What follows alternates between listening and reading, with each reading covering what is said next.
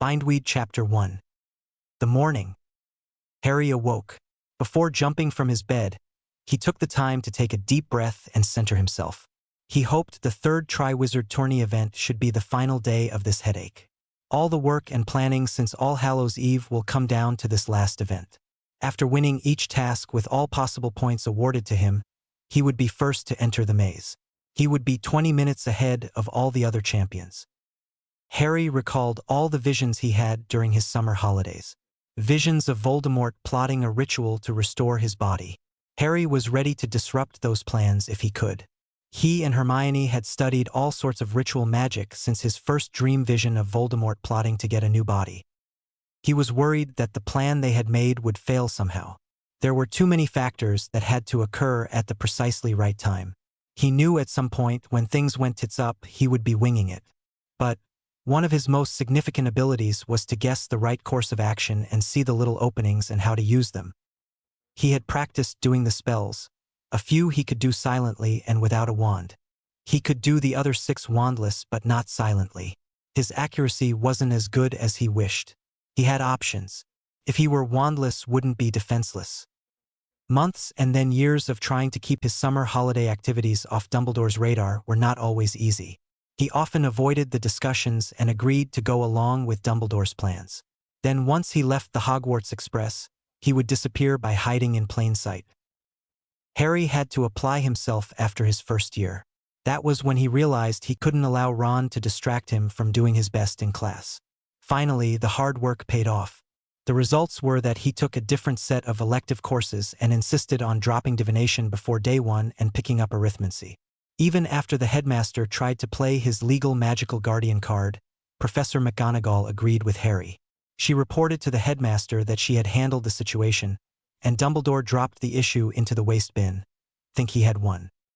Headmaster Dumbledore's loss of control was due to the pitfalls of a person with too many distractions and 3 full-time positions. He ended up doing none of the jobs 100%, and most time he was closer to 10% effective. That was because he was always sticking his nose in other people's jobs and trying to micromanage their departments and positions.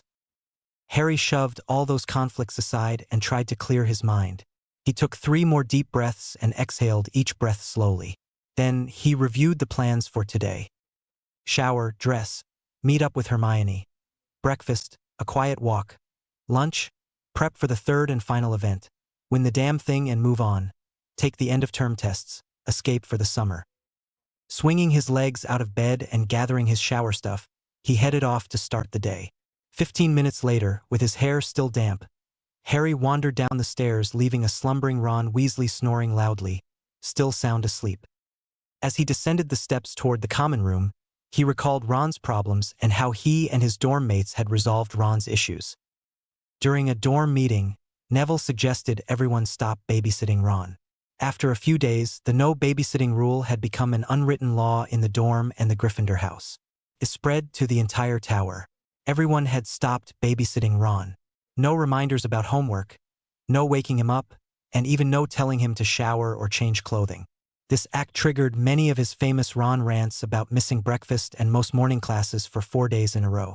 Then, Professor McGonagall got involved after Ron had missed even more morning classes. She read Ron the Riot Act. Then she placed Ron on academic probation, and he was given detention for a month. While in detention, he was required to write essays and do schoolwork that he had not been doing all year. This punishment for Ron ended up with him resenting his life at school. He focused his resentment on Harry and blamed him for everything wrong. Ron still took his irritation out on everyone but had focused several specific anger issues on Harry. The straw that broke the camel's back, severing his friendship with Ron Weasley, occurred the night of October 31st of this year's first term. The night when Harry's name came out of the Goblet of Fire. Harry stood before Ron could even say anything. Standing on the bench while everyone was staring at him, he had made a magical oath. I, Harold James Potter, didn't enter my name into the Goblet of Fire. I didn't ask anyone to enter my name in my stead. I swear this by my magic and upon my life. So mote it. And a flash of light signified magic had accepted his oath. Well, folks, I am still alive, right? Had you expected me to drop dead? Looking around at the mouths hanging open, he cast, Expecto Patronus. and a large silvery stag coalesced from the mist that had flowed from the tip of his wand. Magic still works, so everyone knows I didn't enter my name. End of story. And sat back down. That's when the fight nearly started. Ron blew up and yelled, "Cheater!" Dumbledore made his way down, with several of the organizing committee following behind him to where Harry sat. The first words out of Dumbledore's mouth were, "Harry, my boy, you must complete. The Goblet of Fire has entered you into a binding contract," waving the slip of paper under Harry's nose. Harry eyed the slip carefully. "Nope, Albus, my man, you're mistaken," Dumbledore asked with a dumbfounded look of amazement on his face. "How is that?" Harry took a deep breath. "Well, Headmaster, your instructions stated, for one to enter the tournament, you must be an of-age student, right? Guess what? I am not of age and, therefore, not eligible to enter. The second of your instructions was, any student who is of age that wishes to enter was to sign your name and write their school's name on the slip of parchment." Pointing at the slip of parchment. "That is my name and is printed on the parchment, not a signature, and there is no school name. That is not even a valid entry slip. Ergo, only a fool would call that an entry slip. That is 3 things you have which are just wrong, Headmaster." Barty Crouch interjected, "See here, child, you must compete in the tournament. It is in the rules and contracts." Harry exhaled. "You just called me a child. A child cannot be entered into the contest. Then I have to ask you what rules and what contract. I have neither seen any rules nor a contract. Only a total fool enters into a contract without informed consent. Have any people who entered their names seen any rules or contracts? Why should I take any of you at your word about what is in or is not in the rules and contract? You said, pointing at the headmaster, that no one not of age could enter the tournament. Right, Headmaster?" He breathed air and tried to control his rising temper. "Did you lie then, or are you lying now? How can I tell which time have you lied?" Harry turned around to sit down. Ludo Bagman said, "You have to compete." Harry laughed. "Let me see the contract and rules, then I can decide for myself. I am sure you have some illegal betting scheme cooked up. How much did you lose at the World Quidditch Cup? How much do you still owe?" Dumbledore said, "As your magical guardian, I can make you comply and compete?" Those words set Harry's temper off. "Now you claim and play that card. Where was my magical guardian on my 11th birthday? Was that day the absolute deadline by law for my real magical guardian to explain all my rights and duties as an heir to Nobel and Elder House? Well, where was my so-called self-proclaimed and self-appointed magic guardian?" Taking another deep breath, he fired a second verbal volley. "It was also the absolute deadline for my parents' will to be read and executed. Where are my parents' wills? Why haven't they been read and executed? After all, that is the basis of all your claims. But the great and mighty Albus fucking Dumbledore is the person that sealed the wills. Who knows what is in their last wills and testaments? No one but you, Headmaster." Hesitating for a breath as he allowed his words to sink in, Harry fired another salvo. "However, after all of that, you failed. If you keep insisting on playing the role of magical guardian, maybe I need to see you in front of the Wisengamot for gross abuse of power and position, and that you are criminally negligent in your claimed duties. You either did ignore the laws and customs and are a common criminal, or you are not and never were my magical guardian. Maybe we have an attempt at line theft. I can and will ask the goblins for an audit of the Potter vaults. Suppose you took any money, and I find out you are not my magical guardian. In that case, I will demand that you are sent to Azkaban prison. Either way, you are way off base, Headmaster," spoke Harry as he turned his back to the group. Spinning around, he leveled a last shot at the old man. "The lack of logic in your legal construction that if I must compete, and only of-age students are allowed to enter, then I must be of age and have no need of a magical guardian. Oh, and by the way, people," Harry finished off with these words and with an affectation of talking downward to inferior people, "I understand that contracts are complex and most often misunderstood. If I, a minor, compete in the tournament, I could breach the contract and the rules. What then happens to you because you signed the contract which stated I must be of age? If you allow me, a minor, to compete, you would also be in breach of that contract. The way things stand right now, I am a minor, and if I fail to compete, I lose my magic and maybe my life. If I do compete, I lose my magic and maybe my life. However, you all are party to the contract. If I don't compete, you are also in breach of contract. Now this last item, if you allow me to compete, then you, the organizing committee, and that are all of its members are in breach. If I don't compete, the organizing committee is in breach. You lose no matter what I do. Get me the contract and a copy of the rules. I will need tomorrow off to contact a wizarding barrister at law. Why? Because not one of you idiots is a barrister, and you cannot understand what is and isn't contract law. It could be that if I compete in the tournament, the other champions will be in breach of contract because I am a minor. What will happen to them? Standing up once more, he motioned to Hermione, and she stood. They both walked out of the room. The explosion of noise erupting behind them was deafening. Striding down the steps from his dorm, Harry reached the common room and spied Hermione. She hugged Harry. "You are too tense," stated Hermione. "You need to relax and center yourself. Then the plan will work." "Just remembering stuff. It makes me edgy." Old memories about the Halloween feast. Then Harry explained his biggest fear. "There are just too many things that could go wrong. The plan counts on each one of our guesses are exactly right all the time. It all hinges on the idea that Voldemort will make his move after I win this event. But we don't know how he will get to me." Harry and Hermione sat in the Great Hall and ate their breakfast in companionable silence. When both were ready, they left to walk down by Black Lake. Harry sat down and mindlessly stared off into space. He attempted to order his mind, viewing and putting the restless thoughts away. That Halloween Eve was one of the worst ever for him. The following weeks were a mix of some students calling him a coward and others still calling him a cheater. Over the following few weeks, the wizard barrister, Theodore Edwards Tonks, made a small fortune in legal fees. The wizarding barrister filed a suit before the Wisengamot on Harry's behalf. When the barrister Tonks explained what the people that wrote the contract had done, the Wisengamot was fit to be tied. The organizing committee had secured every member who had voted to restart the tournament as part of the committee as a whole. If the Triwizard tournament needed extra funding, those members of the Wisengamot would have to pay out of their own pockets. Also, because of the age clause, the Wisengamot was forced to declare Harold James Potters was an of-age wizard. If they didn't, they all would lose their magic. The Wisengamot then turned around the stripped Albus Dumbledore of his chief wizard's post and his appointment to the ICW. The Wisengamot then passed a law stripping the headmaster of all magical guardianship and assigned that role to the appointed head of the student's house, the same as it was for magical children. Harry again reminded himself of the need to force all those issues out of his mind. The past was over, and today was what he needed to concentrate upon. Hermione sat beside him as they both watched a piece of parchment. It had all the same appearances as the Marauder's map but was specialized to show the only maze and creatures within it. Harry said, "There goes Barty Crouch into the maze carrying the winner's cup to the maze's center.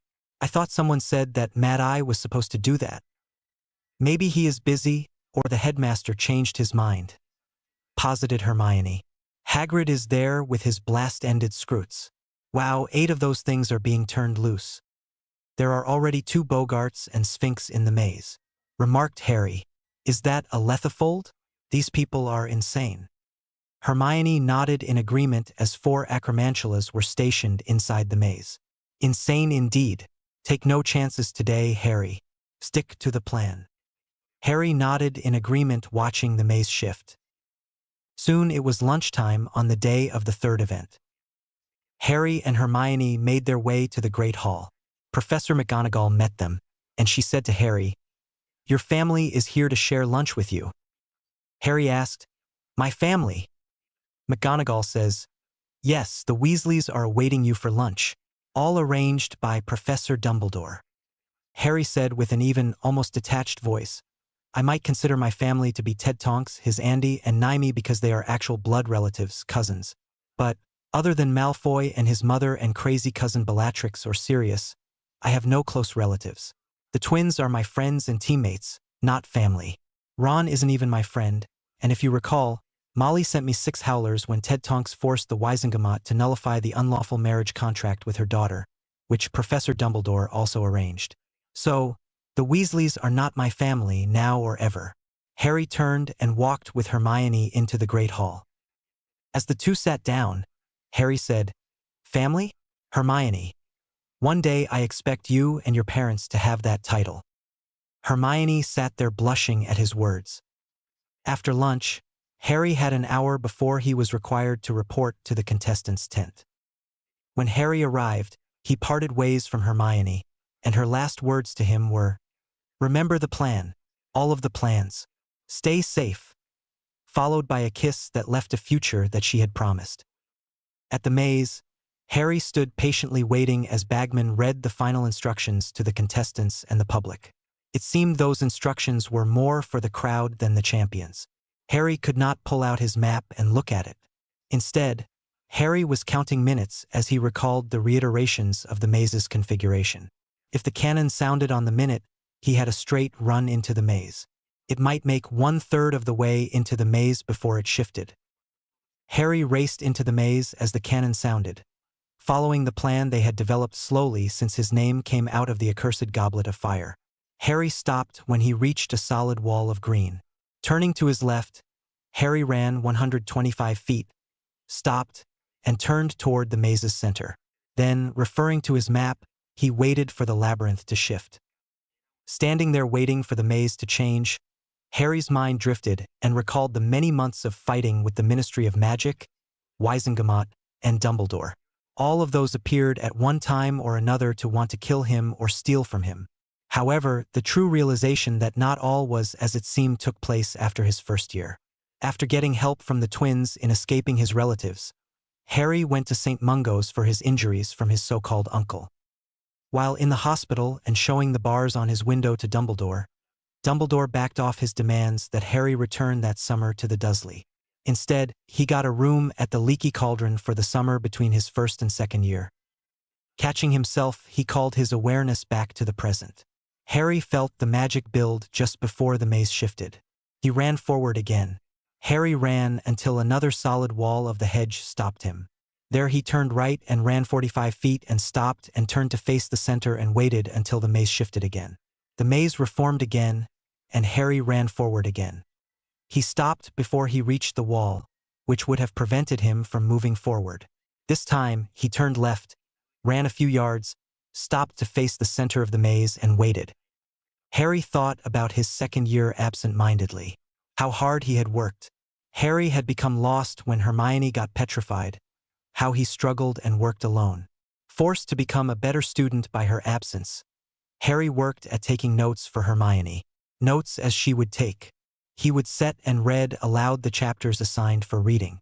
His grades improved over time during that year even more. He revised his notes aloud, reading them to Hermione. After being unpetrified, Hermione told him she remembered every word he spoke. Harry felt all his hard work was worth the effort. The hug he received as a reward made him realize how much he valued Hermione and how much he had missed her daily companionship. The second summer, he didn't even go to the Dursleys but went directly to Leaky Cauldron. He again paid for and got lessons from the goblins just like the prior year. As they preferred being called, the Petra encouraged him to read and study. Over time he knew what questions to ask of them.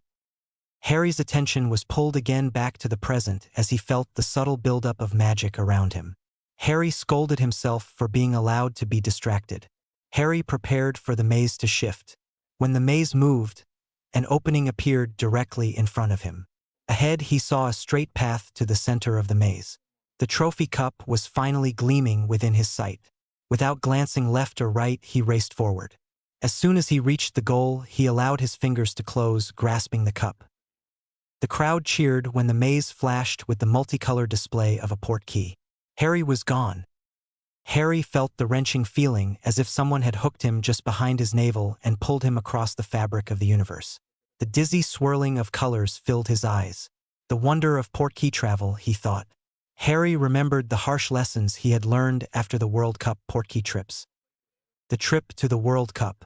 What a cluster that turned out to be, he recalled. The game itself was great. It was what had happened after sunset, which still made his stomach clench. The explosions, the fires, the screams of pain and terror.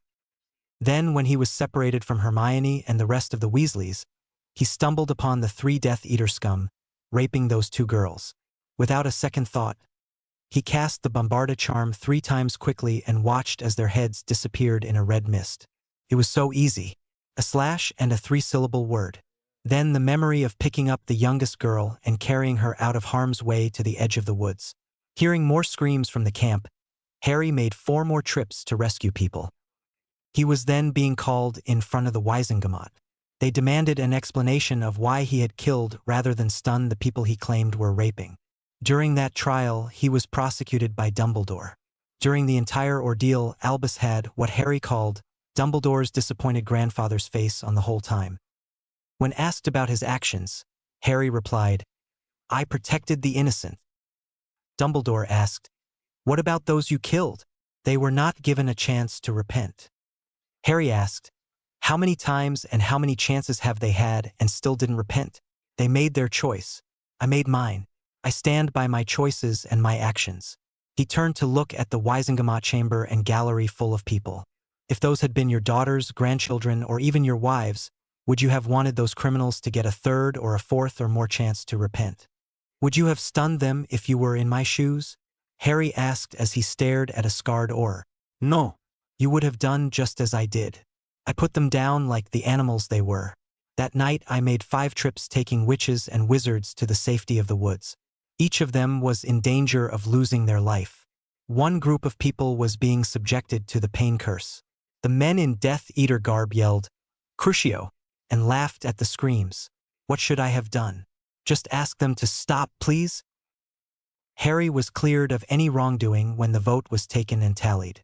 He was allowed to leave, and the vote was that no charges were pressed. He learned later during the following debate that many wanted him rewarded with an Order of Merlin. The person who stopped that accolade was Dumbledore. Harry finally put the distractions out of his mind and concentrated. Opening his eyes, the flashing lights had diminished. The spinning slowed, and he started kicking his feet. Total focus on what is happening now, he reminded himself. Harry was successful as he landed on his feet without the minute of disorientation or falling over he had felt the last 2 times he used this method of travel. Dropping the cup to the ground, he crouched and took in his surroundings. A graveyard, the one that had filled his mind during his recent visions. He rolled slightly to the right as a red curse beam flew over where he had been crouching. Before he could rise, the rapid footfalls of a single person running towards him were heard. He played as if he had been really stunned. Freezing still, Harry waited. Then when the person stood over him, casting a shadow on his face, Harry cast a silent stunner, thinking, "Stupefy" at near point-blank range, dropping his unknown foe to the ground. Standing up, Harry looked down at Peter Pettigrew. Stupefy was cast again for good measure using his wand. He quickly looked around and then began searching the unconscious man. He secured another wand, several pouches, and bottles of potion ingredients. Stunning the man a 3rd time, he felt safe exploring the nearby area. He found a large cauldron and fire burning and a book of rituals sitting next to it on a wooden table. He quickly realized what was going on. Harry continued to look around in a general search pattern until he heard someone screaming "Wormtail" in a nearby mausoleum. Peeking through the doorway, there he found Voldemort, well actually Baby Mort. He appeared to be tiny, like a baby in size, but the thing also appeared like an old man, twisted and gnarled with great age. The body Voldemort was currently occupying was horrible in appearance. A twisted, unnatural something. The abomination was weak and had been screaming for Pettigrew to feed him. Harry stunned Voldemort, picking up the bundle and carrying it to the cauldron. The prankster's blood ran through his veins, and he thought aloud, "No, no, no, that ritual won't do." After he had read through the prepared ritual, Harry decided to rewrite the ritual. That extra reading he had done during his 2nd summer holiday would be put to good use now. 3 critical things he had learned. 3 things about magic. It was the focus of the caster's intent, and the power which the caster could call up. The caster's purpose in all rituals like this was far more critical than anything else. Harry didn't take the time to worry about the unintended consequences which might take place as he altered the intent of the ritual. He started by modifying the wording and content of the ritual. Harry found a piece of parchment, a quill, and ink in the bag of supplies that were near the cauldron. Then, thinking back to the classes and extra reading he had done, Harry planned. Harry reread the words on the original parchment, starting with, "Bones of the father unknowingly taken will restore his body and the rest of the ritual." He started writing the new ritual he would use in the original ritual's place. Spirit of magic, hear my voice. The voice of Tomas Marvolo Riddle's named enemy. Hear the voices of all victims calling for justice. Stone of the earth, solid and unmoving. You will give his body material form. You will contain his person and all his branded followers until the end of time. Winds of the world, swift, free, and unbound. You will carry all parts of his fractured soul here, from wherever they are hidden or locked away. Looking around, he noticed the last symbolism he needed. Harry silently thanked Neville for his fascination with plants and plant trivia.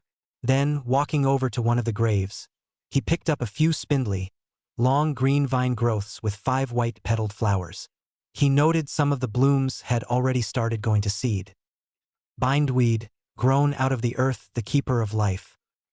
You will join the souls within the unchanging stone, and bind them inside the stone, unliving and unmoving until the end of time. The first 3 lines spoke of his authority to call upon magic. Then he followed with the actual command lines of the ritual, giving his intent to magic. 3 lines and 3 commands.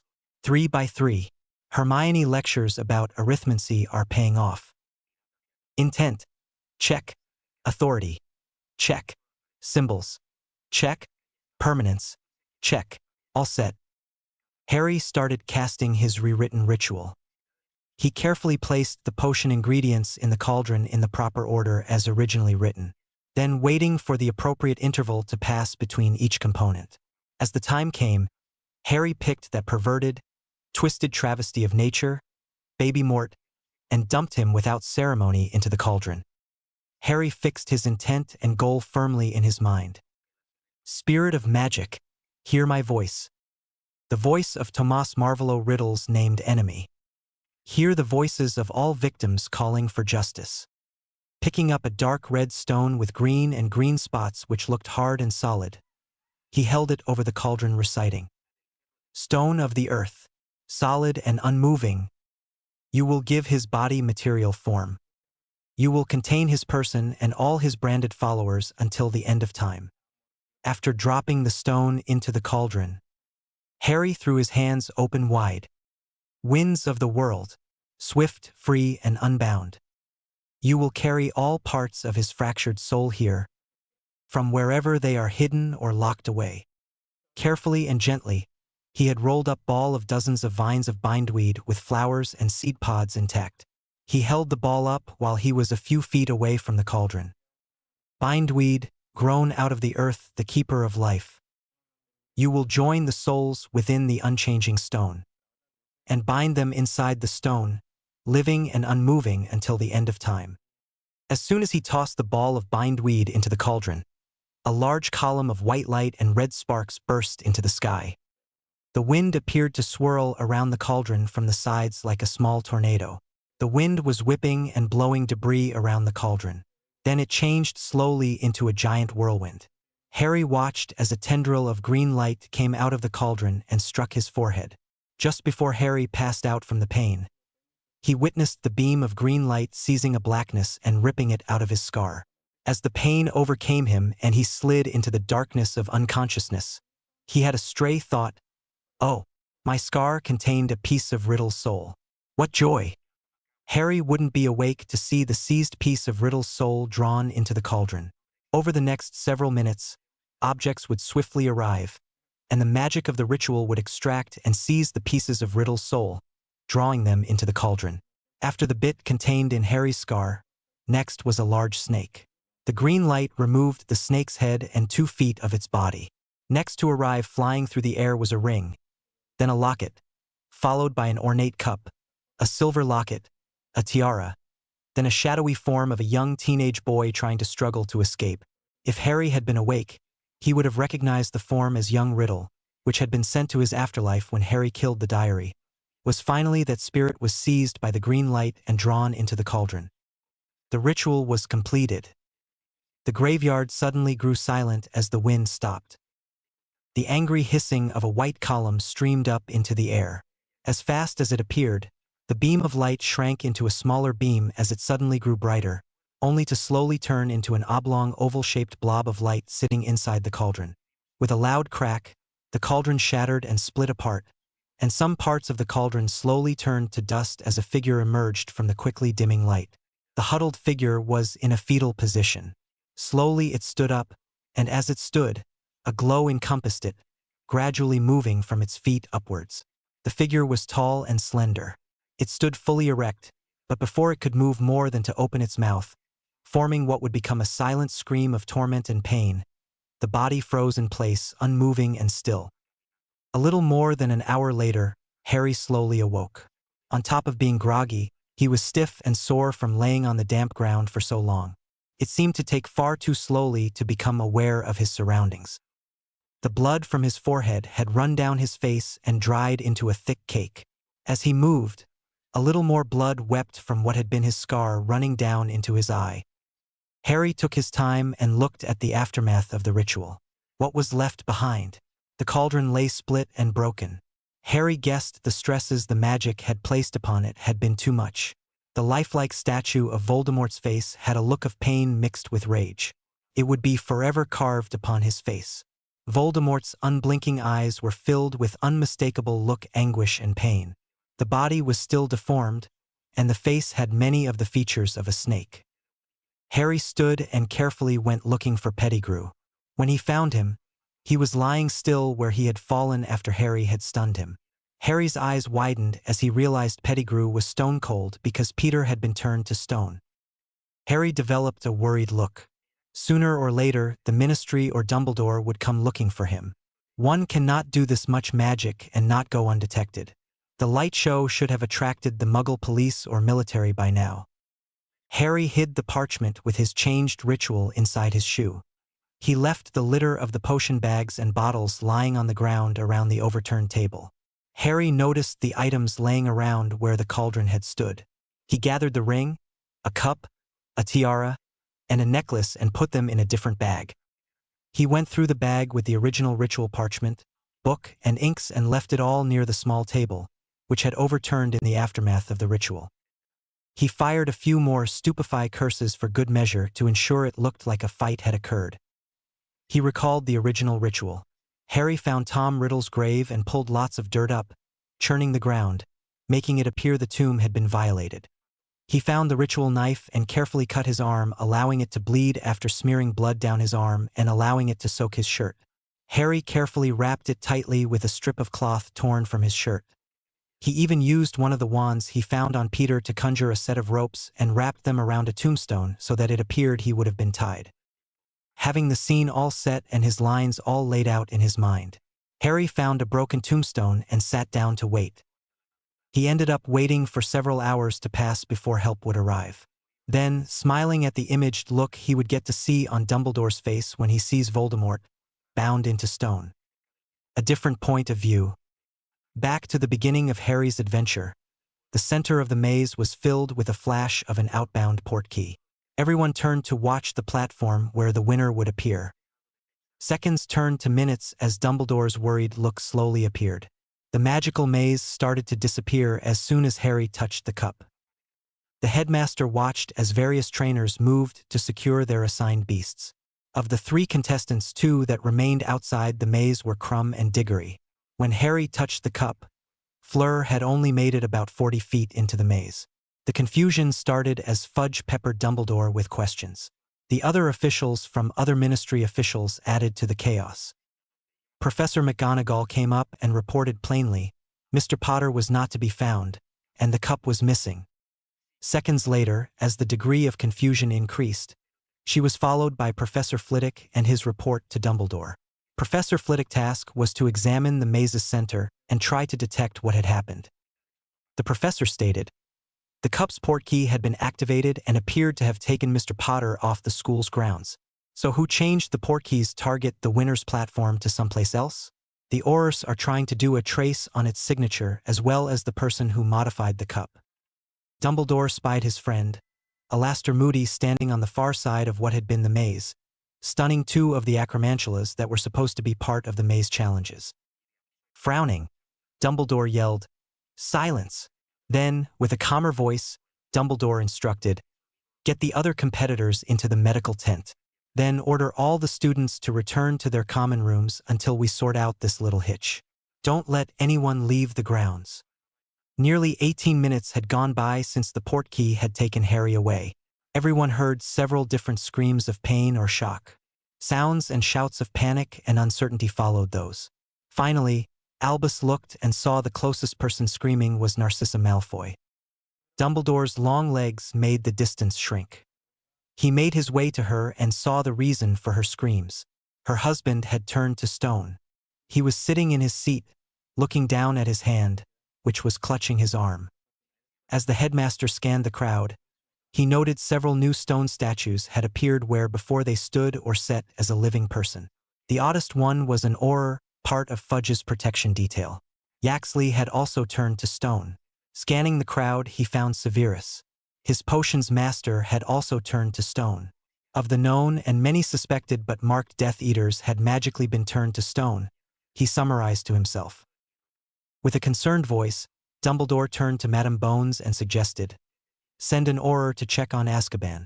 Most all of the people here who have been turned to stone were accused or suspected Death Eaters."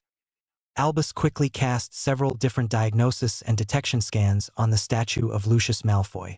Then, with panic, he said, "These were not like the prior petrifications in our second year. These are not people turned to stone. These are stones and appear to have the person's soul locked inside. Alas, I know no cause and no reversal process."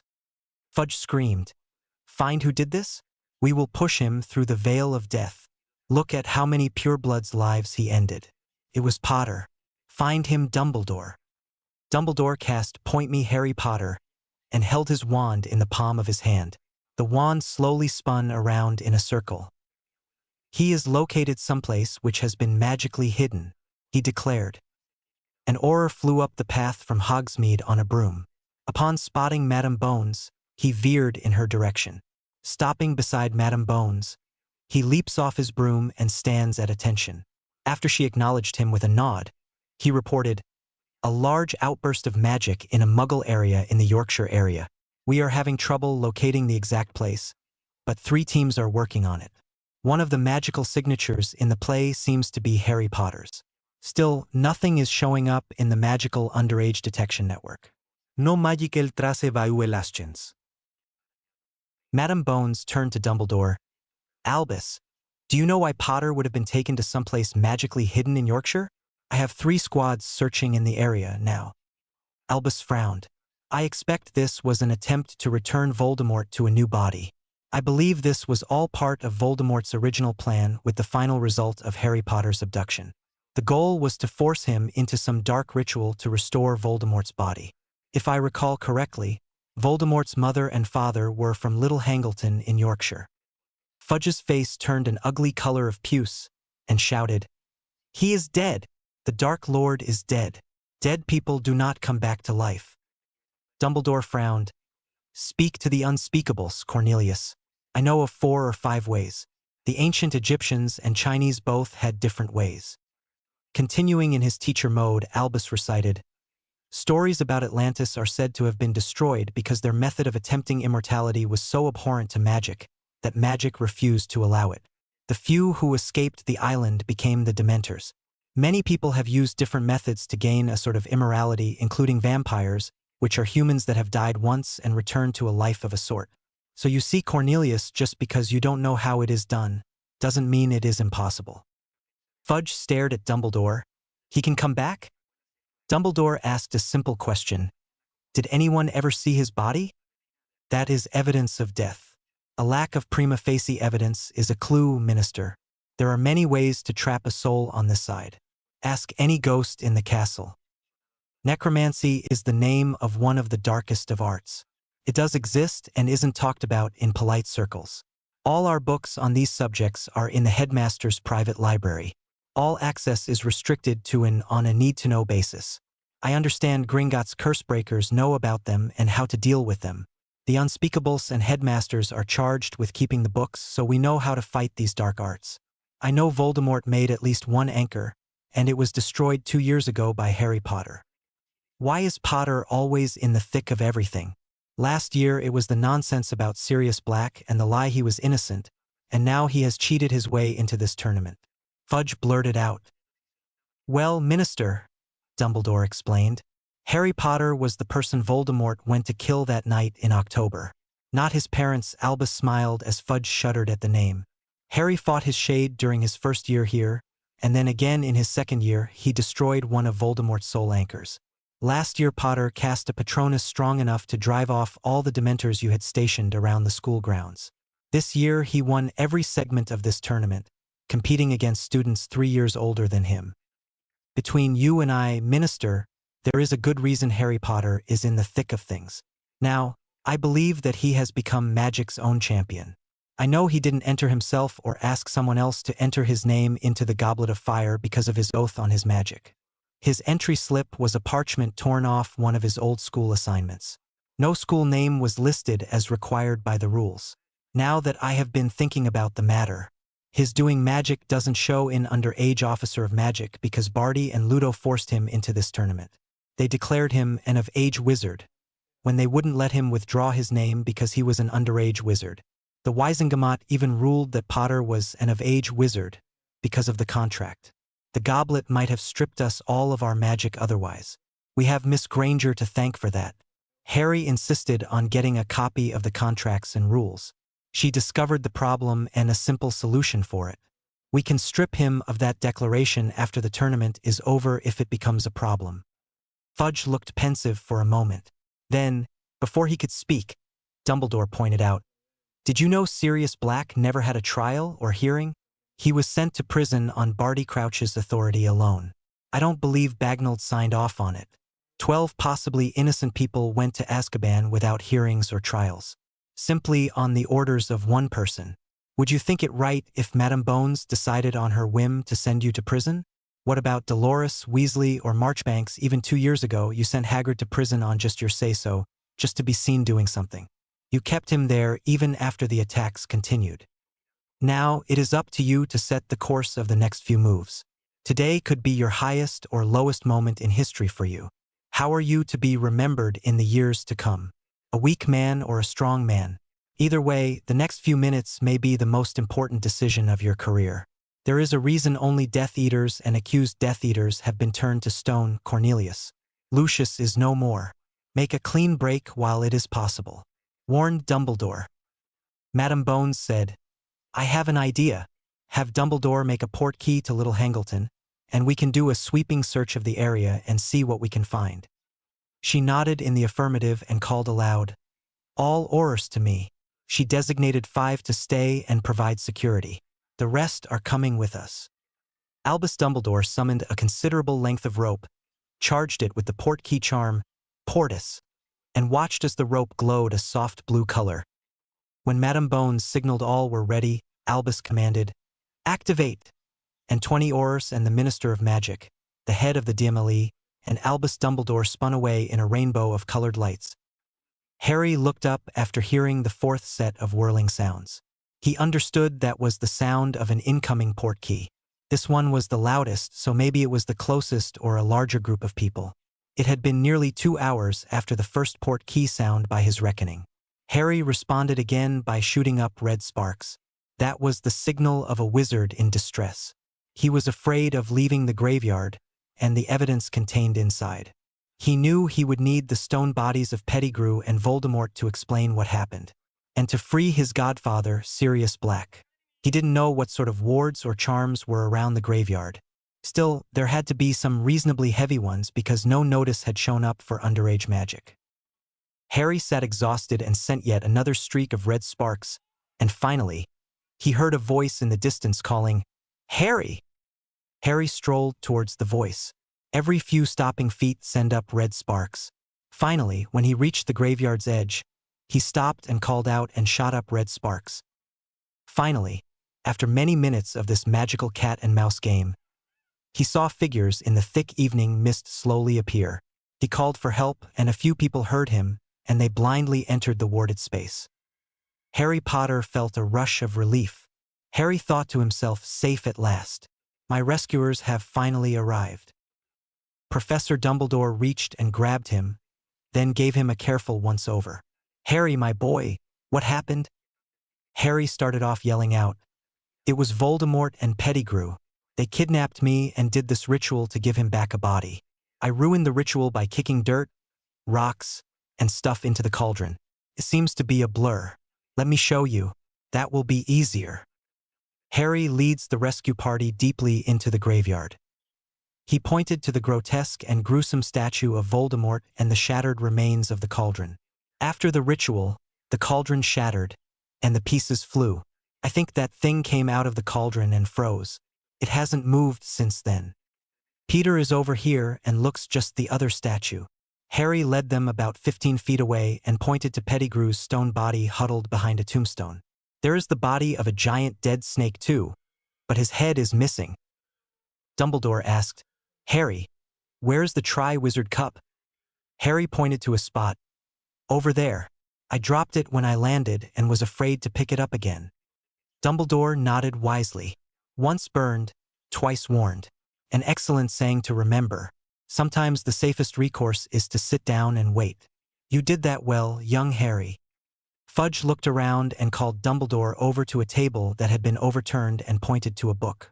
Look, a ritual, bone of father, flesh of the servant, and blood of the enemy. It is all here just like you said.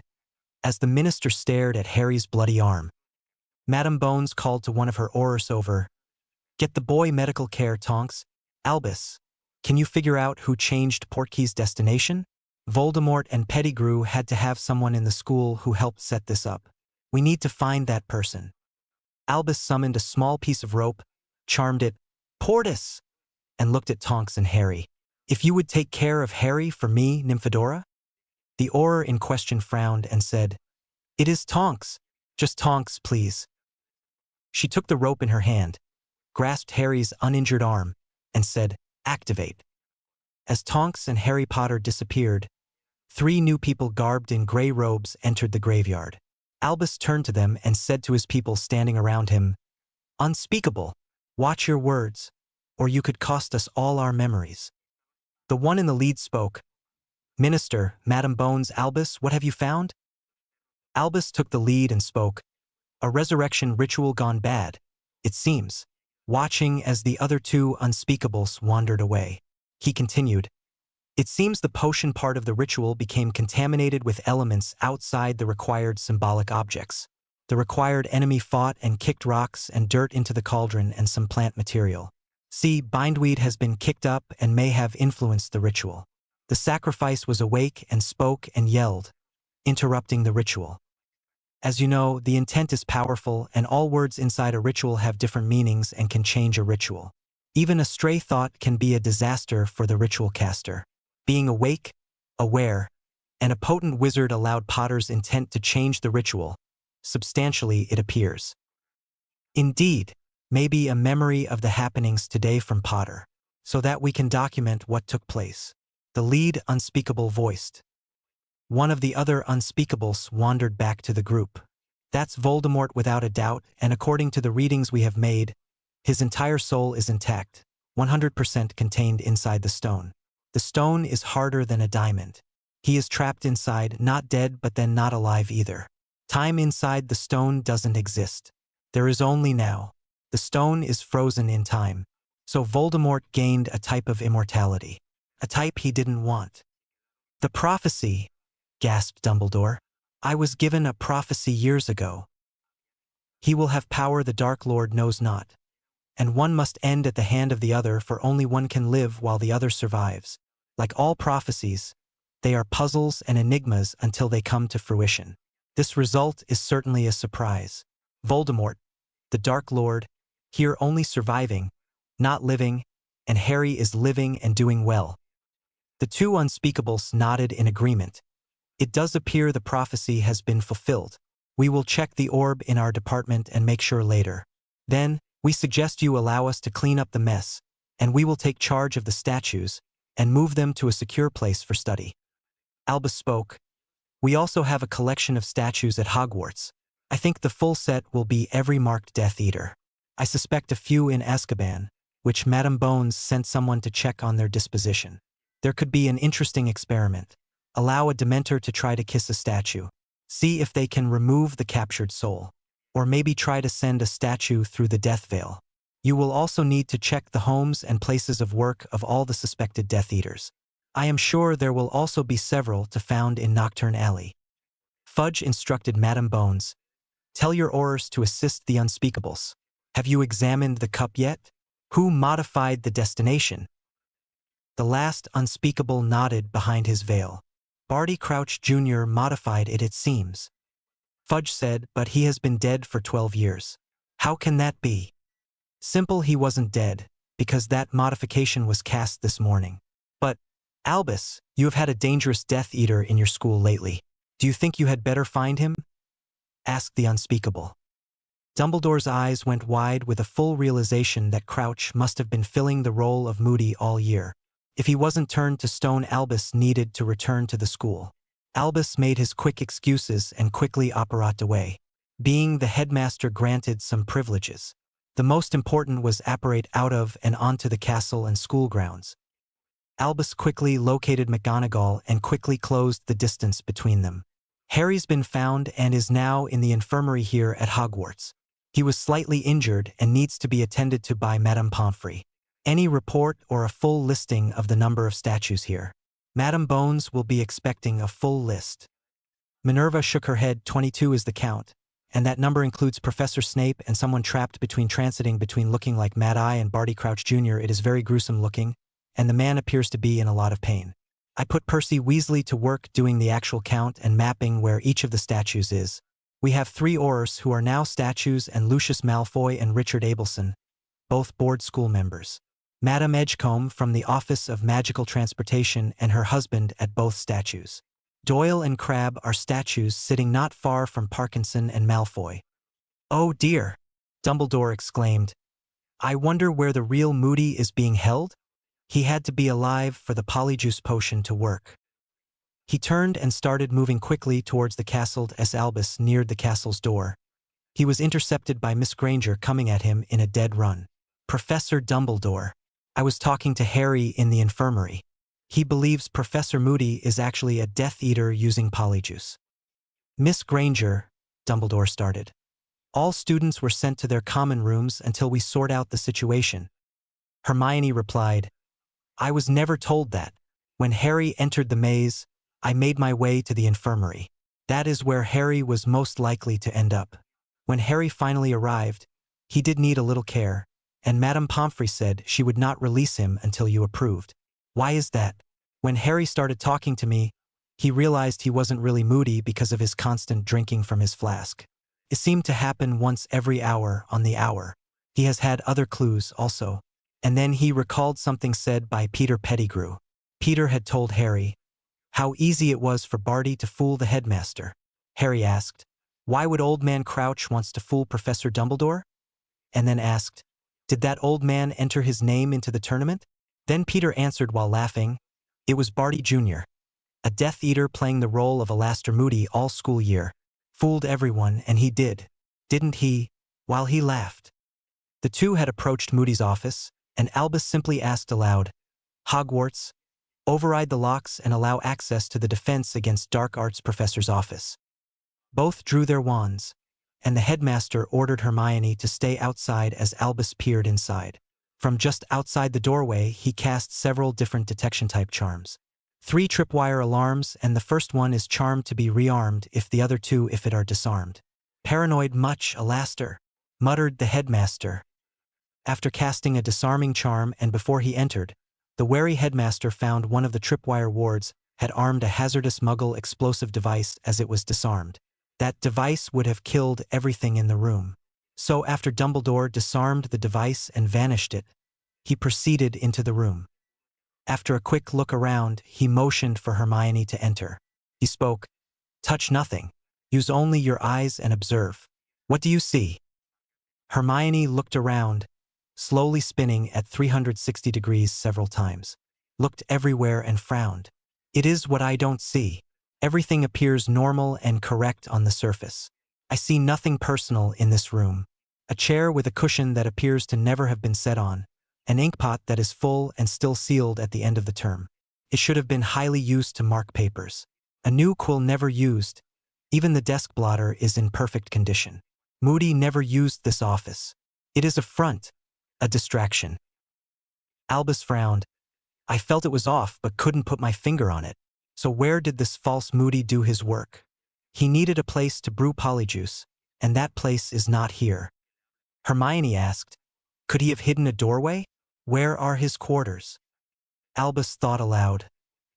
He did not disillusion the door. I could have detected that. He could have hidden his quarters under a Fidelis charm. The wards would have informed me if that charm had been performed on the grounds. Hermione asked, what about transfiguration? Could he have transfigured the door into a wall? Or maybe a window? Wait for a second. This room is in the middle of the castle and halfway down the corridor. Even if an inner courtyard exists, it should only have windows on one wall, opposite the door. She pointed to the impossibly located window on the left wall. Albus nodded in understanding. Magic makes what appears to be true false, and what is false to be true. With a look of concentration, the headmaster cast finite. With a jabbing wand motion, the window ripped as the transfiguration ended. A simple door appeared where the windowed wall once was. Magic! Albus said. We must go very carefully from this point on. While I am not a professional curse-breaker like William Weasley, I have had experience in my younger days. Do not move beyond the door. If I get into trouble, get Professors McGonagall and Flitwick. Do not enter the room. The headmaster slowly approached the door, casting detection charms on the door and floor in front of the door. Ah! Looking at a small stick. It appears the stick was transfigured to be a wall with a window, leaving the original door hidden. The floor before the door but behind the false wall has a curse. Very nasty indeed. Albus cast a counter for the curse and smiled as the area in front of the floor flashed a sickly purple hue and faded away.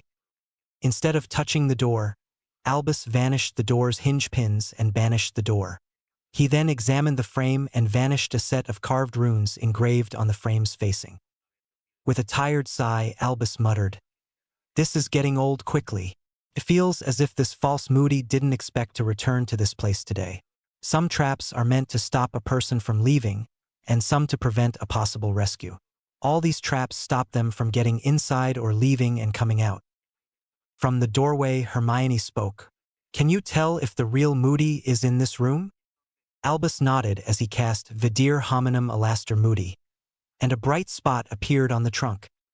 Thank you, Miss Granger. This would make things easier as he moved a few steps from the doorway. Accio Alaster Moody's trunk. The trunk smoothly slid across the room and into the unused office. They both examined the trunk. A fancy and complicated lock and multiple runic engravings. After disarming another magical trap on the trunk, the headmaster seemed familiar with this type of lock. Et spoke en unlocking charm, amicus locitur, disant. Aperit dimitert et ego captivu, end alloc poped open. Opening the trunk revealed an opening with a ladder attached to the side of one trunk's walls. The ladder descended onto what appeared to be a set of prison cells. Albus went down the ladder's treads and shouted to Hermione. Run and fetch Madame Pomfrey, please. Tell her that I found Alaster Moody, and he isn't well. I would like her to help. He is undernourished and abused. He has been hurt but not mortally so. But, unfortunately, it is too late for Barty Crouch Sr. If you pass Professor Flitwick, please send him this way. Hermione left at a run. Once she arrived at the infirmary, she sent Tonks and the matron to help Professor Dumbledore. And Hermione was happy to be ordered to stay with Harry by the matron. She watched as Harry sat on his bed and practiced his occlumency. She understood he had been running overdrive for most of the day and needed to order his thoughts.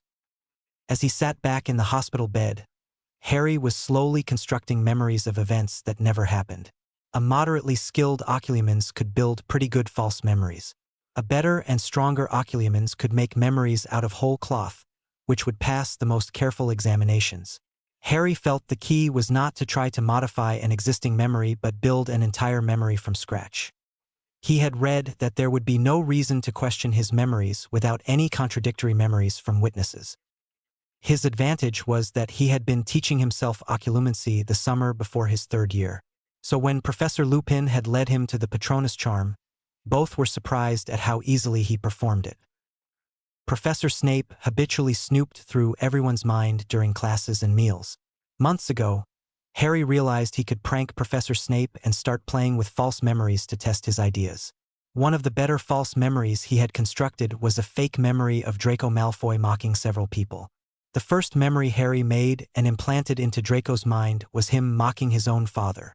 The second memory Harry planted was Draco mocking Professor Dumbledore's mannerisms. Finally, Harry felt his greatest prank was a false memory of Draco making fun of Severus Snape. This one he planted not only in Draco's mind, but Crabbe, Doyle, and Parkinson's mind as well. The memory was of Draco standing in the common room, saying out loud, "I can shit on Snape's plate in the middle of dinner in the Great Hall and piss in his cup, and Severus will thank me and give me points for the excellent steak and ale and then blame Potter and the mudblood bitch for the smell." That memory had enraged the potions master so much he actually took points from Malfoy for no reason during class. Now, to work on the new sequence once more. Harry slowly wound the memory back and forth until everything appeared seamless. He then buried what really happened in the back of his mind, behind all his childhood memories. His pain at the Dursleys' hands would scare most people away. He practiced the memory starting at the beginning and playing forward a dozen times in a row. He knew one thing: the more he played the memory in his mind, the more natural it would seem to others when they used legitimacy on him or if he gave his memory to be used in the pensive. He was glad both he and Hermione had learned this magic in private. But unfortunately, the teaching of occlumency was closely monitored and restricted by the Ministry for some reason. Harry smiled. It had been brilliant. After he had blown up Aunt Marge and escaped to Diagon Alley, he spent his time exploring rather than lazing away his time doing nothing. Harry had stumbled on a trove of old books. He discovered several small shops which sold old, used books. Harry found one book on magical mind arts and another on mental self-control titled, "Control Yourself." He had over a dozen books on magical self-defense and one titled, "Offensive Magic for Self-Defense." One of the most important books he found was an older book written about magic titled The Theory, a Source of Magic. It explored more of how magic worked. The book kept coming in handy because one of the most important lessons it taught required that your intent to be strong and your will had to be focused. This applied to ritual magic, charms, and transfiguration. Of course, focus still was needed for potions and runes, but intent mattered less when applied to those types of magic. From that book, he got ideas for the different ritual to use in the graveyard. Harry relaxed once more, took a deep breath, and exited his mindscape. "Hermione!" Harry spoke, waiting for her to put her book down and pay full attention to him. "It is finally over. The Voldemort issue is completely settled." She nodded with incomplete understanding. "I came here as soon as you disappeared into the maze. I followed your progress on my copy of the mazing map. I knew you would eventually end up here. Something must have happened a few hours ago." All the students were sent directly to their common rooms from the stands. Madame Pomfrey came in here all worried, but she didn't make me leave. Harry spoke again, trying to get the point across. "I mean, he is finally done. I am sure the prophecy is fulfilled. I need to figure out a reason to go to the Ministry and visit the Department of Mysteries and the Unspeakables. I am still ticked off that Dumbledore hasn't told me about what happened after I left." The two of them sat and held each other and sat for 30 minutes until they were startled to hear voices in the hall. There was a noise at the door, and a parade of significant people was led by Dumbledore floating a stretcher with Madame Pomfrey trailing alongside. A thin and sickly-looking man was asleep. She pointed to a bed right next to her office and, between the two of them, quickly transferred the patient to the bed. Then, she quickly shut the screen and bustled into her office, only to exit with a tray full of potions within seconds. "These will have to do for a start, Albus," spoke the matron. "I wished Severus was here to make up a few special potions for me. I can get him started on these and contact St. Mungo's for the other potions." Madame Pomfrey then said, Maybe I should call and get a visit and opinion from a healer who deals with this type of long-term starvation. I don't want to miss anything important. I detected some long-term effects from some very dark curses, not really something I encountered very often at this school. These are not mild prank curses or hexes, Albus. He has had the bones in the leg broken, healed, and then broken again, several times over and over again. His left hand has been crushed and needs to be healed by a specialist. Whoever did that was just an evil person. I hope he is caught. Albus said, Poppy, he was caught stone cold, so to speak, and will not be a problem again. With a little laugh. Oh, he was one of those, Albus? Poppy asked. Yes, Poppy, he and the rest of Voldemort's minions have been taken care of in one fell swoop. So judged, it would seem, by magic itself, spoke Albus. I will check up on Harry now if you don't mind. No questions at this time, Albus. Potter was exhausted, both physically and mentally, when he came in earlier. The matron answered. While his other injuries are not life-threatening, he did lose a lot of blood when something ripped open his scar. His scar? Questioned the headmaster. Madame Pomfrey explained. It appears that something was ripped out. The skin had been torn open from the inside outward. Just a quick check, and I will let him rest, the headmaster replied. Stepping out from behind the curtain, Albus walked towards the other occupied bed in the ward. Harry muttered loud enough for only Hermione to hear. Pay no mind to the wizard behind the curtain. Hermione snorted. That's bad, Harry. Funny, but bad. The headmaster stood at the foot of the bed, and Harry didn't look directly at him first. However, he did look up after he felt the bush of invasive legitimacy at his mind's edge. Using that moment, Harry pushed the memory of the graveyard Harry wanted the headmaster to see to the forefront of his mind. Behind that memory, he placed the time Vernon tied his hands over the newel on the stairs and used an old lamp cord to beat him. Then Harry thought, I will show him plenty if he wants to see. Yes, he wasn't happy with the memory he saw, and now he will see what my childhood was like. Glancing at Hermione as she took a deep breath. Hermione asked, Headmaster, is everything okay? You turned as white as a sheet. The headmaster ignored her concern. Quite all right, Miss Granger. This has been a trying day for all of us. I still have much to take care of before the night ends, and I get to visit the comfort of my bed. Harry took the time to look into the headmaster's eyes and watched him look away quickly. Harry thought Dumbledore was afraid to see more. His painful childhood memories scared the old man away. Harry spoke. I understand, Professor Dumbledore. But, as usual, I left a mess for you to sort out again. Never mind that, Harry, my boy. All things will be sorted out.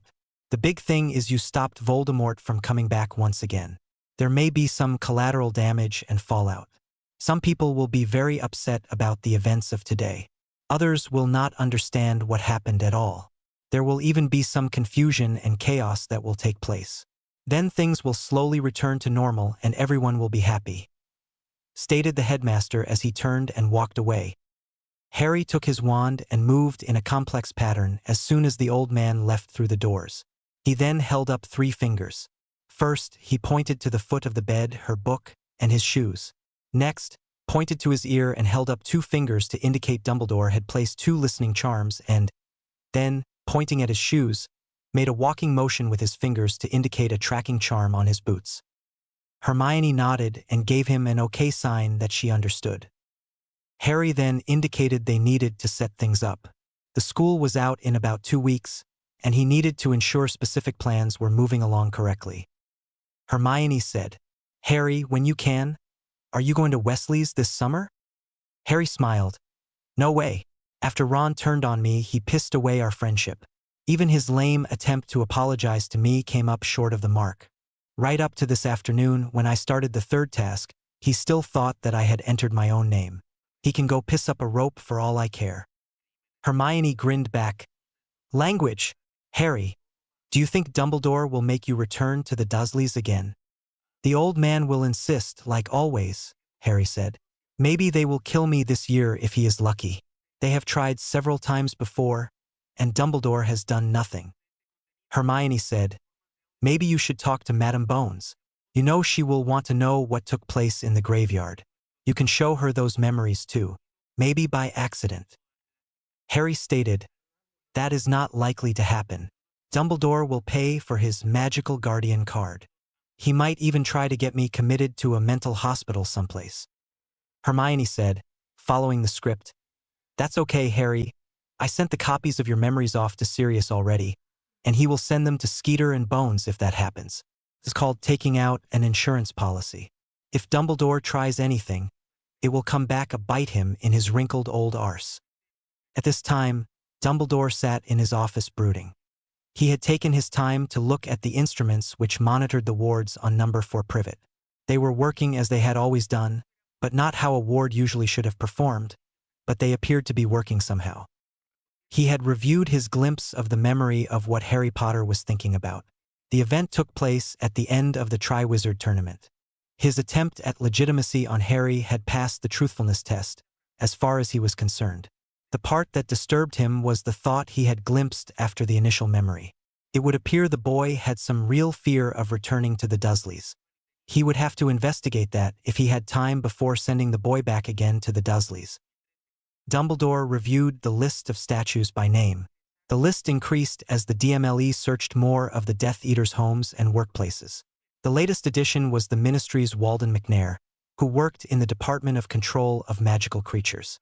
He was surprised by a note to the report that McNair's basement had been discovered to have cells and cages in which 6 Muggle-born female magical children were being held during an investigative raid. The information Albus was reading detailed that Walden had apparently kidnapped and would kill these 6 children. According to the notes, the report also stated that Walden would always keep 6 young female children. When he kidnapped another, he would always kill the one he had in captivity the longest. McNair had been doing so from before the end of the last war. He had often kept the children for years. Dumbledore felt sorry that McNair would never have a chance to have a change of heart and repent. He felt nothing for the innocent children. After all, they had no need to repent any of their deeds because they were innocent. Given the time he was gone from the infirmary ward, he checked the listening and recording charms he had placed on Harry and Hermione. As Albus listened in, he grew surprised that Harry was so closed-mouthed. So the headmaster sat listening in on teenage idle chit-chat. Then was surprised when he heard Harry had taken steps to deal with himself if he ever overstepped his bounds. He had started to wonder if Harry had an inkling that he had used memory to charm him several times in the last few years to protect him from bad memories. The fact he had nearly blocked all of Harry's childhood memories before he left the boy with the Dursleys was something he had to do to protect his plan. He had been unaware that the boy had been in deep communication with Sirius since his escape from Azkaban. This troubled Albus because it was not according to his great plan. It was totally unacceptable. The boy must never know about his inheritance and position in society. The political power he would wield in his name alone would be enough to upset the political balance of the Wisengamot, now after winning the Triwizard tournament and trapping Voldemort. In fact, his political power would grow even more. Over the years, he had tried to ensure he controlled Harry's access to the goblins and his vaults. The headmaster thought about making a few adjustments to his plans for the future. Controlling Harry was his new focus. But instead, Albus went back to reading and writing reports for the ministry. Harry awoke in the hospital bed, sitting up quietly and finding his glasses. He saw Hermione sitting in a chair with her head on the bed and covered with a blanket. Harry smiled and hoped she would catch no trouble for staying the night with him. Stopping for a brief moment, he mentally centered himself. This seeking his center had become his daily routine lately. He thought carefully before waking up Hermione. Carefully weighing out all the various options, he started planning the day. He knew the finals for all the classes would start tomorrow. While he was exempt from the finials because of the Triwizard tournament, Hermione would typically be in a near panic this close to testing time. He had hoped her occlumency training would help ease her anxiety about failure. Occlumency did aid in memory recall because it required one to sort and order their memories. He would wake her in a few minutes, and hopefully Madame Pomfrey would release him. Harry would ask Hermione to get him some clean clothes at least. If Madame Pomfrey wouldn't release him today, maybe she would release him tomorrow. He did want to take the final tests just for placement in class. His personal pride and Hermione's stubbornness would not allow him to do any less than his best. Years ago, when he lived with the Dursleys, He abandoned trying to succeed in his classes because Dudley was a poor and lazy student and would not put forth any effort. To achieve a grade higher than Dudley always would result in a beating. Harry took until the middle of his first year at Hogwarts to realize they were no longer in the same school or class. The Dursleys would no longer ask about it, and he didn't volunteer his grades or class standings. Yes, there was always competition for the top spot. Hermione had led their class overall, but not in all subjects. Neville held the top position in herbology. Greengrass held the top spot in potions. He held the top spot in charms and dada. Hermione had the top spot in transfiguration and history of magic. She held the second spot in the classes where Hermione didn't get the top spot. The third spot was usually held by Greengrass or himself. He wanted to get and keep the second spot behind Hermione. On top of that, he wanted to see the expression on Malfoy's face when he bested him again in the potions final. Yes, for the prior 3 years, Harry had come in third in potions on the final test. Snape's face would turn as red as a ripe tomato, and his lips would pucker as he had just dumped a spoon of alum into his mouth. Harry's thoughts returned to being nearly a typical teenage boy as he woke his bushy-haired girlfriend. "Hermione, wake up, Hermione. It is time to study." Hermione woke with a startling thought which she voiced. "Tomorrow. Testing starts tomorrow," and she panicked. Her anxiety started to spiral out of control. That was when Harry's soothing voice reminded her, "Center yourself, Hermione. Panic accomplishes nothing. Planning does. Take a deep breath." Breath. Hermione took a deep calming breath. Then she let it out slowly.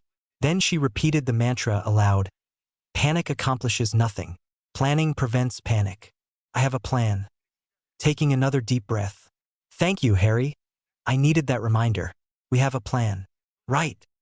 "Yes, we do," spoke Harry. "The plan for today. We need to check and see if I will get out of here today. If I do, I need clean clothes and my book bag. If not, I still need my book bag and notes." Hermione added, "I need to get cleaned up either way. A shower. Clean clothes. I need to eat. The tray I had last night wasn't enough food. My books and notes would be nice. I can study with you here or in the library. Either way, things happen within the framework of the plan. So, first things first. Check and see if Madame Pomfrey is going to release me. We will then move on from there. No panic allowed," Harry said. 10 minutes later, Madame Pomfrey bustled in and, "I need to run a few tests," as she wove her wand in a very exact pattern. She said, "Your test looks fine now, but I need Dumbledore's approval to release you. There is no medical reason for me to keep you. The wound in your arm is healed nicely, and no sign of infection. I am surprised. Even your scar is healing cleanly now. For some reason, it never would in the past. Why it never would heal properly before was a mystery. The scar will hardly be detectable once it completely heals this time." Harry said with a bit of anger, "No real medical reason? Does Headmaster Dumbledore vet all your medical releases now? Does he require his personal okay for any other student's medical decisions or only mine?" Madame Pomfrey's hesitation was too long for even her comfort. "You are right. No other student needs to get his personal permission for medical decisions, Mr. Potter. And after today, no longer for you, you are released to go.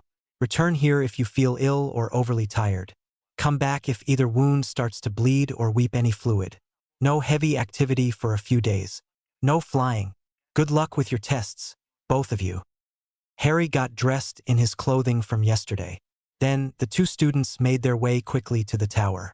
If they hurried, they could shower and still make it to breakfast in time.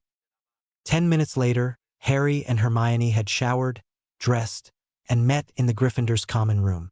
He had awakened Neville so he would not miss breakfast.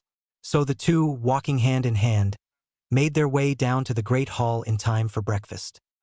While the two were eating, Harry noticed the headmaster had entered from the side door and had seated himself. The headmaster sat regally on his throne-like chair and surveyed the room, smiling over his domain. Then he spotted Harry and Hermione sitting and eating like any other day. His smile slowly disappeared. Then a look of anger appeared briefly, followed by a frown. Finally, he stood up and quickly approached the two students. Harry said, "Here it comes. Mount Dumbledore is about to explode." Harry pretty well ignored the headmaster as he made his way to the table. The headmaster stood for a moment or two before he started to speak. Harry, I was not aware that I had approved you being released from the infirmary yet. Harry shook his head in disbelief.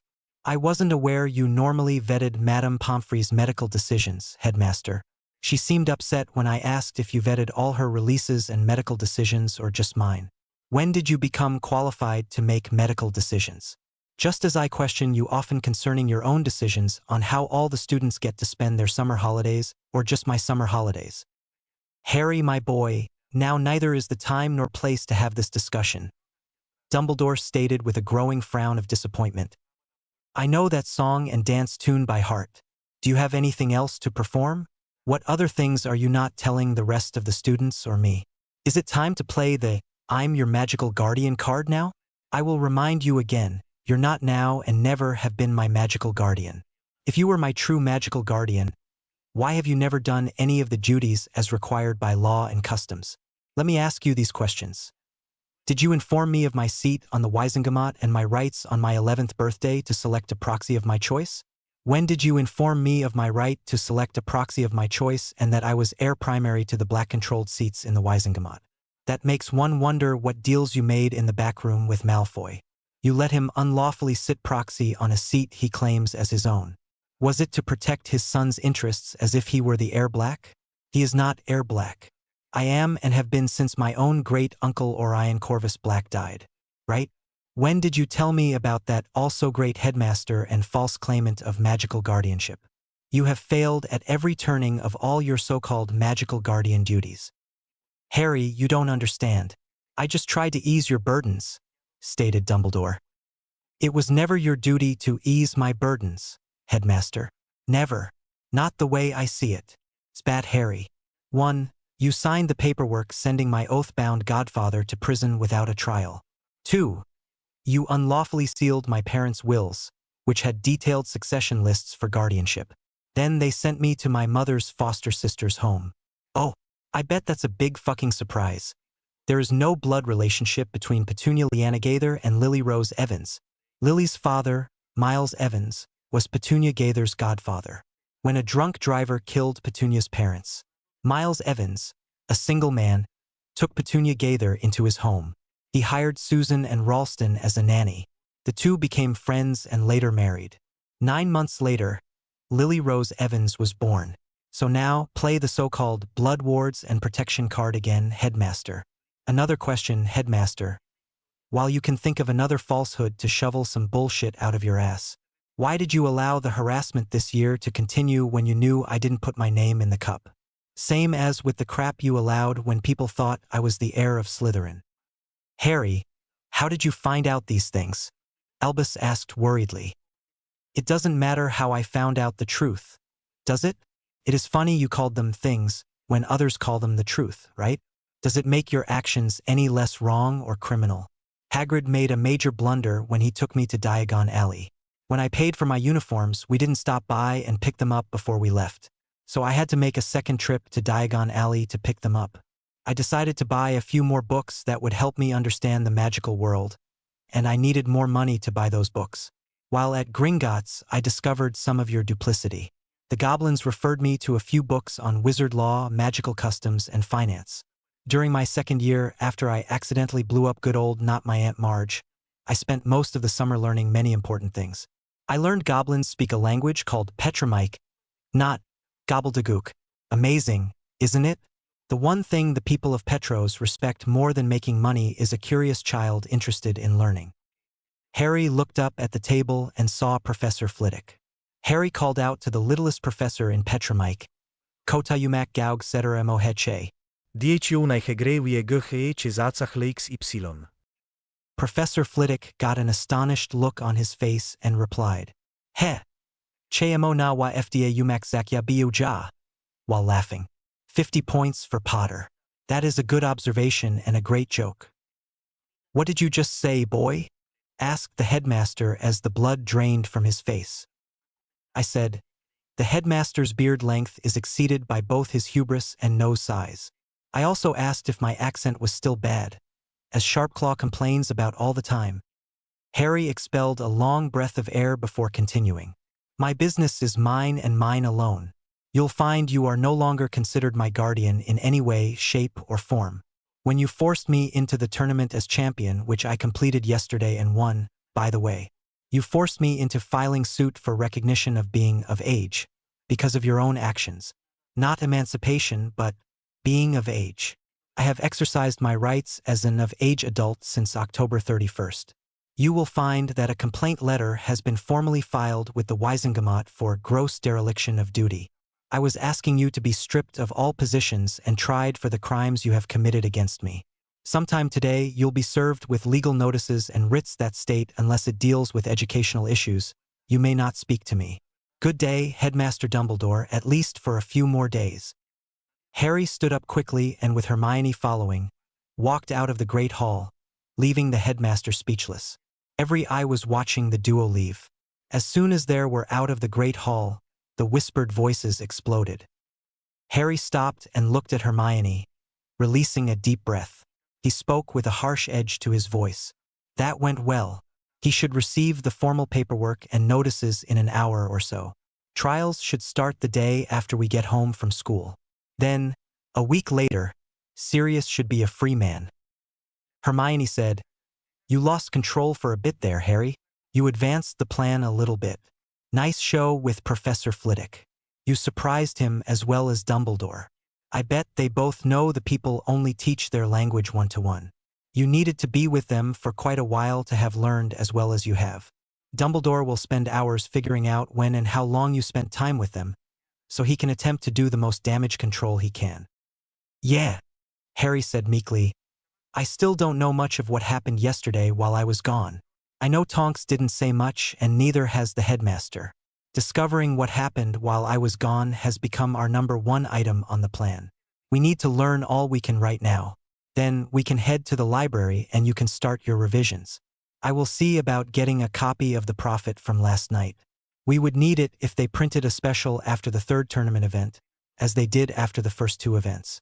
They should also have a copy of Saturday's morning edition of the Prophet. Maybe check the international press also. I will ask Dobby to get them as well. We need to catch up with what happened yesterday while I was gone and afterward while I was in the infirmary.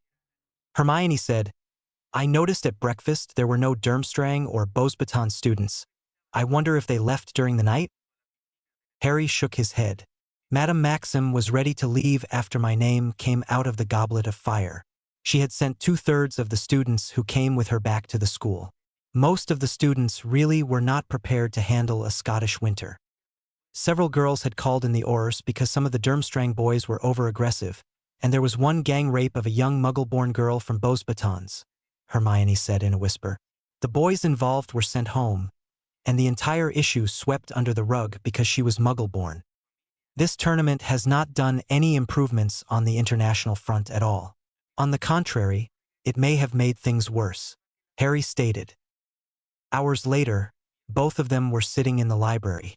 They were more confused after reading the Daily Prophet's Friday evening special edition and some of the international papers. Saturday morning paper was even worse. After reading them from front to back several times, none seemed to mesh with the other stories. The articles appeared disjointed, and it seemed like words, sentences, and whole paragraphs had been edited and important information removed. Hermione finally wrote out some specific questions and observations on a sheet of parchment. How much did Harry's actions change the ritual which was done? No mention of the ritual per se in the papers except an attempt to bring back the Dark Lord had taken place and failed. None of the articles actually spoke about what had actually happened to the people, but many influential people were out of action. They had not published any names. We know the unspeakables are now highly involved. Wizarding Secrets Act had been invoked and no one in a position of authority was speaking openly to the press. There were a few photos of statues in the stadium stands. 2 of them were identified as Lucius Malfoy and Angus Parkinson. Both were accused of being Death Eaters, which had been freed after claiming they had been placed under the Imperious Curse and forced to take the Dark Mark. From the articles and photos in the paper of a few newly discovered statues, it appeared every marked Death Eater had been caught up with whatever had happened yesterday afternoon. The two of them were ready to take their break for lunch and started packing their stuff up. Harry said, I expect a repeat of Dumbledore trying to dominate me to happen again this afternoon. He may have been served the papers by now. Hermione said, last night, Tonks said that Madame Bones would be around to speak with you today, most likely. From what the paper said, Unspeakables might be around today or tomorrow to ask questions as well. Harry nodded. Until all the questioning is done, I don't want to talk about what happened too much. To tell the truth, I would rather just tell the story once to everyone, the Unspeakables and DMLE. Let them ask their questions and be done with it. This whole Triwizard tournament was rigged to get me one place and one time, and that was the graveyard. I read the rules and they stated that just one of the heads of the 3 schools alone, declaring just cause, could have forced a redraw. Also, a majority of ministry officials could have nullified the drawing of names by canceling the so-called contract. Mr. Dumbledore, as the so-called magical guardian of an underage child, which he claimed to be, could have ruled I couldn't participate, canceling only that part of the contract. Chief Wizard of the Wizengamot could have also ruled so. The Mugwump of the International Confederation of Wizards could have also stopped me from being forced to compete. While he has palmed the responsibility of entering my name onto Barty Crouch Jr., he could have done it also in the guise of my magical guardian. A pity one man held so much power and refused to do his duty in any of the 4 roles he had. They could have taken a dozen different avenues but didn't for different reasons. Bagman because he stood to profit from betting. For some sort of revenge, Crouch stood in line to take the Black family seat as his own. One of his great-grandmothers was Black, and his mother was some distant cousin to Orion Black. Dumbledore trying to force some sort of confrontation again between Voldemort and I, just as he did in the first 2 years here at Hogwarts. Soon the conversation turned lighter as they neared the Great Hall. Again as they entered, silence fell. They took their seats at the end of the table, farthest from the high table and Dumbledore, and started their lunch meal. Both of them hoped that it would be a peaceful meal. Harry noticed over at the Slytherin house's table, no Crabbe or Goyle, and no sign of Malfoy or Parkinson. Also missing are the Carrow twins and Nott and Yackley. A few are missing from the older Puffs and Claws. I'm not going to assume anything. They are very quiet over at the Snake Pit. Snape has missed 2 meals in a row. That's never happened before. Maybe he off somewhere stoned? Hermione snorted a giggled, punny Harry, in a droll sort of way. Oh, here comes Tonks, who slid onto the bench beside Hermione. So lovebirds, what did I miss this morning? Tonks asked. Madame Bones sent me back here to guard you 2 against Dumbledore and the press until she can question you.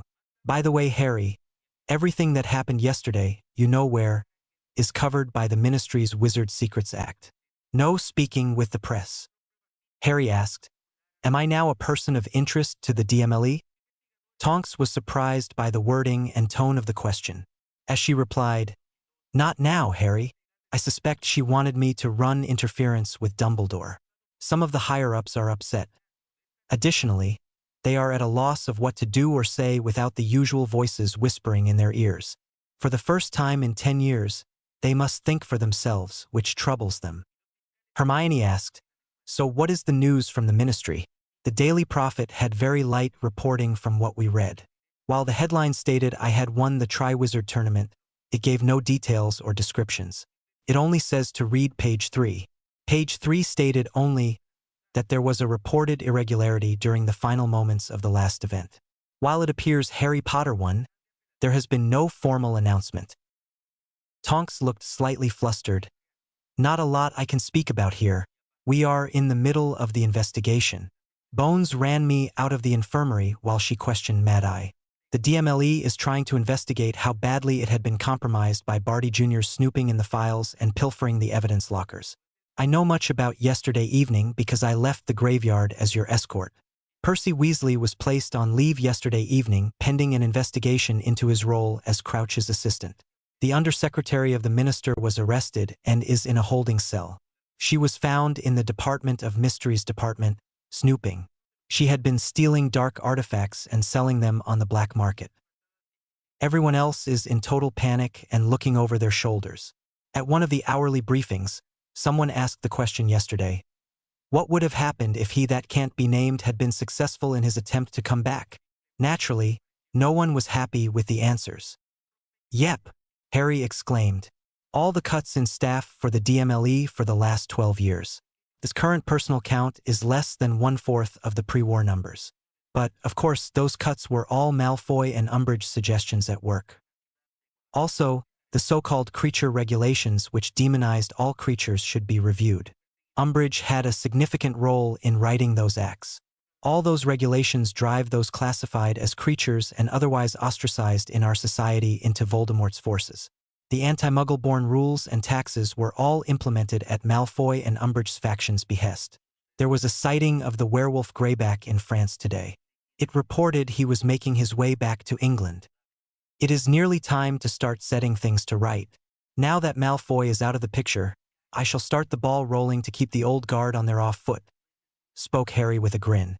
I have my copies here, reaching into his book bag. He said. Tonks looked at the parchment. It was plain and straightforward. The head of the House of Black directed action to restore Andromeda Black Tonks to full Black family status. Her upkeep stipend was reinstated and paid in arrears in full. The dowry due as a daughter of the House of Black was granted and would have been gifted to her was restored as well. Formal approval and blessing of the marriage to Theodore Tonks was also declared and would be published as a Black by marriage and have the full support of the House. The second parchment recognizes one Nymphadora Bernice Tonks as a daughter of the Black family. It sets up an upkeep stipend and dowry. The stipend was to be paid into a vault as if it had been paid from her birth. Tonks carefully examined both parchments and saw the seal of the Black family and the signature of Harry James Potter. Then, she looked up and said, "If this is a joke, my mother will kill you right after I kill you." Harry grinned as he changed the length of his hair and the shape of his nose. What is the one trait some, if not all, of the Black family members have had to one degree or another? You know the one. He quietly returned his hair to normal before anyone else saw him. I don't see why she would kill me. I have formally offered the position of proxy for the Black family seat. I even sent that paperwork months ago, booting Malfoy out of that seat. I never intend on sitting in that seat myself or using those votes. Between the Potter and Black families alone, I would have too much power and influence for any person to control. Hermione said, Harry has far more than those two seats. Dumbledore has been playing on both sides of the fence. Albus has his vote as head of the Wizengamot and the single Dumbledore seat. He appoints proxies for the other seats and instructs them on voting as a bloc. Albus openly supports Muggle rights, yet the proxies Albus controls vote against those rights. He is a two-faced puppet master, and today notices go out appointing new proxies for lots of seats. Over 50% are being replaced. And none of them are Dumbledore's puppets. Did you ever wonder what happened to the Weasley family seat? Dumbledore bought Arthur's grandfather out of debt. The contract allowed Dumbledore to appoint a proxy for the seat for 50 years and to have the Wizengamot stipend. That 50 years was up in 1957. Yet, Dumbledore failed to return the seat and kept the Wizengamot stipend for himself. The People's investigators have been trying to trace who got which Wizengamot stipend payments for years. It seems most of the proxies appointed by Dumbledore never saw a dime of it. Arthur Weasley is one of those people getting parchment work today informing them of a change of their family seat status. Dumbledore is getting the rug pulled out from his feet, she exclaimed with a grin. Harry said, the dark faction in the Wizengamot only really held about 25% of the votes. The rest were proxy votes controlled by a few people. It only appeared to be honest. It was as corrupt and dirty as it could be. In the last 20 years, about every other year, they managed to raise the Wizengamot stipend payment between 25 to 50% each year, while they were cutting positions and pay for the ministry employees. Hermione then sprung the latest mousetrap. Orphans and Muggle-born. Did you know the goblins? The people have a way to blood test anyone for inheritance? 30% of the Wizengamot seats are empty because no known heirs exist. Those seats are filled by appointed by the minister. The test costs 10 galleons. The filing fee to claim a Wizengamot seat costs 10 galleons. The test fee gets paid up front. The second fee is paid out of the first monthly stipend. 18 old seats are being reclaimed soon, she said with a grin. Harry said, We ran across old names like Dagworth Granger, Davenport, and Puckle. Those were all Hermione's grandparents' last names. She got tested last weekend and now will have 3 seats. That takes 3 of the ministry-appointed seats out of the minister's personal control. It's all about power and who has it. Tonks said, "Here is the boss and she is headed this way. Remember, Harry, she is not your enemy, and you don't want her as an enemy." "Mr. Potter," spoke Madame Bones. "I am Madame Bones, head of the Department of Magical Law Enforcement. I would like to ask you some questions when you are free." Harry replied, "No problems, Madame Bones. I would like to keep the reliving of yesterday's events to a minimum. It was very horrific and I would have not slept much at all last night, except for the dreamless sleep potion provided to me by Madame Pomfrey. I read in the Daily Prophet this morning that the Unspeakables are also doing an investigation. Logic would tell me that you and they will ask many of the same questions, right? Maybe you could organize a single questioning session between the 2 groups." Madame Bones thought for a moment. "I am sure that might be organized and it would make good use of resources. Let me set it for 3 p.m. today and get over with it. I am sure you must study for the end-of-year exams if you choose to take them. That will give you a few hours today and all of tomorrow. I would expect the questioning will not take that long. We should be done before the dinner hour." Harry nodded. "Good enough. Let me know if the time doesn't work, and we can set it up for tomorrow. I would like to keep next week free. I will set exams for my enrolled classes and challenging too, which I have done as self-study this year." Harry and Hermione finished lunch and went outside to study and talk. They were trailed by Tonks, who kept herself at a distance. The couple quietly looked over their books and notes. They didn't talk much.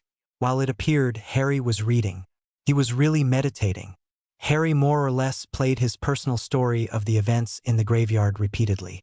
This way, it would seem seamless and complete when he offered a copy of the memory. At about 2:30, Tonks made her way over to the couple.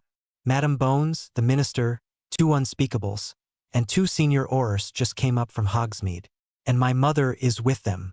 She is most likely here as a healer if you have medical problems while answering questions about your horrific ordeal." Harry smiled his best. "Let me get over with this. I hope it won't be as bad as it could be. Just tell them what happened. Answer only the questions they ask. Don't add anything more. They are not doing this to trap you. They only want to know what happened in the graveyard and how you were involved," explained Tonks. Harry nodded with a set to his jaw. "I got that. You might say I studied at the foot of a master of answering questions, Albus Dumbledore. All I lack is his eye-twinkling charm." 10 minutes later, Harry, Hermione, and Tonks are standing outside a little-used conference room. Tonks explained, "This room is usually used for board meetings. Madame Bones thought it was better than using the headmaster's office. It will keep him from interfering with the investigation." Hermione asked, "May I sit in on the questioning? It might be nice for Harry to have a witness of the questioning for himself." Harry nodded. "I would like that, if possible." Tonks opened the door, and all 3 of them entered. "Boss Potter wants Granger to sit in as his witness, just so there is no funny business happening. They are both just kids and are scared a little." Madame Bones said with a knowing smile, "Sure, they are both kids, but Miss Granger must remain silent unless she is addressed directly." Hermione said, "I can do that."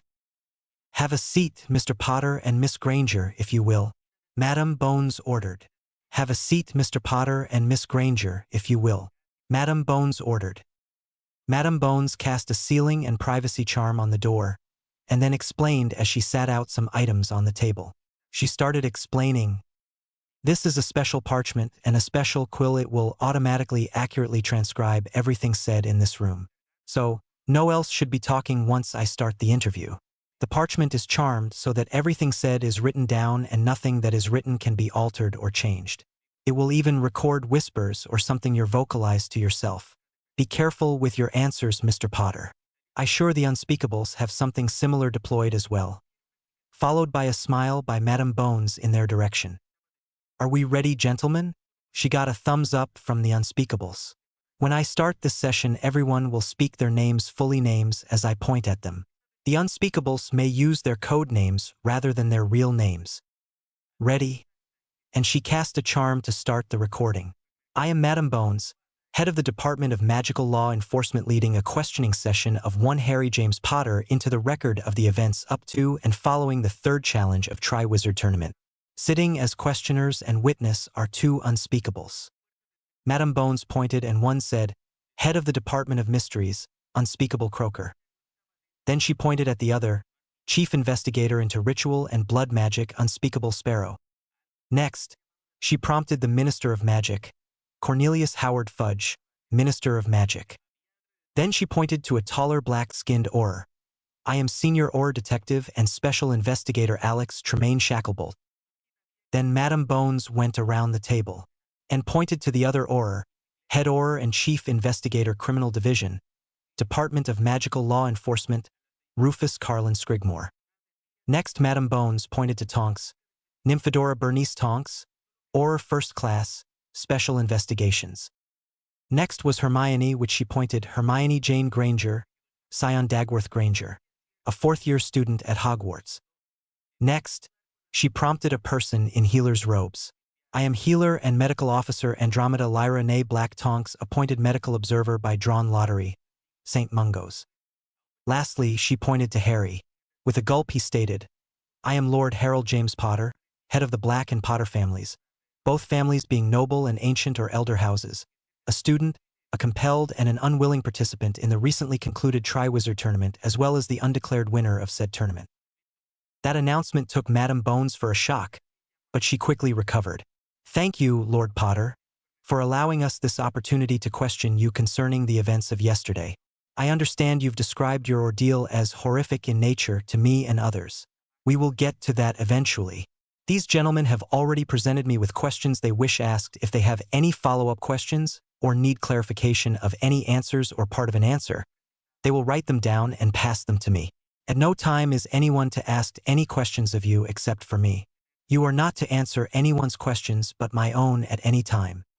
Madam Bones watched as everyone nodded in affirmation of full understanding.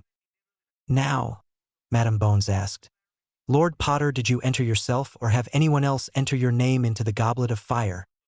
Harry Potter nearly shouted, No. Madam Bones asked calmly, Do you know who did put your name into the Goblet of Fire? Harry Potter, no, I do not. Madam Bones read down the list, checking off the first two questions, and skipping several more questions which were possible follow-up questions.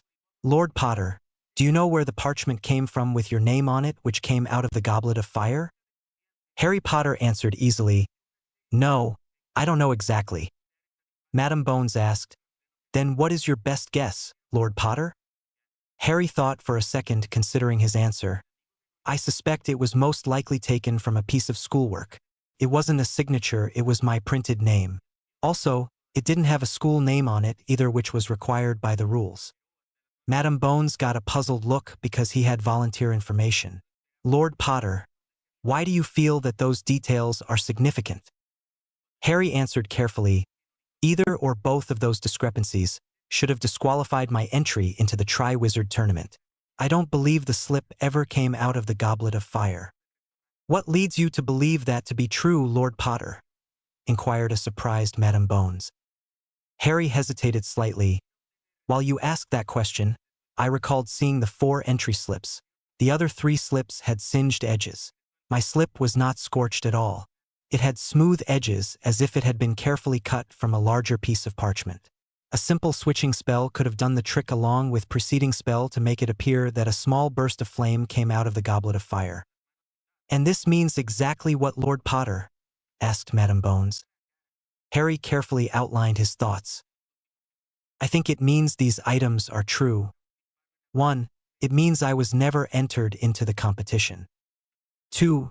The so-called contract never existed between myself and the Goblet of Fire. 3.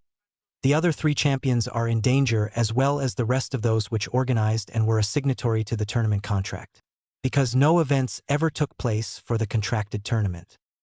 Madam Bones was vexed and then was jolted by a slip of parchment sliding across the desk. Lord Potter, Mr. Shacklebolt wishes to you elaborate upon your own concept of what the contract means.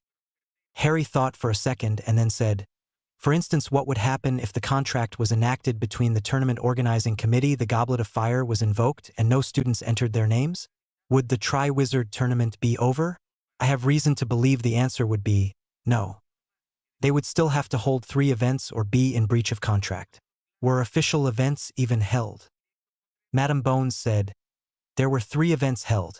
Are you saying you believe those events were not official because you, a non-champion, were involved? Lord Potter? Harry grinned at her.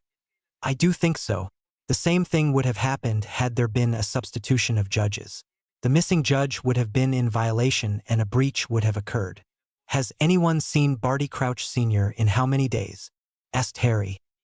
Several slips of paper were passed back and forth between people, before she shook her head and stated, those are good points and we'll look into them. Pausing and referring back to her notes, Madam Bones asked, seeking to set a standard of providence for the evidence she would later be collecting, Lord Potter, do you know where that parchment is now? Harry Potter thought for a second. I do not know. The last time I saw it was in the possession of the headmaster, Albus Dumbledore. Madam Bones scanned down the list of questions, skipping the follow-up questions which were proposed if he knew the location of his entry slip.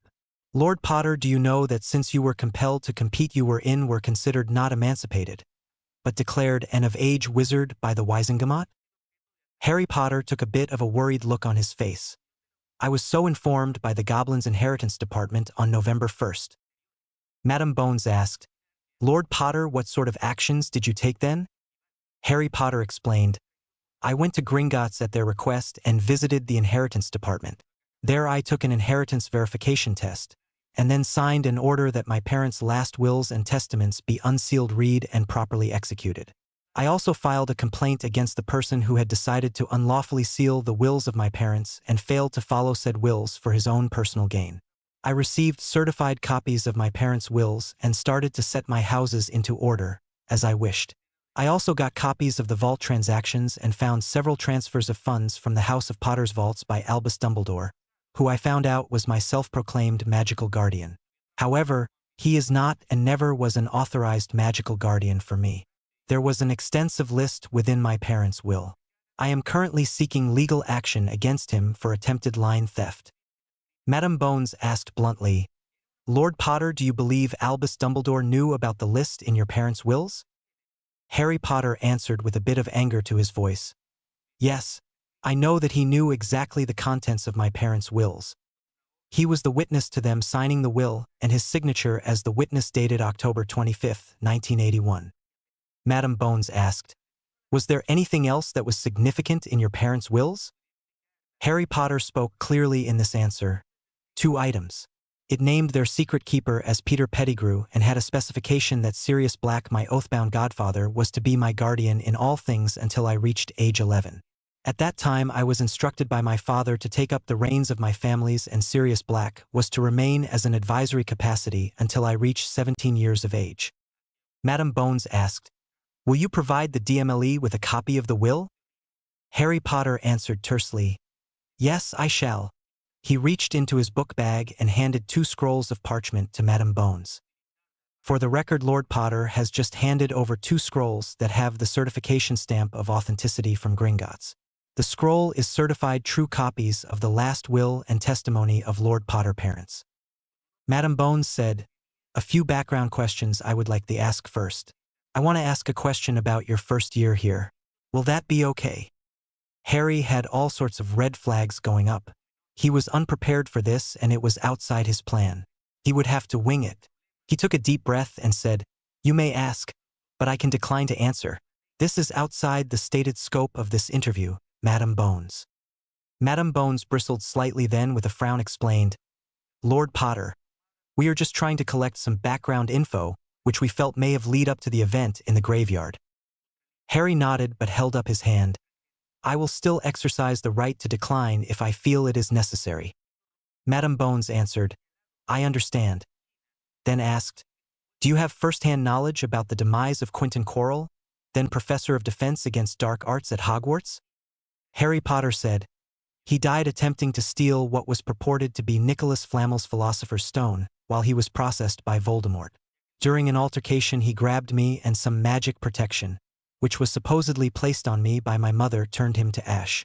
The spirit of Voldemort escaped. Who told you that it was some sort of magical protection? Asked Madame Bones. Harry answered, That was what I was told. When I woke up in the infirmary after the altercation, I was told that was what happened by Headmaster Dumbledore. Madame Bones asked, Why didn't you report this to the proper authorities? Harry Potter answered simply, shifting the responsibility. Headmaster Dumbledore said he would handle all the necessary reports. And it was so simple. Albus was thrown under the bus wheels of justice. He was at that time Chief Warlock in charge of the magical court system. Would he not be one of those in proper authority? Madame Bones nodded, knowing full well what the boy had done. In one line he had made sure he would be held faultless for failure to report a death. And at the same time, he had effectively removed Dumbledore's control over the Wizengamot forever. She had no doubt the headmaster had said exactly those words. With a small smile in the corner of her mouth, she said, Thank you for that answer. Next, tell us in simple words what took place in the Chamber of Secrets. Harry Potter slowly answered. We, Ron Weasley and I, had found a slip of paper in Hermione's hand. She was petrified at the time. We read the paper was torn from a book about basilisks, and the name Myrtle was written on the paper as well. Ron and I deduced that might be Moaning Myrtle, the ghost on the second-floor girls' bathroom. We told Professor Lockhart. The three of us went there and found Moaning Myrtle. She told us how and where she died. I discovered a snake engraved on one of the taps. I told it to open in Parseltongue and the opening appeared. We slid down the pipe. Lockhart stole Ron Weasley's wand and tried to obliviate both of us. Ron's wand had been damaged and the spell backfired onto Lockhart. Harry stopped and took a drink of water and went on.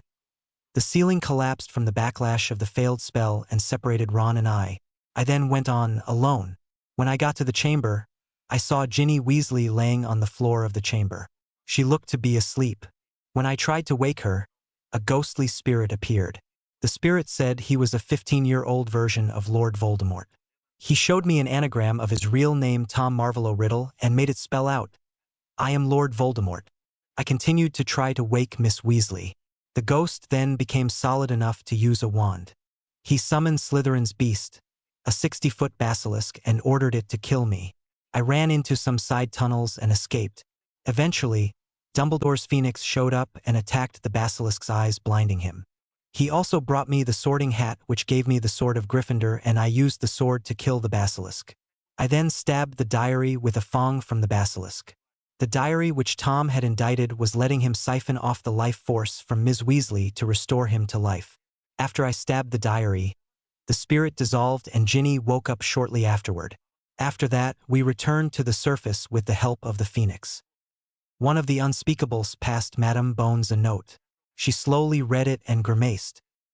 Lord Potter, the unspeakables wishes to ask, how did you obtain a basilisk's fong? Read Madame Bones. Harry huffed because he was trying to avoid that fact from coming out. I wanted to skip that part. When I put the sword through the roof of the basilisk's mouth, one of the fangs pierced my skin and broke off. I survived because Fawkes cried tears into the wound and saved my life. A second note was quickly scribbled out and passed across the table. Madame Bones read it and nodded. Lord Potter the Unspeakable now asks, was the phoenix contaminated with material from the basilisk's eyes? Harry closed his eyes and tried to remember, trying to answer as truthfully as he could. Yes, I believe so, but don't recall that as completely as I wished. I had passed out at one time. I think had almost died. Madame Bones frowned. I am sure there are more details and we might want to address those later. Let us return to the matter at hand. Lord Potter, can you tell us what happened after you entered the maze in the third event of the Triwizard tournament? Harry Potter recounted. I entered the maze first as I was the overall leader in points and took full advantage of the head start I had earned. I used a simple point me spell. I realized while I had been observing the maze that it shifted every 3 minutes and it always shifted to the left. I want to get as deep as I could before it shifted. I was nearly 1/3 of the way to the center when the first shift happened. My route was directly blocked. I moved in the right direction and stopped where I guessed the next shift would take place. I had planned for that and waited for the maze to shift again and proceed forward. Because of the nature of the maze, every shift brought me closer to the center. 3 shifts and I could see clear to the center and ran the last 100 feet. As soon as I touched the cup, I was portkeyed away. It was a very long trip, I thought. Well longer than the portkey I took with the Weasley family to the World Cup Quidditch match. When I landed, I wasn't at Hogwarts anymore. I was in the middle of a graveyard. I still don't know the name of it or where it was. Someone stunned me from behind. When I woke up, I was tied to a headstone. There was a very large cauldron sitting on a fire. There was a person which I recognized as Peter Pettigrew was starting to perform a ritual. I could hear parts of it and it doesn't make a lot of sense to me. I saw him dump a body of a very ugly baby-like thing into the cauldron. I could hear Pettigrew chant something about bones, and a bunch of white stuff floated out of one of the graves. I was close enough that I thought I could stop the ritual by kicking stuff into the cauldron. I had played footy a bit before I started attending Hogwarts. Do you know football? I kicked a bunch of dirt and rocks and some plants that were growing about the tombstone into the cauldron. Peter came at me with a knife and stabbed me in the arm, muttering about the blood of an enemy taken by force. Before he could drop the blood into the cauldron, I kicked more rocks into the cauldron, and I think I screamed, "Stone to become an unbeating heart." Then the blast of white light burst from the cauldron. Pettigrew ran away. When the light faded away, Voldemort stood inside the cauldron and screamed one as if in pain, as he turned to stone. The cauldron exploded and a chunk of must have hit my head. When I woke up, I was still bleeding from my arm and forehead. The ropes with which I had been tied up had gone slack. I looked around and found Pettigrew also turned to stone. I tied up my wounds with a strip of cloth torn from the bottom of my shirt. I tied another one around my head to keep the blood out of my eyes. I was dizzy and so I sat down. I was lost and didn't know what to do. So I recalled the instructions to shoot up red sparks if I got into trouble at the beginning of the 3rd event of the tournament. I figured magic being done in a muggle area would get the notice Madam Hopkirk's department. Someone would eventually get sent. I must have been in shock because I had forgotten I was considered an adult. I forgot the trace had been removed from my wand. You and the minister and Dumbledore showed up. I was taken to the infirmary here at Hogwarts, was given a dreamless sleep potion and didn't wake until this morning. Madam Bones smiled. Lord Potter, that was enough detail for now. Any other questions, gentlemen? The minister shook his head. Yes, and passed a note across. The minster has 6 questions, Lord Potter. Do you plan on claiming any seats in the Wizengamot by right of conquest? Asked Madam Bones. Harry gave a funny look to the minister. I don't understand, Madam Bones. The only foe I faced and won was Tom Marvolo Riddle aka Voldemort. Madam Bones asked, Lord Potter, you are not aware of what happened while you were gone? Harry looked bewildered. No, there were some vague references to something in the paper, but little real information. Madam Bones, what did happen? Madam Bones reached over and opened an envelope, pulling out 40 or so photos. Take a look at these, Lord Potter. For the record, I am showing Lord Potter the photographs numbered 1 through 43. These people were all turned to stone while you were gone from school and in the graveyard. They becoming stone occurred sometime between the time you disappeared and were transported back to Hogwarts. As near as we can tell, the conversion to stone took place at the time of the measured magic outburst in the graveyard. Note for the record, Lord Potter is looking at 43 photos labeled S1 through S43. Harry examined the photos, one at a time. Slowly he noticed a small pattern of commonality. Each photo, the statue had a look of anguish on their face and each was clutching their right forearm. Harry noticed one of Lucius Malfoy, and while he appeared in pain, the look of surprise and panic was there as well.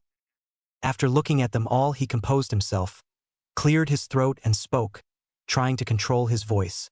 Each statue appears to be in pain, and each one of them is holding their arms in the same place. Few are looking at their arm.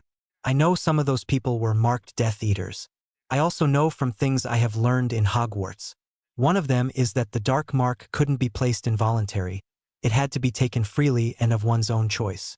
It required a blood sacrifice of an innocent person, usually the blood from a still beating heart. I will shed no tears for them. Madam Bones scowled. That may be true, but do you understand the two events taking place at the same time may not be just a coincidence? Harry frowned and said, I had no prior knowledge of this matter. If I am involved, I think I will claim no gain from the act. I was a forced participant in what I feel was a dark ritual. I resisted participation and tried to interfere with or stop the ritual without thinking that I was placing myself in danger. However, if awarded any claim, I will ask the claim and reward be converted to galleons and used to endow a charity fund to help those who were harmed by Death Eaters during the last war. I would want any votes to go to witches or wizards by an election process eventually. Madame Bones looked at the list of questions from the minister. If that story of him not being a Death Eater is true and he isn't a statue, that leaves one more question. Lord Potter, would you be willing to bring Sirius Black into the ministry and allow himself to be questioned in front of the Wisengamot? Harry smiled inwardly and spoke. I might be able to get word to him. If the prophet were to publish an article about finding Pettigrew, and the ministry, Harry nodded in Fudge's direction, withdrew the kiss on sight order. I might be able to convince him to surrender to me, and he would be placed under house arrest and under his head of house's protection until a full trial could be held. I know he never received a trial and was never lawfully sentenced. Thus the claim of him being an escapee itself is unlawful. The law which all of England lives under is a trial is required within 1 year and 1 day of arrest, or the person goes free and cannot be charged for the same crime again. I do believe Sirius would rather have his day in court than to live under a cloud of doubt for the rest of his life. Madame Bones nodded and smiled. That's doable, Lord Potter. Madame Bones looked at the other 3 Aurors in the room, and they shook their heads in agreement with the head of the DMLE. One of the unspeakables passed a note. Madame Bones nodded in assent. Madame Bones, Lord Potter, the unspeakables would like a copy of 3 memories. One of the confrontations with Professor Quirrell/Voldemort, a copy of your fight in the Chamber of Secrets, and copy of the events of last night in the graveyard until you return to Hogwarts.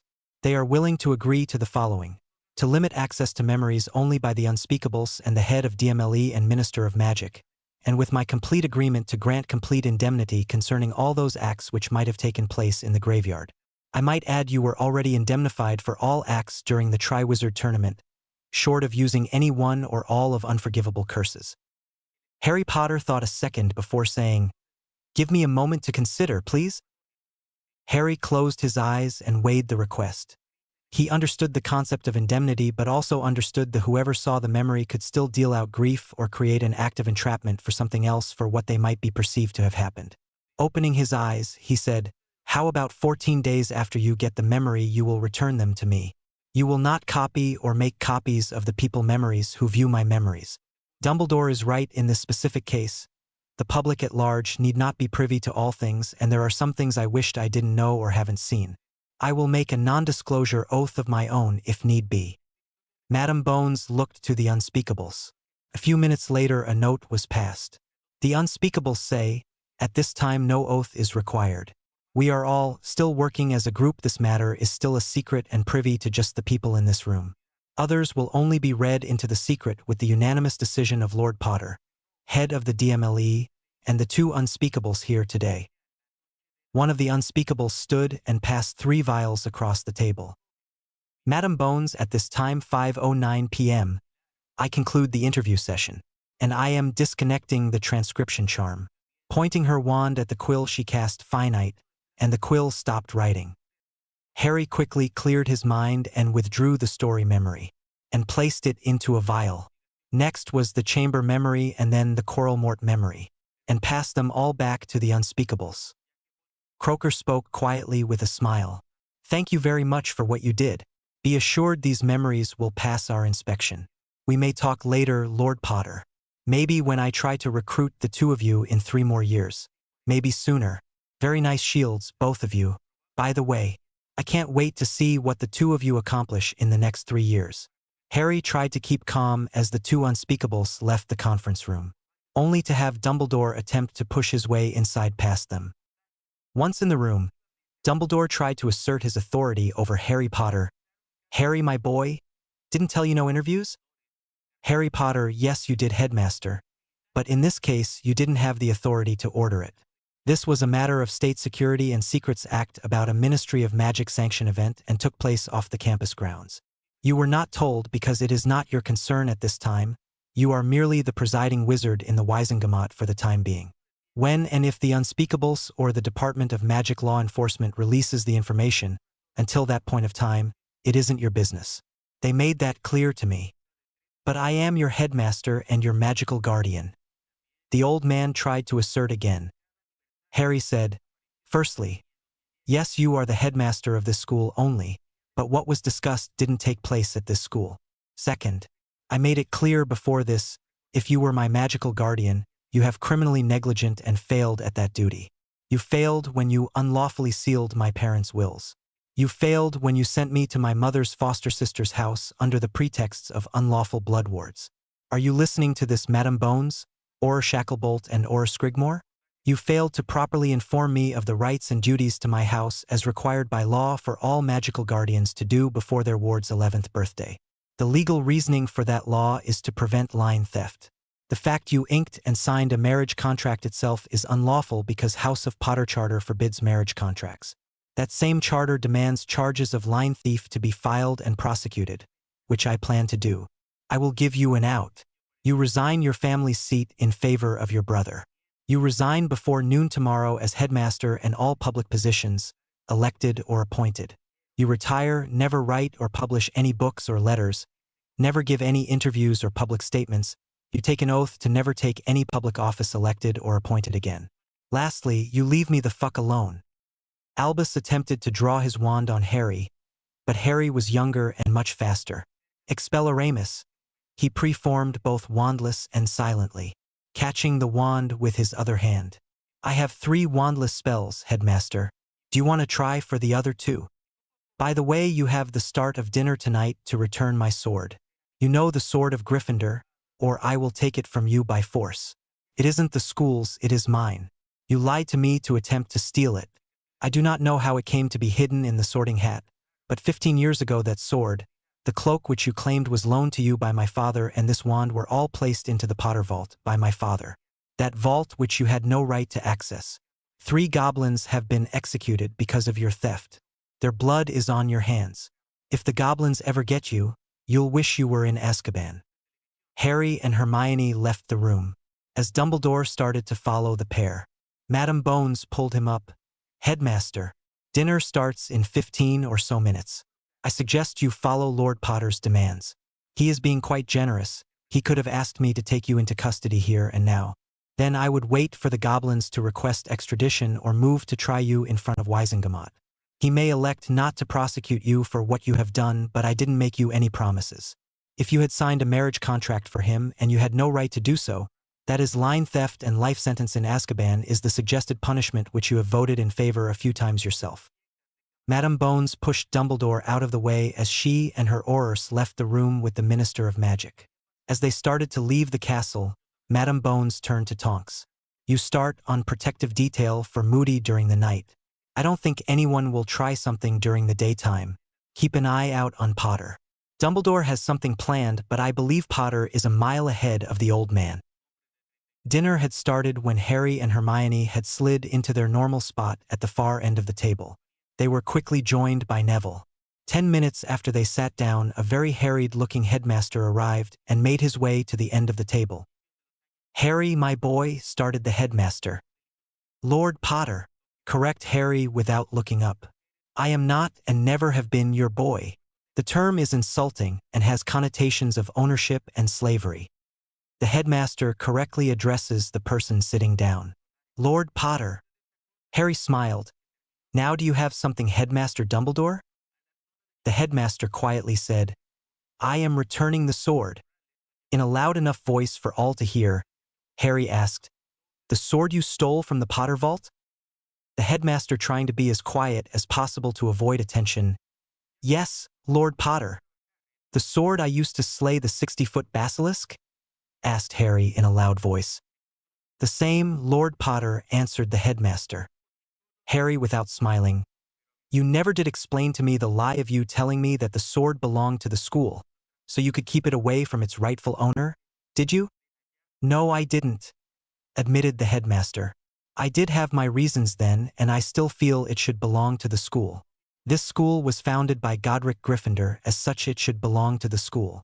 I feel all the belongings of the founders still in existence should belong to the school. That's the rub, explained Harry. If the school was founded by people, the descendants of those people should still own the school. Just like while you were head of the Wisengamot, you allowed the ministry to take my parents' house in Godric Hollow without any compensation, didn't you? You are really in favor of just taking things that don't belong to you. Are you, headmaster, nothing more than a common thief or cut-purse? Taking a deep breath, Harry asked without waiting for the headmaster's answer. How many old family vaults have you looted over the years by seizing guardianship and taking what you wanted? All in the name of whatever bullshit psychopathy you used to justify your thievery? What do you call it? The greater good, right? Every orphan, I would bet, whose vault may have had their family heirlooms and books taken or pilfered by you. I wonder what would happen if you got your hands on Hufflepuff's cup or Ravenclaw's diadem. Would you return them to the rightful owners or their descendants, or keep them for yourself as the headmaster of this school? While you are busy packing, headmaster, consider this advice. Take only what 100% lawfully yours. If you've collected it on a battlefield, it isn't yours. If you've collected it from the ruins of someone's home, which wasn't yours home, those things are not yours. If you have looted it from a war orphan's vault, you should return it. If it belongs to the school or castle, it is not yours. Harry said sternly as he took the sword from the headmaster and stood it next to the table on the floor. Harry then continued to load his plate and ignored the headmaster even being present. Dumbledore cleared his throat once more, trying to get Harry's attention. Harry simply refused to acknowledge Dumbledore's presence any longer. Dumbledore slowly turned and realized almost every eye was upon him. He slowly did what the Muggles would have called a perp's walk to the head table. Once there, Dumbledore stood until the noise level dropped to nothing. Then, with a defeated look to his face, he spoke with great pain. Excuse me for a moment while I make a short announcement. I wish to announce that I am retiring as headmaster effective as soon as the Hogwarts Express train leaves Hogsmeade Station. In the interim, Professor McGonagall will be acting headmistress of the school until the board can meet and appoint the new head for the school. Being a student here, teaching here, and then serving as a professor and then as school's headmaster has been an experience which has occupied most of my life, and I shall miss it. Thank you. Rather than sitting down and eat, Dumbledore simply walked out of the Great Hall that evening, and no one saw or spoke to him in public ever again. While reading the special printing of the Daily Prophet the next day, Harry found there was to be no formal presentation of the prize to the winner of the Triwizard tournament. The article and announcement had been buried on the 5th page of the Daily Prophet. The front page was still occupied by the news of the sudden removal of the head's family from over 25 seats of the Wisengamot. There were dozens of interviews of outraged family members ranting that the goblins' refusal to certify the deaths of the head of their respective families. Without certification of death, the seats could not be inherited. Many family members were upset that unless their head of family had already set up a stipend rule and funding of a stipend, many family members were broke and could not access the family accounts. The announcement of the very abrupt retirement of Albus Dumbledore was relegated to second-page news. The Daily Prophet had spent a great deal of space printing speculating about the changes which might happen because some family members of the conservative factions were denied the right to family seats. Some articles were speculation of suddenly shifted the political makeup of the Wisengamot. Those neutral and light-sided houses were in the majority. An editorial piece expressed fears of the radical changes which might take place because the light side, the so-called liberal or progressive side, was unchecked for the first time in 300 years. After eating, Harry and Hermione left the Great Hall and walked toward the library. Harry struck up a conversation. Hermione, I wonder who has my 1,000 galleons? Hermione frowned. According to what I read in the rules, it was to be awarded to the winner within 24 hours of the conclusion of the tournament's last event. Harry said, I wonder if payment was made to my account at Gringotts? I keep asking myself, what happens if the tournament forgets to pay me? Who suffers the breach? All the parties, or just those who failed to complete all terms of said contract? Even Ted Tonks wasn't sure because the organizing committee muddled the contract terms so badly. Hermione got a puzzled look on her face. You know, Harry, I think the same thing that the tournament committee threatened you with if you failed to compete. A breach of a magical contract would occur, and the Goblet of Fire would come into play. While the contracts are unclear, someone or some group would eventually pay. Harry stopped walking and shook his head. That would be ironic, isn't it? The threat is on them now. Who was the person charged with doing that, I wonder? Was it even a single person or the entire tournament committee? Hermione shook her head.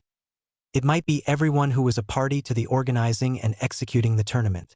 The ministers of France, England, and Bulgaria, and each of the heads of the schools, and each member of participating countries' head of Department of International Cooperation and Department International Games, in England might have had to have a head of the Department of Control of Magical Creatures as part of the committee. They were responsible for bringing the dragons in for the first event from the magical nation of Romania's Dragon Preserve. They also imported some creatures and beings for the second and third events. Harry said, I got lucky, and our plan of allowing the maze to do my work for me worked. I didn't even encounter any creatures. All I did was use the point me spell and move forward. I moved to the left once because it advanced me 40 feet more in the right direction. And once to the right. Will you turn in the maze simulator as extra credit in runes? Hermione smiled. Only if you take the runes final this week. It was mostly your idea, you did at least half the work. You know runes as well as I do. Take the test and get the credit. I am happy I dropped divination and took up arithmancy. I have no problems following most of the arithmancy work. Math was my best subject in school before Hogwarts.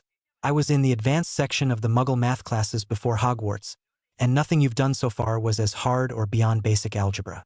I might take that test this week, Harry said to Hermione. Hermione started walking towards the library, and they continued to chat back and forth. Ron will not understand why I wanted to take a harder class, Harry stated. But his rejection until well after the first event opened my eyes about his friendship. He believes even now that I cheated to enter the Triwizard tournament and faked the magical oath. Hermione frowned. He has become toxic for us, Harry. You and I have made many more friends since he started avoiding you. We had a small group from all the houses helping you succeed in the tournament. It grew slowly. They all helped you a lot, but you put in the hours of study and work. Your practical spell work is now at the 7th year level, and your theoretical understanding is at least an OWL level. Harry said, I am glad we didn't challenge the OWLs this year. Next year is my chance to catch up with the theoretical work and maybe pick up a few self-study subjects like wards or rituals. Then the plan is still for both of us to take OWLs and the following year challenge the Newts, right? Hermione got a doubtful look on her mind as they reached to library's doors. I want to get the best scores I can. Those 2 tests determine what jobs you qualify for the rest of your life. They stopped talking as they made their way to the back of the library. Harry casually put up a silencing spell. In all events, they are not the determining factor. Harry tried to explain. Most jobs today are decided on your family's standing. You're a new magical person. You end up at the very bottom of the list to be hired. Everyone believes I am technically 3/4 blood, placing me under all the pure blood but above the half-bloods. That's why even holding a master's appointment in potions, Professor Snape had little chance of employment outside of teaching, working for nearly nothing but room and board and a small wage. It is the same reason that Hagrid teaches Comac for just room and board and still does the keeper of the keys and groundskeeper's job for all 5 galleons a week. Percy Weasley is a grade 4 ministry employee. He makes 50 galleons a week. His father, a subdepartment head, is a grade 2. He makes 200 galleons a week. The department heads, like the heads of DMLE or transportation, make 300 a week. The minister himself makes 500 galleons a week. Hermione huffed as she said, That's not fair. All jobs should be done by a merit system. Harry nodded. I know that, and you know that, but how do we make that change? Hermione nodded. We plan. Harry smiled and said in agreement, We plan. At 17 or after I finish my newts, I will take my seat on the Wisengamot and all the seats I won by conquest yesterday. Magic will determine that at Gringotts, not in the backrooms of the Wisengamot. We got you tested in the inheritance department. Magic comes only from a genetic source. It isn't a mutation. The gene sets in question are not epigenetic. From what I have read from research in the Americas, there are 16 gene sets. You must have 10 double sets to have enough of a core to tap into the energy we call magic. Some people may naturally have 1 or 2 sets that are not enough. They may even carry incomplete sets, called singletons. If your parents combined, they had at least 12 matching sets. Bingo, that's you. It was also my mother. She was born from 2 or more descendants of squibs, 8 or 9 generations back. Hermione nodded. The plan TP get all muggle-born, half and 3/4 go and get tested.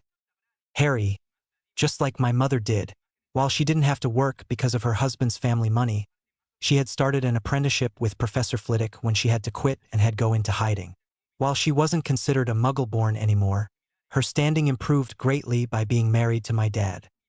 Hermione said, "I am not going to marry you to get ahead, Harry." Harry grinned and teased Hermione. "So why will you marry me?" She blurted out, "I am only going to marry you because I love you, Harry." He watched, amused, as her face reddened as she realized what she had said. Harry's face grew a look of slow understanding. "I am glad because I think I love you as well." Both of them nodded to each other. Harry was taking the lead. "I'll ask you more formally after we take our newts, and I ask your father for permission. Until then, maybe you'll be my girlfriend. Unless you want a formal contract, and that's hard because formal betrothal contracts are not allowed in the Potter family. At 16, we can become engaged. But no contracts." She smiled. "It will take Daddy some time to come to grips with the idea of me getting married." Harry said, "The offer for me to endow a grant for you is on the table even if we don't marry. An investment for a friend. A thank you for all the work you have done over the years on my behalf just as a friend. So today we are boyfriend and girlfriend. You get to hold my hand and kiss me goodnight. We both have the right to say no to physical contact and set our own boundaries." Hermione detailed, "If I say don't, that is the limit. When that limit changes, I'll tell you. Okay?" As the two hammered out the small details of their relationship. Harry said, "That's all fine by me." Both looked at each other briefly. Harry stated, "So, I need to revise my potions notes." Halting, he got a funny look on his face and grasped, "Snap, Snape. Oh my, that's why he wasn't there. He was marked Death Eater. I saw his photo and didn't realize it was him. No wonder he got caught up too." Hermione slowly processed what Harry had said. "Who will run the potions test if Professor Snape is gone?" Harry shook his head. "I am sure he is turned to stone. I remember seeing a picture of him in that packet of photos Madame Bones showed me now." Hermione looked worried. "Be wary. While he wasn't well-liked, he was Draco's godfather. Between his anger because his father being turned to stone and now his godfather as well, he may come looking for trouble." "I know," he answered. "I just can't let it become a distraction from these tests.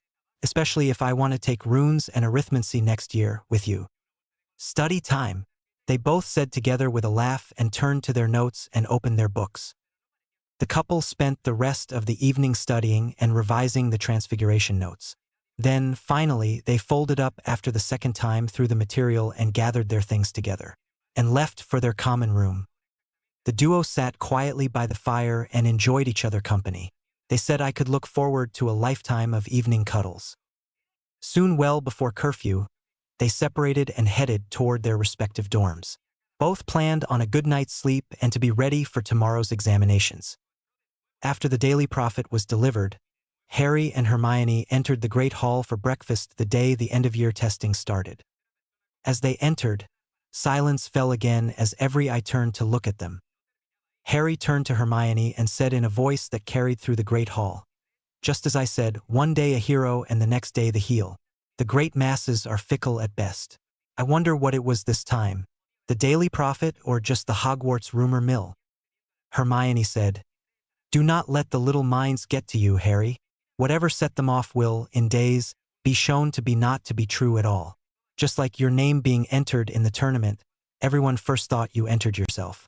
Then, as they took their time to reason through the facts and toss out the rumors, innuendos, and lies, more and more people believed you. Now only a few foolish people still believe those old lies." Neville slid the morning's edition of the Daily Prophet across the table as the couple sat down. Hermione quickly scanned the lead story above the fold. "Oh dear!" Hermione exclaimed. "Just as you warned," and handed Harry the paper. Harry quickly read the article indicated. Yep, those involved in the contract breach now suffer the unexpected consequences of their choices. Each one of them was connected to the tournament and the execution of the contract.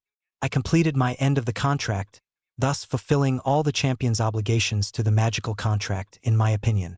My goal was to fulfill my portion of the contract. I wonder whether anyone told the great masses of people that the impartial judge for this tournament would find any of the champions in breach of the contract if they failed to try to win each event. No slacking allowed. "So what do you think is happening to these people?" asked Neville. Harry said, "That is very simple. Once the organizers signed the contracts and activated the Goblet of Fire by placing a signed copy of the rules and contract with their signatures inside of the Goblet of Fire, that contract became active and would remain active until everyone has fulfilled every one of terms of the contract on their part individually and as a whole, including the closing ceremonies and giving out the award. They detailed some parts, such as the arrival order of the different schools and who was to make which speech.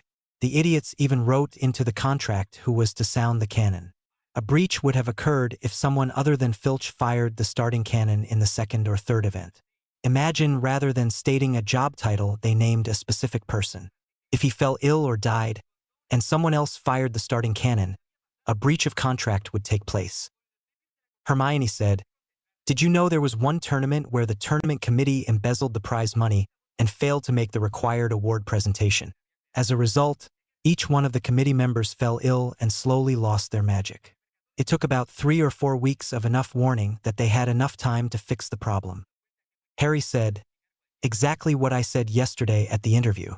Remember, the Goblet of Fire holds each signer of the contract responsible as if they are one person but still considered the whole. The entire committee which signed the contract is being held in breach of contract jointly and separately. The irony was the threat that the tournament committee used to force me into the competition will now punish them. I read the descriptions of what happens to a competitor who doesn't try his best. They start with a small ache and the ache becomes a pain. The pain becomes agony. The pain level increases, but the magic will not let the person pass out. Eventually, the core ruptures and the person loses their magic. Depending on the person's age, they might live a few years. That depends on how old they were when the contract was breached. Remember, these people are not even squibs at the end of the punishment phase.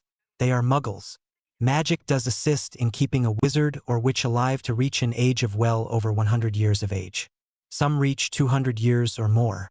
I would expect those who lost their magic to have a swift end." Neville snorted. "They forget an impartial judge will never have any of the human feelings, cannot fail to uphold the contract. One cannot appeal to its humanity because it has none. Why they restarted the tournament is a mystery to most people." Harry stated, "A simple fact is this is the first tournament in which none of the champions have died. In 1356, there was a tournament in which all the champions died in the second event. The committee failed to hold the third event, and all died 14 days later. The reason for death was listed as a breach of magical contact." Hermione explained to Neville, "Magical contracts are especially tricky things. The organizing committee, this time, almost had a breach of contract when it tried to force Harry to compete even though he was not of age.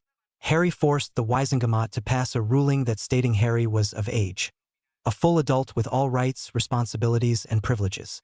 Not an emancipated minor. Harry asked to see the rules and they told him no. Harry then asked if a rule required them to give him a copy of the contest's rules and contract. It was after he pointed out they could be in a breach of contract if it had been a rule and they failed to follow it. Harry smiled and said to both of them, "Bingo! It was a rule and they almost failed. I pointed out that if they became in breach of contract and died, they would doom all of the competitors to death because only they, the members of the current committee, could put on the 3 events. Even if they attempted to change judges for any reason, a breach of contract would occur. I wonder what happened when Percy Weasley stood in for Barty Crouch as the ball and as a judge for the second and third event.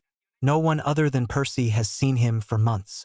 I understand that he stated he got all his instructions by owl post." Neville said, "So here we are.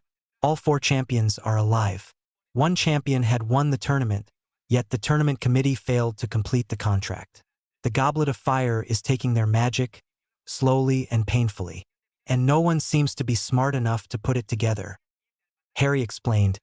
Their pain would disappear if they did what the contract required, either singularly or collectively.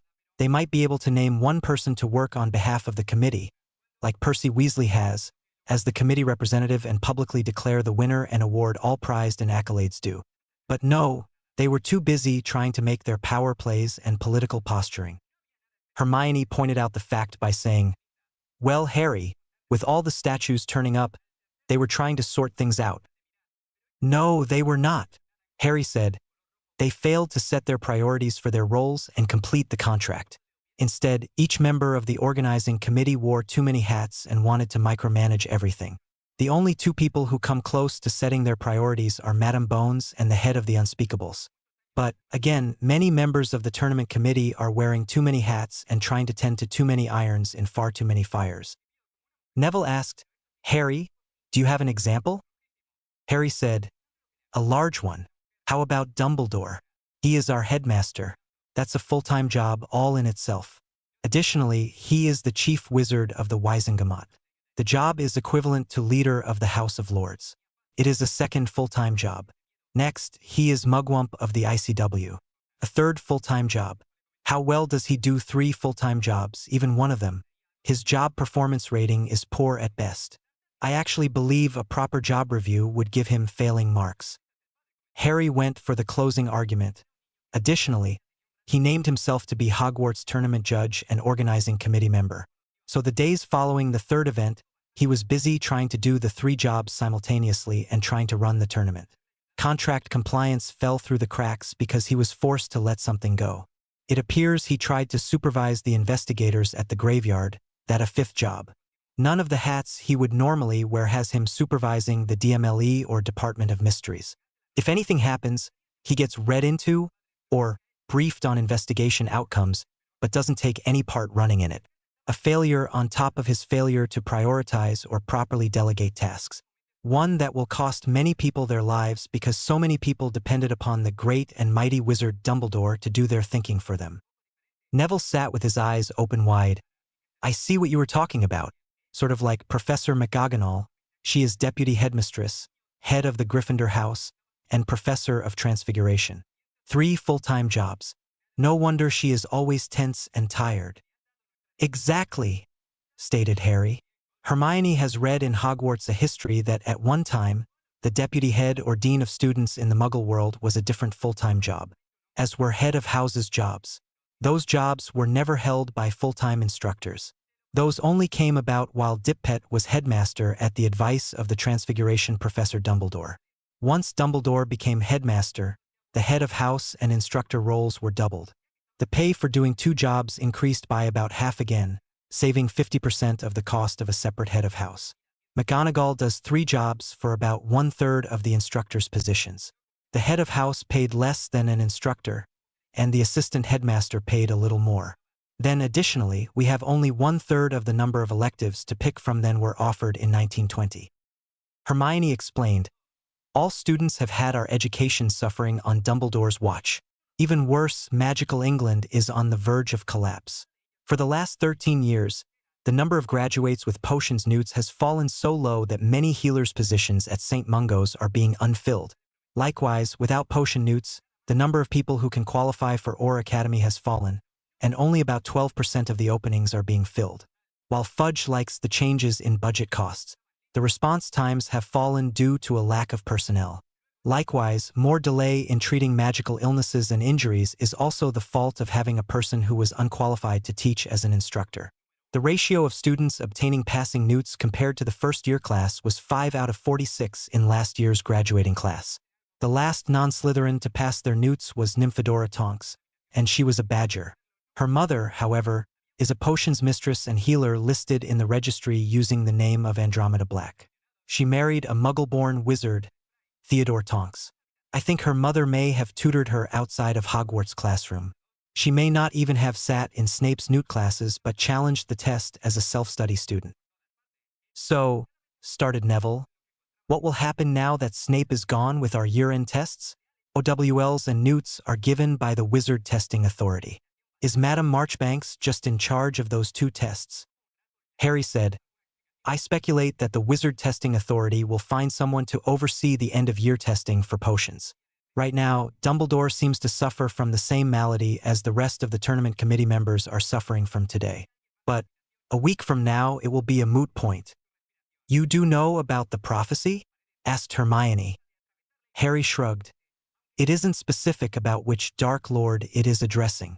It might be Voldemort or Dumbledore or some future Dark Lord. Also, it does not state which year or calendar system it uses. If it uses a European astrological year system, it would be the 9th month from the spring equinox date, which is in March, which would end the 9th lunar month after the equinox. It could be an Arabic or Hebrew calendar. Harry took a deep breath before continuing. We need to judge the motives and the methods used by the individuals. I believe both Riddle and Dumbledore to be equally Dark Lords. Both marked me in a way at different ways, and any prophecy could apply to either one or both collectively. Hermione looked lost in thought for a moment. That is a broad-reaching assumption, Harry. Yeah, I guess it is, Hermione, Harry admitted. But I will no longer be a pawn on some sociopath's game board. I will live my life as I need to live it. I think I got all my ducks in a row. Time will tell. Hermione smiled and replied, We just have to watch what happens next, trying not to be caught flat-footed. The discussion stopped as the food appeared for breakfast on the table. Hermione resisted the need to open her notes and study. The end-of-year tests would contain a written component in the morning, and then in the afternoon a practical component in the afternoon. The testing this year would be considered a test run for their OWLs. Today's test was Transfiguration. The students had been told that the written test would take place in the 3 allotted hours. Keep the answers in the allotted space. All students should think before writing and keep the answers straightforward, concise, and direct. At 8:30 a.m., the students began leaving the Great Hall. As the last one left, the doors were closed behind them. They stood around in small groups talking among themselves. At 8:55 a.m., the doors opened again, and the entire cohort of 4th-year students filed into the Great Hall. Professor McGonagall was conducting the end-of-year test session. She instructed the students, You are to find the table with the examination, which has a placard with your name written on it. The seating is in alphabetical order. All the written tests from today forward will have the same seating format. Likewise, the practical examinations will take place in the same alphabetical order. You will score 0 if you fail to show up in the proper order. These tests, like in real life, the houses you belong to will have no meaning. Harry found his seat, opened the inkpot, and waited. Finally, they were told to begin. He picked up the first parchment sheet and printed his name at the top of the page. Reading the first question, he quickly recalled the class which covered and the review of it a few weeks ago. Dipping his pen into the inkpot, he constructed his answer in his head before he started writing. Once he started writing, as he neared the end of the allotted space, he was done with the question and moved to the second question. He paced himself with 2 to 3 questions per sheet and 30 sheets in 3 hours and gave himself time to write each answer out as entirely as he could. When he finished writing the last answer, he finally looked up and saw he had about 15 minutes left. Looking in the row to his right and forward, 2 seats were Hermione. Hermione had just finished her last page, and he watched as she started to reread the questions and her answers. Then he watched Hermione bemusedly as she stopped herself. He had taken several months to convince her that if she was wrong the first time through, go with it. Please do not go back and try to second-guess yourself. Hermione was brilliant but suffered from a drive for perfection, and wasn't helped because she had a heaping dollop of self-doubt. She quietly straightened her papers, stoppered her inkpot, and relaxed. Slowly over the next few minutes, less and less scratching of the quills was heard. Finally, Professor McGonagall watched the timer, and as the last grain of sand fell, she called out, "Time, please put your pens down, stopper your ink pots, and leave in a quiet and orderly fashion." Harry was just a little closer to the door and waited outside. He offered his arm to Hermione, saying, "Would you like an escort, my lady?" Hermione nodded. A walk after sitting for so long would be nice. Upstairs first, the second floor loo, please. Then a short walk outside before lunch. Harry was happy. This wasn't like last year when Hermione was busy asking everyone their answers to every question. She wasn't complaining about not having enough space to write like in the prior years. Harry smirked quietly. After the visit to the powder room, Harry and Hermione walked outside, on what would be the walkway for the wall around the outer courtyards. The courtyard walls were compartmentalized. If an enemy got inside the outer wall, the defenders could and would rain down arrow fire from an upper vantage point. The inner walls of the castle had never been breached. Harry said, "This nice vantage point, a dozen men could watch over this area. In the olden days, merchants would come and set up stalls and sell and trade as well. The castle's watch would walk these walls and keep the peace." Hermione said, "Day after tomorrow is the written history of magic and arithmancy examination. But, unfortunately, neither of those has a practical for us until next year. And there is no practical exam for history." Harry nodded. "So I saw that you stopped yourself from looking back at your answers. Good job, Hermione." Hermione answered, "It was just like you said it would be. First, allow enough time and plan the answer for the given space. Then, write the answer to the question only." It got easier with each question. Harry said, "That's called habit and learning. You either know the right answers or don't. Fretting about it will not change your grade one bit. We studied hard and noted what was covered in the classroom and the assigned reading. We did the homework assignments completely, including extra reading. So we know our stuff." "And you were right, Harry," Hermione concluded. "Planning is everything. Professors McGonagall and Flitwick have been trying to teach us the right way to write these essay answers for 4 years. Thank you for pointing out their constructive comments on all those essays. I used to think I had to write everything down when I didn't. Concise was the secret." Harry grinned. "This next year will be easy for our OWLs. We will be organized and plan for the revision and the test. No panic mode of last-minute cramming. No midnight oil study sessions. Best of all, no tournament to distract us. Right?" Hermione smiled. "Right. That leaves us some of that important you and me time not spent poring over the books. Then we can make our rough plans for after Hogwarts." Harry smiled as she said, "I hope our after Hogwarts will have some off time. I would like to see a bit of the world before I start on my mastery. I was thinking of charms or transfiguration for my first, and then runes as my second. Maybe design wards or something in my spare time. Did you know my family is famous for potions, enchanting, and wards? So my mate and I will have a perfect life between the Wisengamot seats and managing the money in the Potter vaults." Hermione blushed but asked, "And who do you envision as your mate?" The expression on Harry's face softened a bit, and he spoke quietly. "When the time is right, I will ask your father for permission to court you formally. It might come sooner than later. Then, when you are ready, I will make a formal proposal. I was thinking in the Great Hall right after sorting." Hermione smiled. "Daddy is expecting your formal request after the end of this school year." Harry said, "I should get it done and over with. The pressure will be high because I now am of age. And winning the Triwizard tournament shows I have the magical power to spare. Those older cougars will be out to get their hooks into me. And then you know I had a devil of the time overturning Dumbledore's attempt to marry me off to Ginny Weasley. It took a threat of charging him and Molly with line theft to stop it. There are still rumors Molly is trying to get my declaration of being of age overturned and reinstate the marriage contract." Hermione said, "But there would be less of a chance if you are formally engaged?" Harry said, "Correct. If there was a way to meet with your father before school ended, I would propose at the leaving feast." Hermione thought for a minute. Then, "Harry, if the contract for the tournament is still in effect, do you still have the right to leave the school?" Harry answered, "I think I do. I must only check out with Professor McGonagall and be back before curfew. I might even be able to take you with me this Saturday." The couple made their way inside for lunch, arriving just as the doors opened. The students flocked to the tables. There were a few hushed whispers of people murmuring. The OWL and Newt students had a few days to relax after their tests were done the day before the third task. The couple relaxed with their peers, following Harry's new rule of no serious schoolwork discussion at meals. Then, about halfway through the meal, Tonks walked into the Great Hall. Tonks stood behind Harry. "Watcha, Harry?" Harry laughed. Don't tell Tonks is standing behind me? Neville laughed in return. Okay, Harry. The Auror is standing behind Hermione with bubblegum pink hair.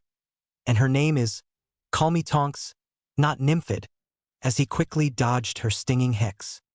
Harry facepalmed. Yes, Tonks. What's up? Tonks relayed the message. Item number 1. The boss wants to let you know the kiss on site order for Sirius has been cancelled. You can let him know we will schedule his hearing as soon as you can contact him. I would guess you would rather it is after school is over, right? Item number 2. Fudge and several other ministry types on the tournament committee are all sick and in St. Mungo's. That's the only common thing. They all took part in planning and executing the tournament. The boss wants to know, do you know what is happening? Harry motioned for Tonks to come close. Harry whispered, Item 1. I will try to set it up, Sirius. Suggest to your boss that she keeps in touch with me towards the end of exams. Item number 2. Like I suggested yesterday, read the tournament's rules and the actual contract which those people entered into when they activated the Goblet of Fire as the so-called impartial judge for the entire tournament.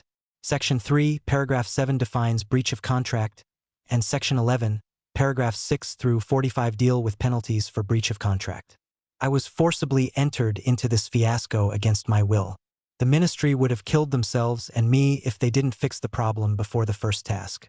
It could have killed them if I had not been declared an adult before stepping into the arena to face the dragon. They certainly didn't do it to stop me from dying, did they? Here's one last hint for her. The other 3 champions' contracts were fulfilled when I picked up the cup. The other side of the contract is still in play.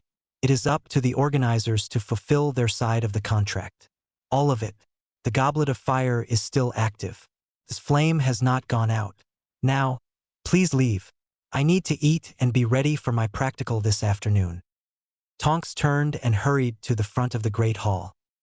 Harry went back to looking at his food, while Hermione said, She is just the messenger. No need to shoot her, Harry. Harry grumbled, Hermione. She was there yesterday when they questioned me. I did everything but tell them what the problem was. They do not listen. I am just a student. I should not have to think for them, should I? I will not be a Dumbledore for them. As he pushed his food around on his plate. Hermione shook her head.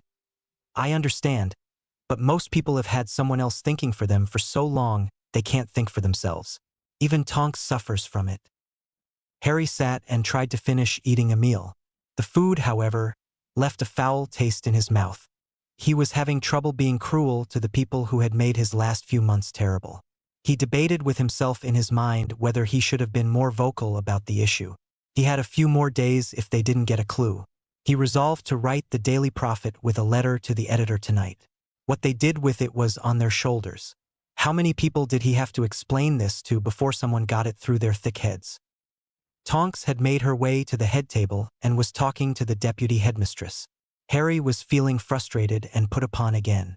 He could wait for this part of his so-called childhood to be over. Harry suddenly stood up and asked Tonks, Where is Madame Bones right now? Tonks said, The Wizengamot is a full meeting. She is there. Harry asked, Are either of my proxies there by any chance? You know your father and your mother. Tonks said, I don't think anyone notified him. Harry's face slowly turned red. Professor McGonagall, I need to leave the school to attend my duties as a member of the Wizengamot, right now. He turned and cast Expecto Patronus. When the mist from his wand quickly condensed into a solid silver figure of a stag. Harry spoke, Theodore Tonks, Harry Potter here. Meet me at the ministry as soon as possible. They seem to ignore my appointment of you and your wife as my proxies. Red alert. The next instant, as the Patronus disappeared, there was a flash of light. Harry called, Dobby. With a pop, the house elf appeared. Master Harry, what can Dobby do for you today? Harry said, I need to get my Potter's head of house dress robes out of my trunk and then get to the Wizengamot chamber. Dobby said, I can do that, and reached out and grasped Harry's arm and, with a pop, disappeared. Hermione said, Oh dear, Harry's on a warpath now, someone is in big trouble. Moments later, Dobby popped back, and Harry was dressed in a magenta robe with the Potter crest surrounded by a gold circle. On his back, He had the Gryffindor's sword slung across his back. Harry leaned down and kissed Hermione. If you can explain to the examination board what my problem is today. Dobby, the Wisengamot chambers, please, as he drew his wand. As Harry Potter and his elf disappeared with a pop, Hermione said, Harry is pissed off. Someone is in big trouble. The crowd watched as Tonks and McGonagall's faces turned white as ash. The deputy headmistress hurried down to Hermione to ask, What is happening, Miss Granger? Hermione said, Someone has attempted to usurp Harry's right to appoint a proxy. I suspect there will be hell to pay if Daedalus Diggle or one of Dumbledore's other lackeys sits in his seat as his proxy. Do you know why Headmaster Dumbledore is sick, Professor? Because the entire committee has been in breach of contract since the Triwizard Tournament third event ended. He and everyone else who organized and ran the tournament is being stripped of their magic slowly and painfully. If the headmaster attempts to revoke the Wisengamot's declaration of Harry being of age, the Goblet of Fire will kill Harry because he competed in violation of the contract. Then the entire committee which put the tournament together will die as well. If the Wisengamot votes to revoke the declaration, they could also die. Professor McGonagall's face turned even whiter as she said, Albus, what nonsense have you done? Bindweed Chapter 5. There were a lot of back-and-forth arguments going on between the members of the Wisengamot present in the sealed chamber. Then a loud boom, and the sealed doors shuttered. After that, a louder boom was heard, and the doors started sagging on their hinges. Finally, a third boom, and one of the door's hinges shattered and fell inward, raising a cloud of dust. Silence fell over the chambers when a dark-haired boy walked through the dust. Every eye was upon him, and the wizard sitting in the chief of the Wisengamot stood and shouted, What is the meaning of this intrusion? This is a closed session. Harry stood and scanned the seats. I see 6 people sitting in Wisengamot seats under my control. Not one of those people is my appointed proxy. I demand they be removed, and any votes they have cast since I appointed Theodore and Andromeda Tonks as my proxies are nullified. The man blustered, See here, boy, you cannot demand anything. You are not of age. Harry leveled his wand for a moment and then lowered it. I could challenge you to a duel, but I think this is a better demonstration for everyone, a learning situation for everyone. Harry raised his wand, pointed it straight into the air, and spoke. As declared of age champion in the Triwizard Tournament, I ask that this man be held in direct breach of the magical contract between the Wisengamot and the Goblet of Fire, namely of the Triwizard Tournament contract, and is guilty of attempted murder of myself and the entire Wisengamot of magical England. I ask that Magic and the Goblet of Fire declared impartial arbitrator for the Triwizard Tournament, judge my declaration, and act accordingly. As Harry spoke his last word, a yellow, sickly glow formed around the standing man, and he fell and screamed in pain before he passed out. Harry turned and looked at Daedalus Diggle. Mr. Diggle, get out of that seat now. You are not my properly appointed proxy. Diggle squirmed as he said, Dumbledore had all the paperwork filed to strip your declaration of being of age away from you the moment the tournament was over. Harry raged, You are an idiot then, because the tournament isn't over until the contract is completely fulfilled by all signatory parties. I, at this moment, declare an attempted line theft has occurred. The conspirators are Albus Dumbledore, Daedalus Diggle, and these other 5 people and all members of the Wisengamot who voted to allow this travesty of law to take place. Get out of the Potter seat. A moment later, Harry barked, Now! Daedalus Diggle stood slowly and unsure of himself. Madame Bones looked at her oars. Arrest Mr. Diggle and those other 5 men now, and get some medical help for Ogden. Harry then saw Draco Malfoy sitting in the black seat. Malfoy, you are neither of age nor head of the Black family. Get out of that seat now. Harry held his left hand high. Upon his middle finger gleamed the head of House Ring for the Black family. Get out now. Draco said, My father promised me I would be head of the Black family, so he voted this seat for years. Sorry, Draco. Your father promised you a set of empty lies. He broke the law every time he voted while sitting in that seat. I am 1 generation older than Sirius and the closest living male related by blood to the last head of the house. He named me as his heir, secondary after my father upon my birth. My named heir is Nymphadora Tonks, and they will be until Sirius Black is cleared. Get out of that seat now. Harry turned his back and asked the Wisengamot in general. How is it that someone without a valid writ of proxy or head of house ring can take a seat in this august body? What other laws and rules have been broached today? Madam Bones. Why were my properly enrolled 2 proxies not notified of this meeting? She said. Diggle had letters which he gave to Ogden. Ogden then declared Diggle your proxy. The same thing happened with Malfoy. Harry asked, Madam Bones, did anyone else see those letters? How were they authenticated? Madam Bones said, no one questioned him or the letters. Harry laughed. Come, let us both look at those letters. Harry approached the desk of Chief Warlock and saw 6 letters in a pile. Dupo. Harry cast duplicating the letters. Not touching the original documents. Witches and wizards. Mr. Dumbledore signed these letters as my magical guardian. But how can he be a magical guardian of a person this body declared to be of age? You cannot have it both ways. Harry randomly pointed at an old man. You, sir, can Dumbledore simply declare you his magical ward? How about you, madam? Pointing at an older witch. Harry hesitated as the members began to mutter. Harry then asked, are you all senile? Harry suddenly spun and cast a wandless Protego. As the shield sprang up between Draco and Harry, the shield rang with a gong-like sound. It wavered slightly under the blue-colored curse but held, protecting Harry and Madam Bones. Harry's wand came up in his hand and snapped off a stunner. Stupefy, taking a deep breath. Draco? How utterly stupid can you be? He spun back to Madam Bones. Charges of assaulting a member inside the Wisengamot chambers while in session, Madam Bones? She nodded. Certainly, Lord Potter. Can you do anything for Ogden? Harry said, the Goblet of Fire is the only and final unbiased arbitrator. My call for his judgment just sped up things for him. The rest of the Wisengamot would have suffered the same fate if I had been a few minutes later. I suggest whoever is in charge of this fucking circus adjourn. I am supposed to be taking my transfiguration practical now, stated Harry. Harry turned to the remaining Wisengamot members. Remember, people, the contract is still in play.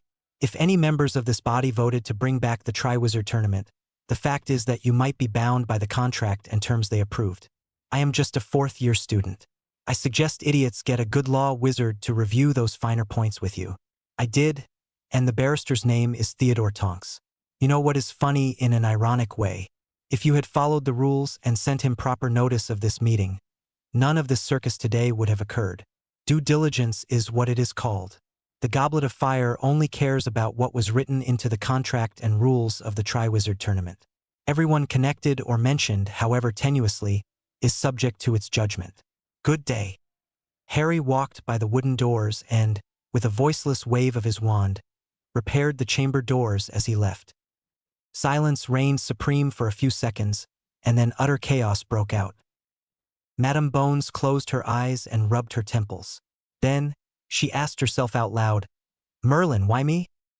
Unseen by all, a tiny beetle flew out of the now open doorway. Rita had one of the biggest stories to write. She knew it was the scoop of the century but didn't know how to slant it. Nevertheless, she knew it would sell papers all around the world. After leaving the Wisengamot chambers, Harry bumped into Ted Tonks walking towards the Wisengamot's chamber. Ted, I softened them up for you, and before that, I was forced to declare Ogden in breach of contract. They were in the process of voting to revoke my status of being of age. Ogden, acting on behalf of Dumbledore and Diggle, had started these actions. Dumbledore made some sort of deal with Ogden. Ogden then seated Diggle and his cronies in place of you. It had to have started yesterday or even Friday night after the Triwizard tournament event, because you didn't receive a notice for this closed session, did you? Ted replied, no notices at all. Not even the one notice would have to be required if they voided my proxy appointment. Well, Ogden is now on his way to St. Mungo's Hospital. Draco attempted to attack me after I kicked him out of the Black family seat. He showed everyone the coward he was by trying to curse me when my back was turned. He is now in a holding cell. I have nothing to say. He will go to Azkaban. Ted nodded his head. More than softened them up. What do you have up at school this afternoon? Transfiguration practical. I will see if I can chivy Andy here when I return. She is my proxy for the black seat. Naomi only knew about the meeting because Bones sent her to ask a question or two of me. Come to think of it, I was too rough on Madame Bones. She did what she could to let me know something foul was happening today. Ted smiled. I shall ensure the doors to chambers remain unsealed, so Andy may attend as the Black family proxy. She is on the way from St. Mungo's. Got to run, Tonks. Go get them, said Harry as he called for Dobby. Dobby reappeared. Master Harry? Harry requested, Hogwarts atrium. Please. 45 minutes had passed since Harry and Dobby had left the Great Hall when he reappeared outside in the atrium with a small pop. As he looked around, he saw all the third-year students milling about, waiting for their written transfiguration test to start. They had done the practicals for transfiguration that morning. Harry made his way up to the hall outside the transfiguration classroom. He saw Hermione still waiting and assumed since Neville was not standing there waiting, Harry guessed Neville was taking his practical. That left Morag, Macmillan, Moon, the Patel twins, and Perks before it would be his turn. Hermione had noticed his arrival and made a dash up to him and a hug and kiss. What sort of trouble did you start, Harry James Potter? Harry groaned. All three names. Am I in big trouble? Capital B and capital T, right? I had to break down the doors to the Wisengamot chambers because they had unlawfully attempted to declare me a non-member and revoke my of-age status. Dumbledore and Ogden were trying to kill me by reversing the Wisengamot's prior declaration that I was of age.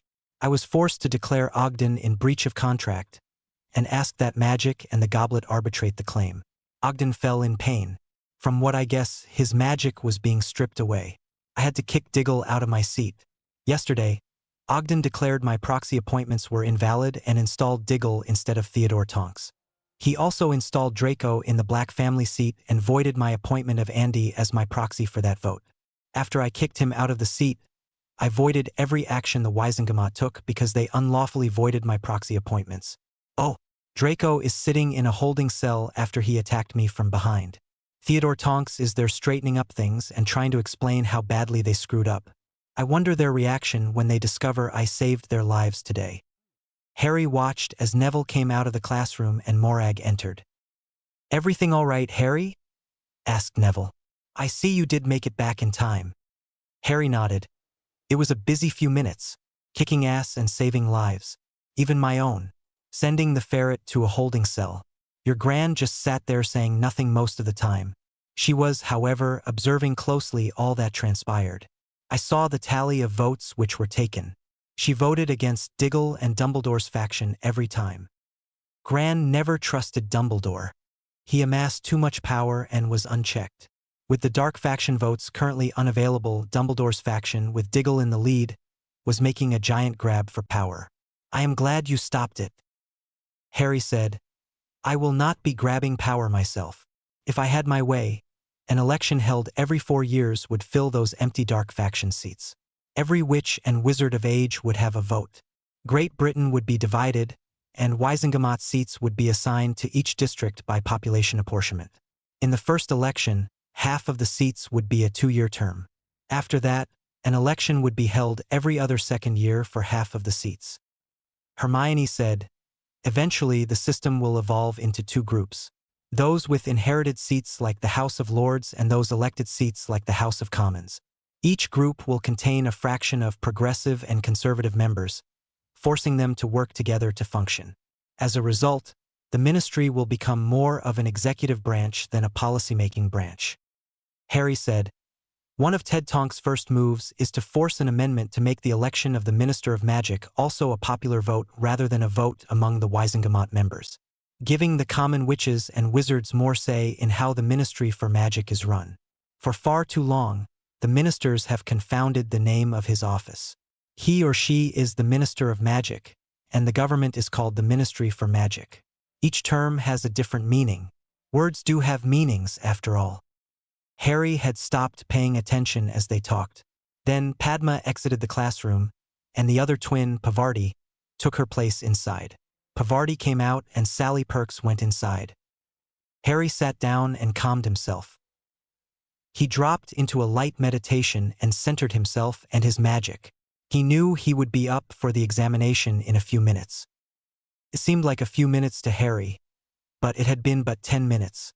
Sally Perks came out, and Harry stood instantly, becoming fully aware, shaking his arms to loosen himself up. As the door closed behind him, Professor McGonagall smiled. "We have an observer from the Ministry Testing Board here today, Mr. Potter. He may ask you questions during the practical examination. Feel free to answer his questions or comments." On the tables throughout the room were small boxes. Each box was an item, and Harry was instructed to start with the box numbered 1 and follow the written instructions in front of each box. The transfiguration would get more complicated as he progressed during the practical. He was encouraged to try the transfigurations with his wand or silently for extra points. The first test item was a matchstick, and the instructions were to transfigure it into a needle. Lesson 1 in Transfiguration.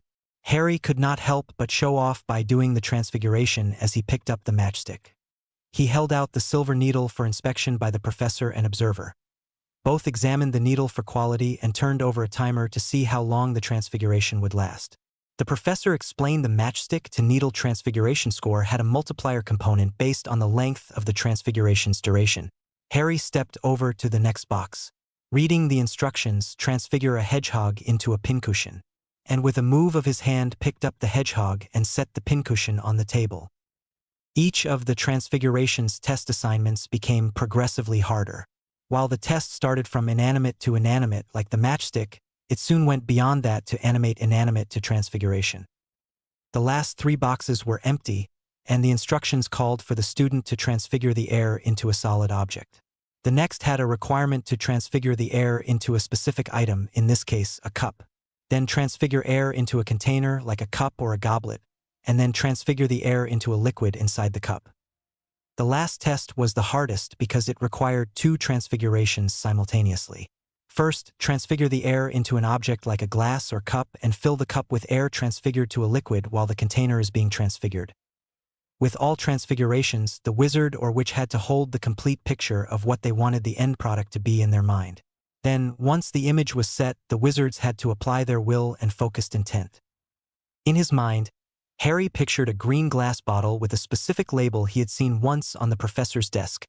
Inside, he envisioned a single malt Scotch whiskey. Intensely, Harry concentrated on recalling the sense of the whiskey dregs inside the glass. Harry started going for a break. With a deep look of concentration, he circled his wand around, and the bottle formed completely and wholly filled with a liquid. Harry gasped from exertion. He had not realized how much magic knocking down the doors of the Wizengamot chamber had taken out of him. Harry took a few deep breaths as Professor McGonagall asked, "Are you okay there, Mr. Potter?" "I'm fine." Harry wavered for a minute, just a little woozy for a second there. "I had a busy bit of time with the Wizengamot earlier." The observer said, "The last 3 test items are from the Newt examination, Mr. Potter. You are the only one to have passed those 3 items. The 4 before those last 3 were from the OWL examination. Only 3 people have completed the first 2 of the 4 today. Therefore, your needle transfiguration time will be left running.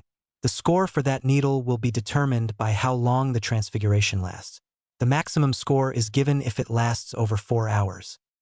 They both turned and looked at Professor McGonagall, opening the bottle and sniffing. "This smells just like Glenlivet. Are you sure you didn't perform a switching spell, Mr. Potter?" asked McGonagall. "No, Professor," Harry said. "I did it just as you said we must do for any transfiguration. I remember right after my name came out of the goblet of fire. You called me to your office and had a bottle like that sitting on your desk, and the glass had the dregs of a drink. I recalled the smell as faint as it was. The color and shape of your decanter were the easy part.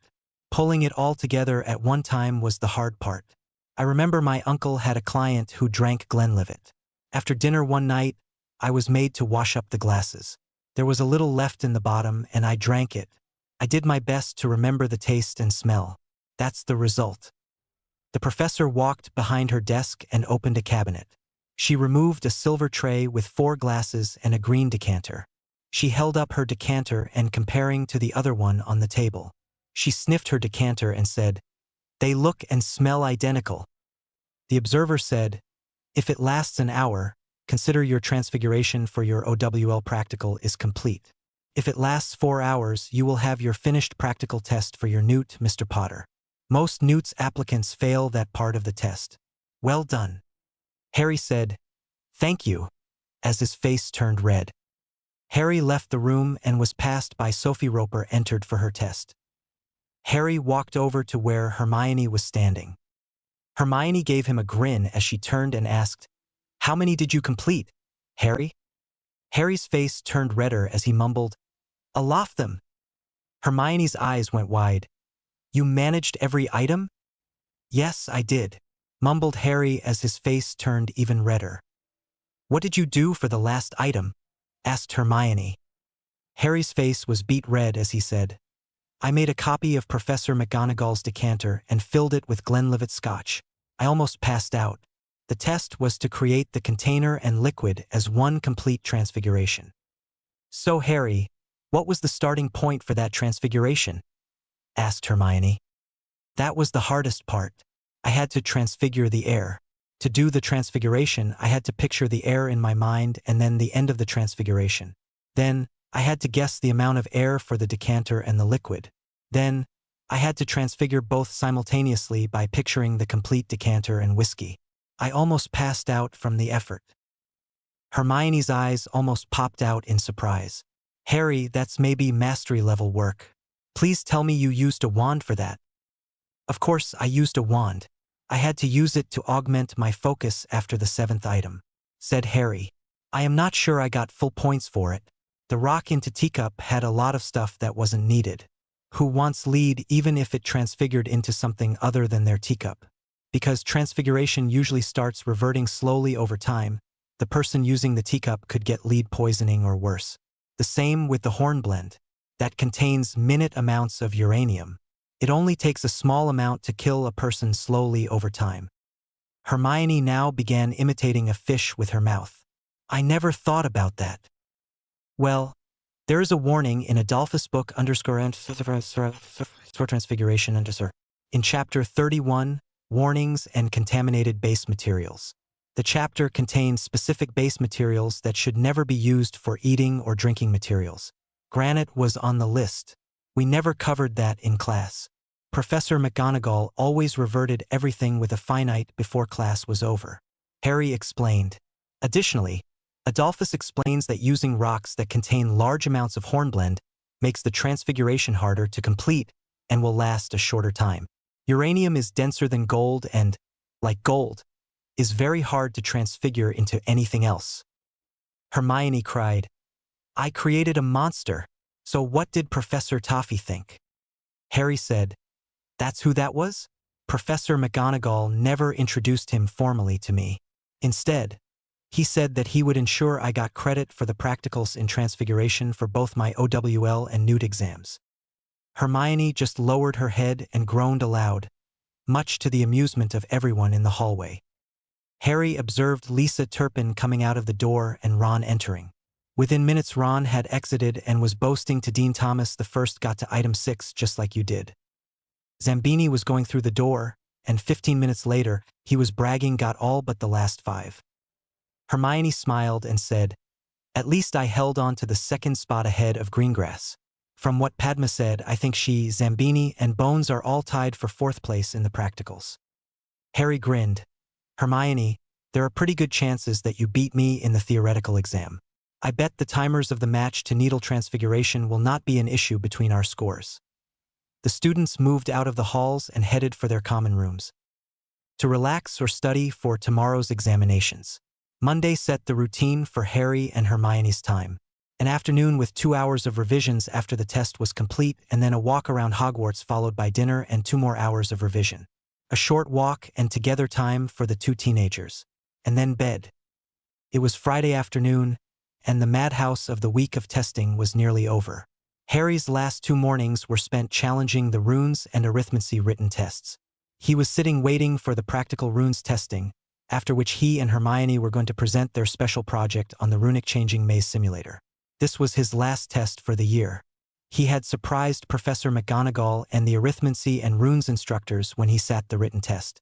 More shocking was the professors were driven enough about their curiosity to grade his written papers first. In both classes, he finishes at least 5 points ahead of everyone else and just 1 point behind Hermione in arithmancy. Hermione came out of the practical rune test and told Harry, "Go right in. You got this one easy." Harry walked up and found there were 4 tables set up. One had a set of runic tiles. He had to decode and explain the use of the sequence. He quickly examined the tiles and wrote out the meanings and how the arrangement would work as a shield when powered up. The second table was just the opposite starting point. He had a set of 10 tiles, and he was to use 4 to 6 tiles to set up a zone of silence ward in which no noise would enter or escape when powered up. Easy, he had started learning about runes just to silence Ron's snoring at night. Harry quickly sorted out the 6 needed tiles and arranged them in the proper hexagonal arrangement. The instructor nodded, and Harry removed 2 of the runic tiles, added 1 more, and pointed out this would be a temporary zone of silence that would last about 6 hours with this tile as a timer. The teacher nodded excellently. Harry made a beeline to the third problem. It was a bowl like a pensive. He had 30 tiles to stick with a charm to the bowl. This was what a pensive should look like. Harry recalled what Dumbledore's pensive had looked like and then remembered it was not Dumbledore's. It was part of the Potter estate. It was his.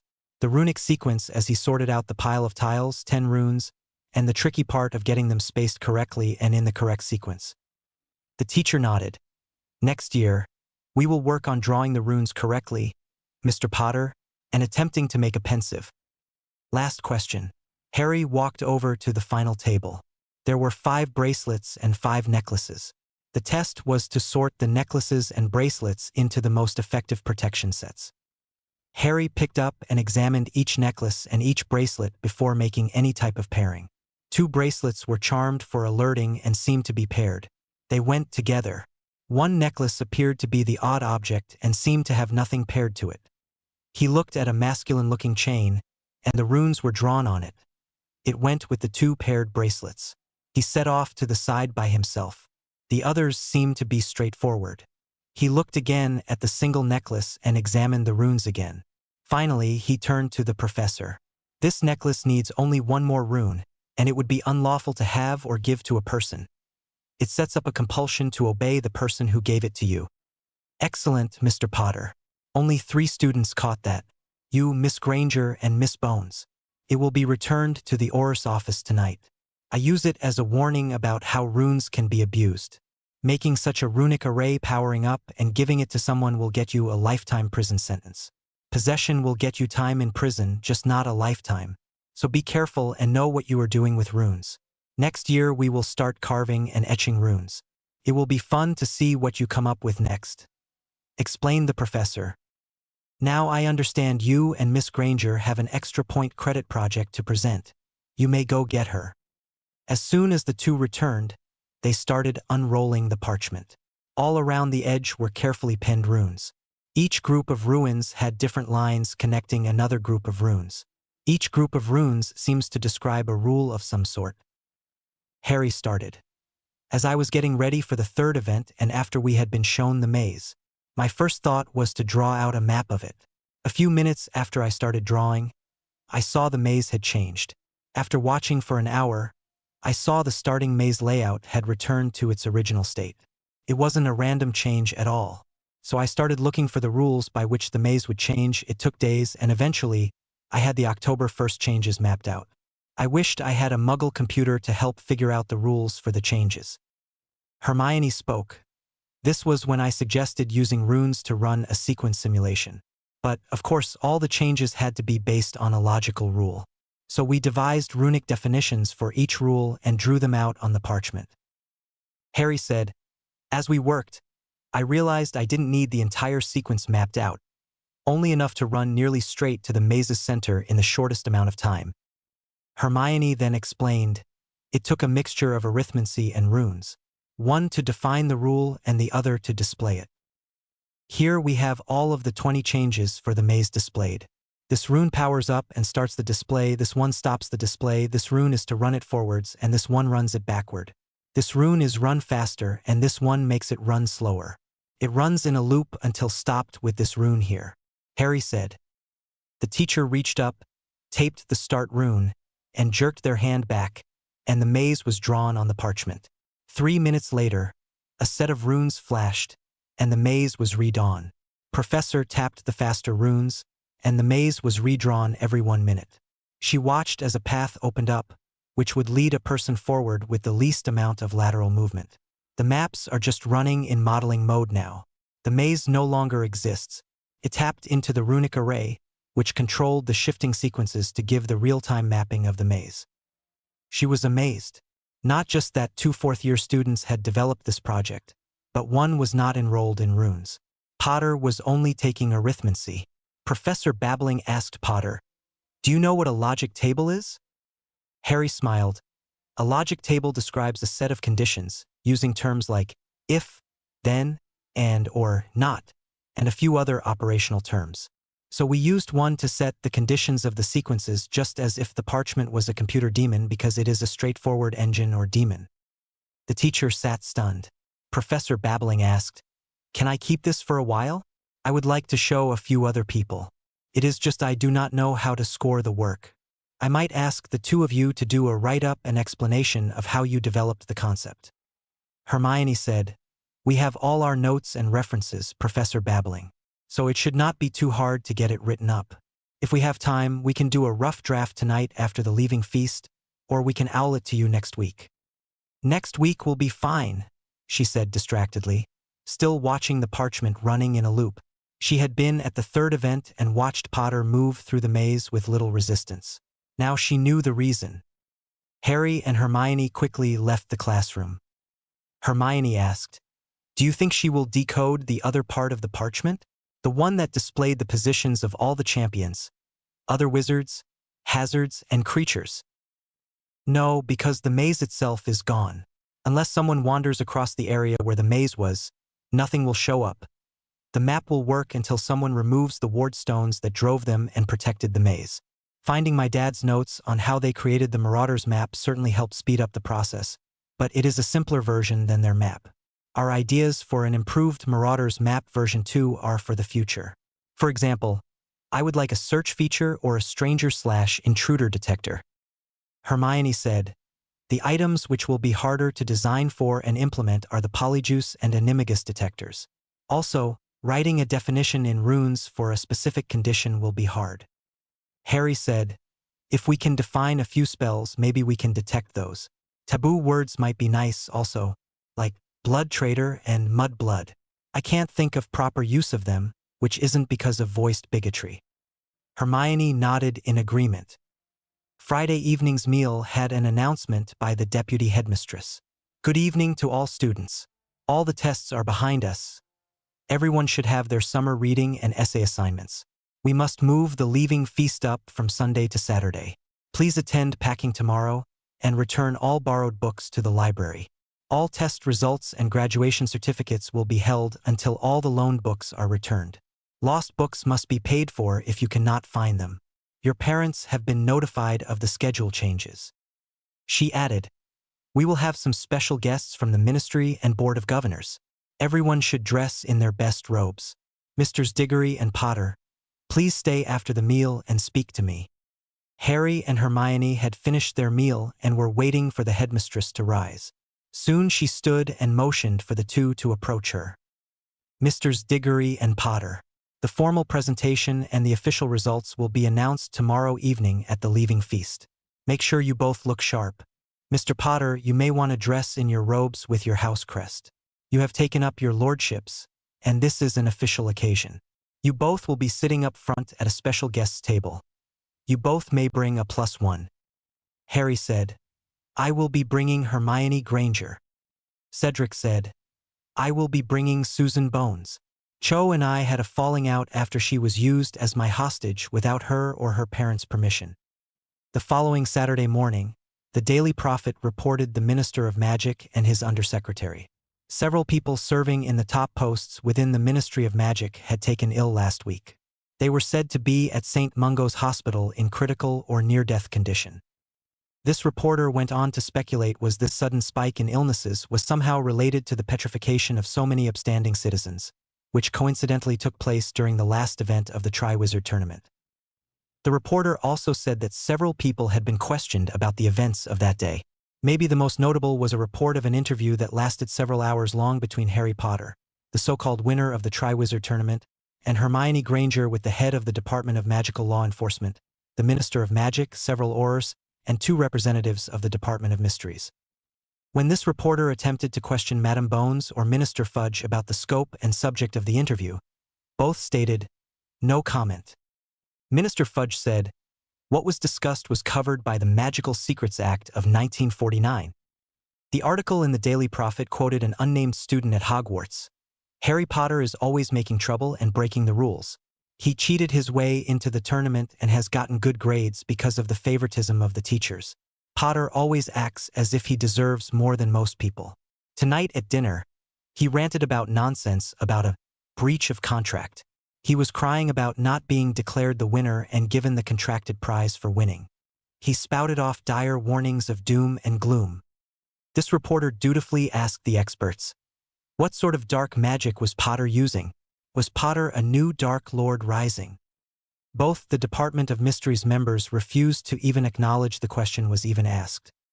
So this reporter kept inquiring and found out Potter had made quite a scene in the Wizengamot chambers. The result was several wizards had been arrested for collusion to commit line theft. The current chief warlock was carried out of the Wizengamot chamber to St. Mungo's, where he later died. The certificate of death stated cause of death was that he had lost his magic for breaching a magical contract. The question is, what contract? And how can such a contract with so many far-reaching results be made?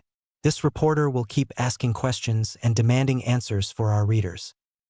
The following day at 9 o'clock, Harry informed Professor McGonagall of his need to go to London and conduct some family business at Gringotts Bank. She nodded and allowed him to use her flu to get there. However, she indicated that getting back to school was his obligation.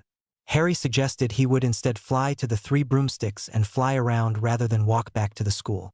Professor McGonagall nodded in agreement. Harry quickly went outside the Great Hall and out the doors. Then, leaping onto his broom, he flew soon over the Black Lake to Hogsmeade. He paid a small fee and got a claim ticket for his broom and a pinch of flu powder. Tossing the powder into the fireplace, called out, "The leaky cauldron," and stepped through as soon as the flames turned green. As he emerged from the fire, Harry waved at Tom, the bartender. Then, he quickly made his way back and into Diagon Alley and Gringotts. Inside the bank, he went to the VIP teller and voiced a need to go to the main Potter vaults in nearly perfect Petromike. The arrangements were made, and after a quick and exciting ride, he was soon on one of the deepest levels of the bank. He placed his hand on the vault door and listened as the bars holding the door shut were released. Harry entered and quickly went to the inventory book. Under the section listing wedding rings, I made a mental note of the area of the vault the jewelry was stored. Harry went deeper into the vault, ignoring all the baubles and items collected over the thousands of years the vault had been used. Finally, he arrived at the jewelry sections and picked an empty tray. He selected 20 matching betrothal and wedding sets, all of which he felt Hermione might like. His favorite was the set his mother had used. He placed the lid on the tray and went to the cart and the exciting ride to the bank's lobby. He thanked the goblin cart attendant and gave him a galleon tip. "For the extra time I took. Time is money." He spoke in near-perfect Petromike, shocking the second goblin. Harry made his way out of the bank and through Diagon Alley. Stepping outside the entrance to Diagon Alley, Harry operated away without a sound, only to appear in a park near where Hermione lived. He quickly made his way to the front door of a modest home. He knocked on the door and waited. A few minutes later, the door opened. A rather slender man with a fair build and very curly hair opened the door and asked, "Yes." Harry spoke. "Dr. Granger? I am Harry Potter. I think you are expecting me." "Yes, young man, we are. Please come inside." The doctor spoke tersely. Harry followed the man inside and down a hall to a sitting room. The doctor motioned Harry to sit and then moved to sit beside a very well-dressed woman with brown eyes like Hermione's. The man formally introduced himself to Harry. "I am Dr. Daniel Granger, And this is my wife, Dr. Jane Granger. We have met a few times. Hermione had always said that you were her special friend. After reading Hermione's last letter asking us to meet with you, I understand how special she thinks of you. Harry spoke softly. Hermione is my life. She is my rock and anchor. We have discussed this action carefully. As you know, wizarding marriages are often arranged and done by contract in the magical world. However, my family's charter was changed several generations back to stop the slavery of marriage contracts. So what Hermione and I want to do is enter into a betrothal period until we both graduate from Hogwarts. Magical couples usually marry early, either after Hogwarts or after gaining mastery. That's because our lifespans are often 150 years or longer. Our lives have odd phases. I have a full-time job upon graduation and have enough investment income to live off the interest alone. I will get an additional stipend from our government because I am a magical house of lords. That's a full-time job. I can support Hermione in any field she wishes to enter. Additionally, Hermione will have her very own stipend for her seats in the magical house of lords. Income for neither of us will be a problem. I have several homes, both in the countryside and 2 here in London, and a few overseas. Harry continued, I think she said in her letter thought concerning her safety and how being betrothed to me would make her safer. For any reason, we decided to not proceed beyond the betrothal. Hermione would still be able to be her very own person and make her own way without any penalties. But it would be easier for her with the betrothal in the short run. Dan frowned. We, her mother and I, have some serious misgivings about this, but understand this arrangement is open, and she can walk away with no strings attached? Harry said. I would not have it any other way. Jane looked at Harry. Remember this, Mr. Potter. We are dentists. We know how to hurt people. So if you harm my baby girl, Dan will hunt you down and we will hurt you. Harry gulped. Yes, Dr. Granger. You do understand if I hurt Hermione, there would be little left of me. Your daughter is scary. Jane smiled at Dan and nodded. Dan asked, so now we have the hard part of being the angry parent part out of the way. Show us the ring. Harry grinned and said, that's the hard part. I wasn't sure, so I picked a few from my vault for Hermione from which to choose. He opened the cover on the jewelry tray. Jane gasped. This tray on display had several million pounds of jewelry. Betrothal and wedding set with 2-3s carat diamonds and other precious gems set together. These are from your vault? Harry said. I picked only the ones I thought Hermione would like. I can pick out others if you think she wouldn't like one of these. Dan asked, how many ring sets are in your vault? Harry shook his head. More than 400 or 500 wedding sets are still in the vault. I read in some of the journals that, as a family, we tend to reuse them. At one time, the Potter family was considered a large family, with about 300 married couples at any time. Now there is only me. My parents' rings were last used 700 years ago. Pointing to a set. These were my grandparents. This one was used by a distant great-uncle. Dan's eyebrows rose as he slowly realized how wealthy Harry was and how much history his family had. Jane said, I would suggest one of these 3 sets, pointing to Harry's mother's set and 2 others, which were very modest sets. Large and gaudier sets of rings tend to get in the way too often. These are nicely made and won't get in the way during daily wear. If and when she needs to be showy, there are dinner rings. Harry said, I have some of those settings also. Some have matching tiaras also. Pointing to the photo on the mantle of Harry and Hermione on the night of the Christmas ball. I loaned those to Hermione for the Christmas ball. Jane looked. I thought those were costume wear. Are they real? They are real. The set belonged to a distant aunt and go with my mother's ring set. White gold and baby blue sapphires, with diamond accents. Harry said, I was thinking about giving them to her as a Christmas gift, but I feared she would refuse them as too expensive, and I would hate to break up a matched set. Jane nodded in agreement. Smart boy. Harry and the Grangers spent the next hour or so speaking about his and Hermione's plans. Both of them made suggestions and offered guidance. When the mantel clock struck the 4 o'clock hour, Harry said, I need to be back at school by 5, as he stood. Jane stepped forward and gave Harry a gentle hug. You will be good to our girl. Daniel offered his hand and said, "Welcome to the family. We will see you on Sunday. Have that boy Colin take pictures of you asking Hermione the question, please." Harry said, "Right, already done." Hermione was right. Imagine that. With a grin, Dan and Jane walked Harry to the door. Just at the edge of the doorway, Harry said, "No need to open the door. I can leave from here." With a nearly silent whisper of pop, he disappeared. Harry appeared between the gateway to Diagon Alley and the back door to the Leaky Cauldron. He went inside, and none knew about his visit with the Grangers. The bar, however, this afternoon was busy. Harry dodged a dozen patrons, making his way to the fireplace.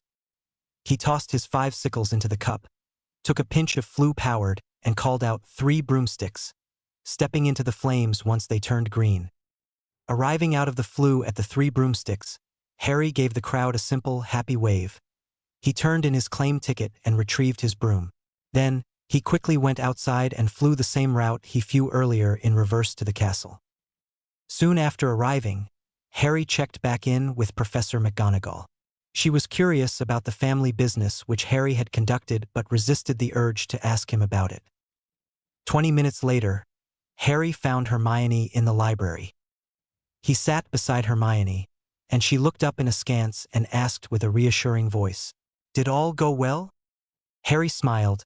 "The usual future in-laws warnings about hurting you. Your mother is almost scarier than you are." Hermione frowned. "I am not scary, am I?" "Hermione, when you have something you want to discover, you can be very scary," Harry explained. Harry opened the case and told Hermione, "Pick the set you liked the most."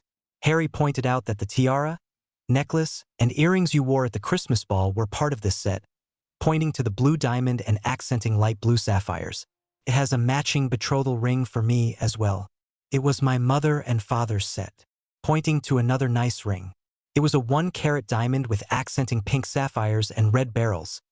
This was my grandmother's set. I believe it has matching accessories as well." Hermione started, "Easy pick, Harry. Periwinkle blue is my favorite shade. That this ring belonged to your mother makes me feel like both your father and mother would bless our union if they could." Harry nodded. He closed his eyes in deep concentration. Then, with his wand in his hand, he slowly waved it in a perfect circle. The glow of a transfiguration taking place was seen. Slowly, a small wooden ring box took shape in front of him. As he finished, he opened his eyes. The Potter crest in mother of pearl and gold were at the top. Harry snapped open the box and placed the chosen set inside the dark red velvet lining folds. He closed the tray and called Dobby. With a pop, the small but exuberant house elf appeared. "What can Dobby do for Master Harry Potter today?" "Tonight, I have something special planned for Hermione. I need my formal robes cleaned and laid out for me." Shifting from foot to foot, Dobby's eyes went wide. "You are going to be asking your Missy Granges tonight?" Harry nodded a yes. "Yes, I am, Dobby. Please say her name slowly." Miss Granger. Dobby got a look on his face of concentrating. Miss Grangers. Harry coached him carefully. "Close, keep trying. It is something I know you can do for me. People's names are important. Miss Granger." Dobby tried really hard. He gulped air before he spoke with a degree of calmness that was surprising. "Mrs. Granger's. Even better, Dobby. Take as much time as you need to say the words clearly and carefully. It isn't racing, and all house elves like to be busy doing as many things as possible. You think humans do things much slower than a house elf can. You will not be punished ever. We can keep working on it. Okay. Now, I want you to place this case inside my trunk and lock it. Then see to the formal robes." Dobby nodded. "Yes, Mr. Harry, sir."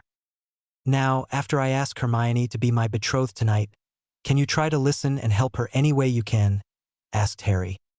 Dobby nodded. "Yes, sir, Mr. Harry, sir. I'm looking out for a female elf to help her too. She is an important lady now." "Good deal, Dobby, my friend," Harry said as Dobby disappeared with the jewelry case with a pop. Bindweed Chapter 6. Saturday evening, as the duo left the common room to go to the leaving fast, they felt relaxed because they were ready for tomorrow. feeling relieved after Hermione and Harry had to make 3 trips to check in all the books they had borrowed during the school year. It wasn't until they gathered their notes together for packing away that they realized how many different subjects they had studied and at what great depth. Harry had left out tomorrow's clean travel clothes. The formal dress robes he wore this evening would be packed on top for the trip home. He had a small book bag, something to read, a simple Muggle notepad, and a biro. Just knowing that there would be members of the ministry represented as well as the school's board members present.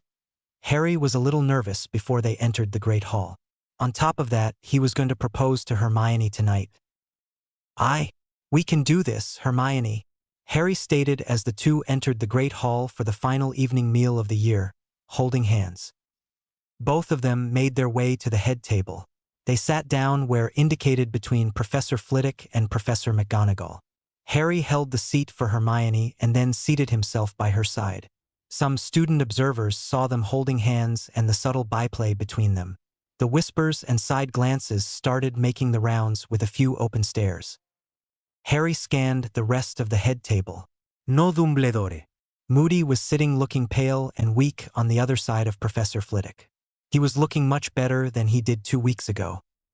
There were dozens of reporters sitting in the back at a special table, and some other members of the Board of Governors and people of note sitting in the back.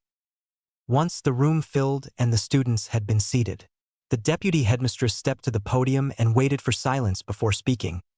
Due to circumstances beyond our control and the community's needs, the leaving feast schedule was advanced to tonight. Hogwarts Express will be leaving tomorrow morning at 10 a.m. She reiterated. The professor paused, but not stepping away from the podium. She waited for the few murmurs to stop. "We have a few special guests tonight. I see you all heeded my announcement and dressed sharply." Silence hung in the air as Professor McGonagall looked out at the crowd. She understood some of why Albus held onto the many positions he had. Professor McGonagall felt empowered was leading so many young minds. She had not felt this way since she started teaching many years ago. Tonight marks a turning point for our current crop of 7th years. We bid them all farewell and good speed in the next major part of their lives. Some will take up an apprenticeship or employment with their basic schooling behind them. A few will start family life. Sadly, a few will return to the Muggle or non-magical world and not be seen again unless they have magical children. I certainly hope the number of these we lose is near 0. Now on with the rest of the program. Glancing down at her list, our guests from Beauxbatons and Durmstrang departed Hogwarts grounds the morning after the last task. We wish to offer them all our sincere thanks for participating in the Triwizard tournament. We will be sending them formal letters of thanks tomorrow. I am very sorry to say feel that no progress was made in the stated goal of international cooperation, and most people have stated an opinion that the tournament had been subverted by a few for their own personal or political gain. Tonight, we do have Mr. Percival Weasley as a representative from the Triwizard Tournament Committee and Madame Bones from the Ministry of Magic as our guests. In the back are members of the Board of Directors for Hogwarts and a few department heads for various departments at the Ministry of Magic. I wish you all welcome on behalf of Hogwarts. After the applause faded out, next, she spoke. The Hogwarts House Cup will be awarded to Gryffindor House with a final tally of 3,002 points, followed by Ravenclaw House with 2,246. Next is Hufflepuff House just behind them with 2,239, and lastly, Slytherin House with 1,999 points. Well done, everyone, for their hard work. Checking her agenda, those students who missed the end-of-year testing, including OWL and Newt levels, will be allowed to make up their testing with no penalties if done within the next 30 days. They are directed to make an appointment with the Wizard Testing Authority. Letters to that effect have been sent.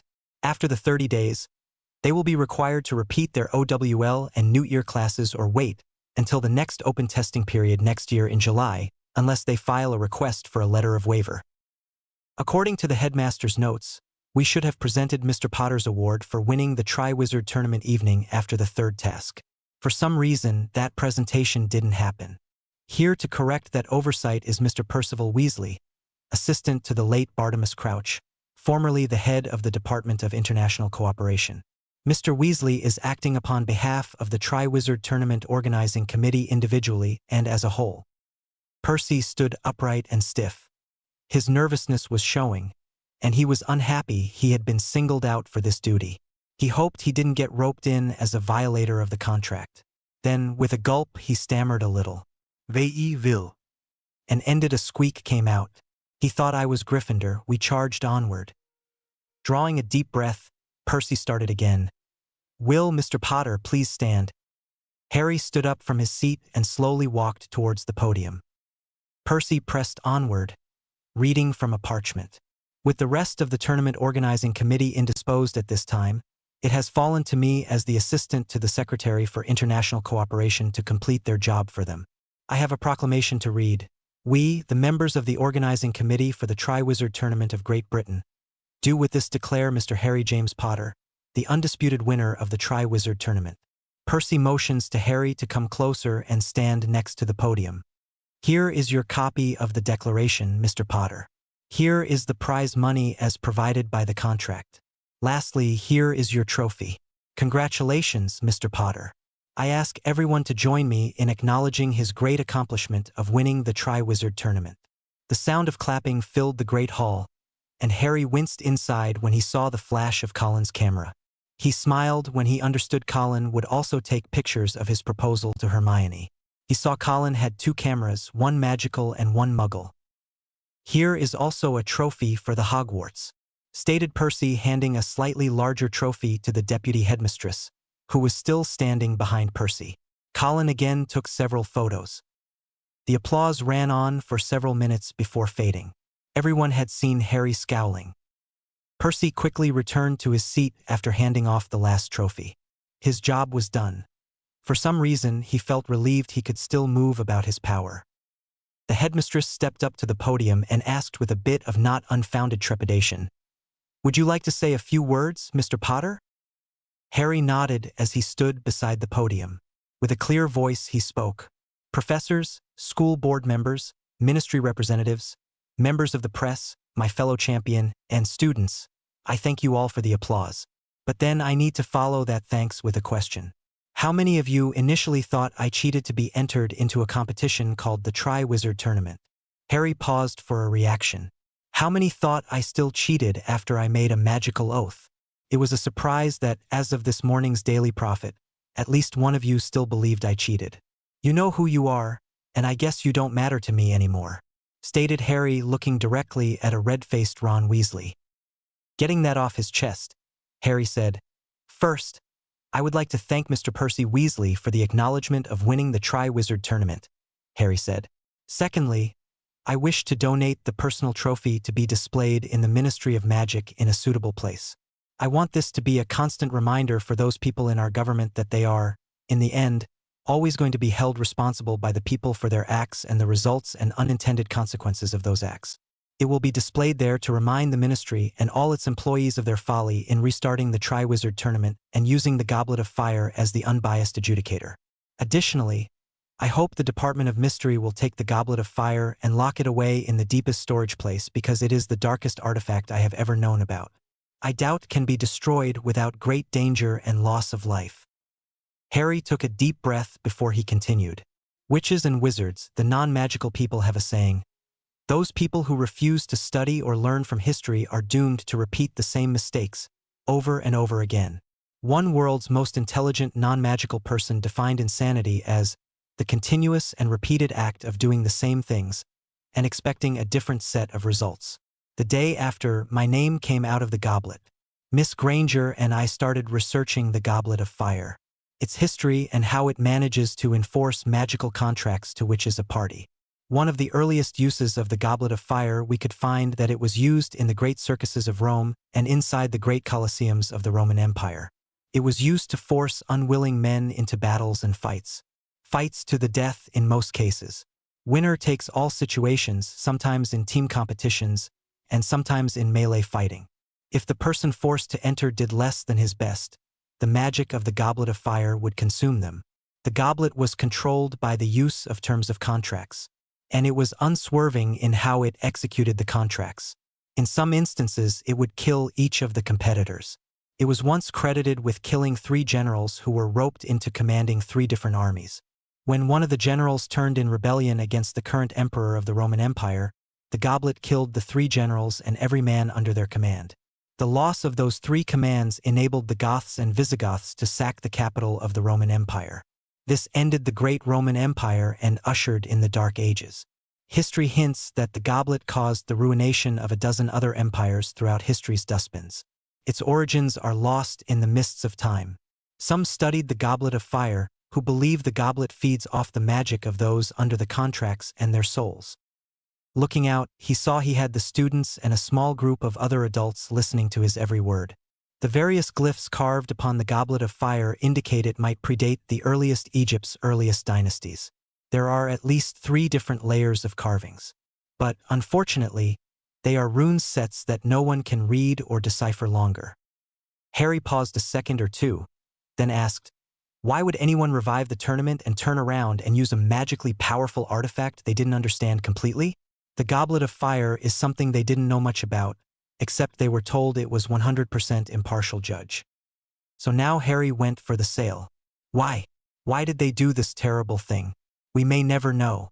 Maybe Barty Crouch Sr. could have sought to reclaim his political standing after he fell so far after his son was caught out as a Death Eater.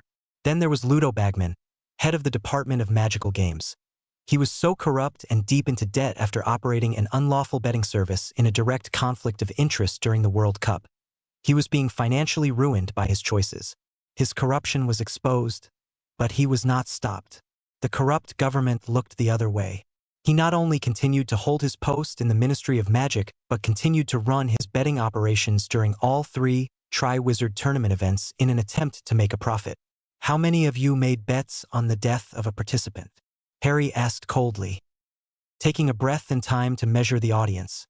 Next we have Minister for Magic Cornelius Fudge, always looking to make a political or personal profit.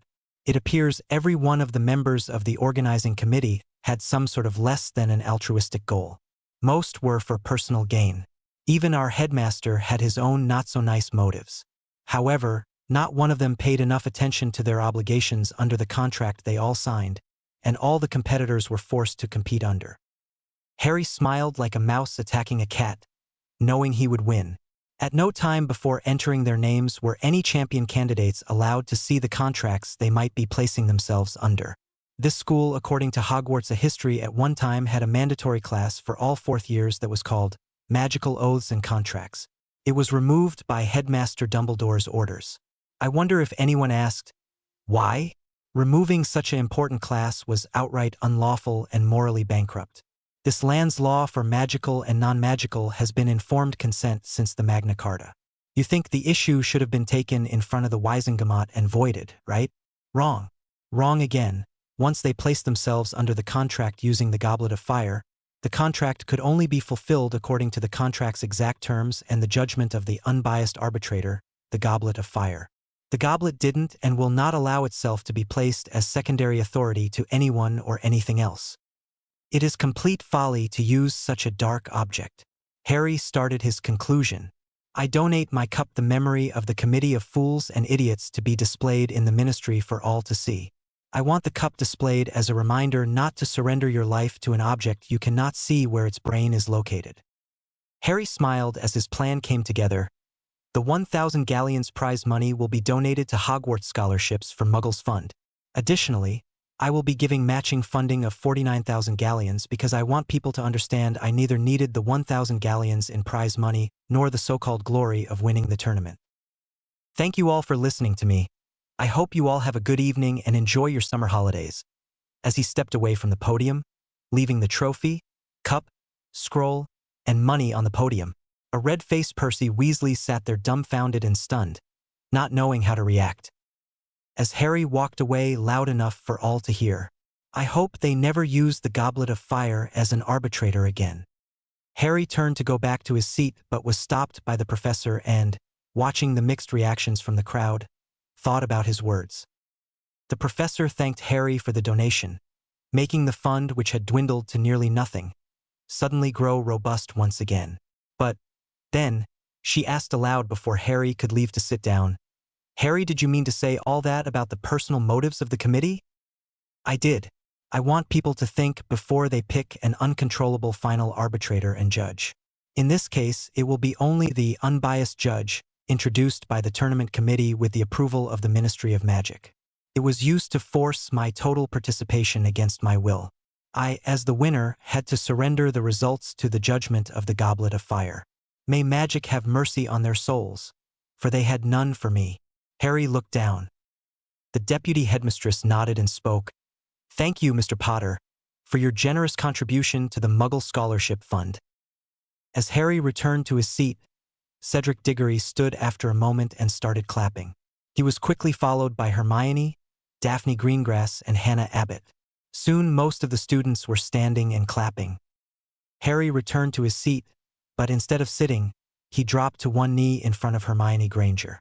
Holding a box out in front of him as he snapped open the box, with a voice that could be heard by all, he asked, Lady Hermione Jane Dagworth Granger Puckle, I am asking you to enter freely into a period of betrothal with me. You and I will start making our wedding plans when we are both ready. Will you agree to eventually be my wife? He asked as he lifted the box he held towards her as the pops of multiple camera flashes were seen. Hermione's voice was clear. Harry, I had hoped this day would come since you first rescued me from the troll. Yes, I will become your betrothed. Harry took the ring from the box and slipped it upon her finger. By this time, he had grown used to the flashing of Colin's camera flashes going off. Harry stood and formally announced, I am Lord Harry James Potter, and I would like to introduce my betrothed, Lady Hermione Jane Dagworth Granger Puckle. Cedric was on his feet again, clapping as quickly, followed by several more well-wishers. Slowly most of the great hall stood clapping. Dinner was served shortly after, followed by a dessert made from a bitter fruit for many of the adults in the crowd as they recalled the young lord's harsh and critical words. Harry and Hermione stood up to leave after the feast, only to be stopped by the deputy headmistress. My first order of business is congratulations on the public statement and your betrothal. It will set limits on what people can say and do. Second, I need to know if you are both okay? This morning, the Daily Prophet was cruel and attempted to brand you in a very ugly light. Harry said, My statement tonight will be in the Prophet in the morning. Rita has been violating her ban from entering the school over the entire school year. Yet, the headmaster refused to put a stop to her. So, I simply used this venue to air the dirty laundry of some of the most self-serving and corrupt people I know. Hermione said, Rita is an animagus and has the form of a water beetle. She has been in and out of the castle almost at will, all year long. Harry suggested, If you become the next headmistress, I suggest you carefully go over the wards. Dear old Albus has them so buggered you may need to have them dismantled and rebuilt from scratch.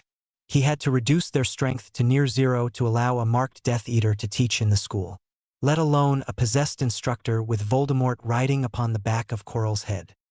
Professor McGonagall had a worried look. You have a place to stay this summer, Mr. Potter? Harry smiled.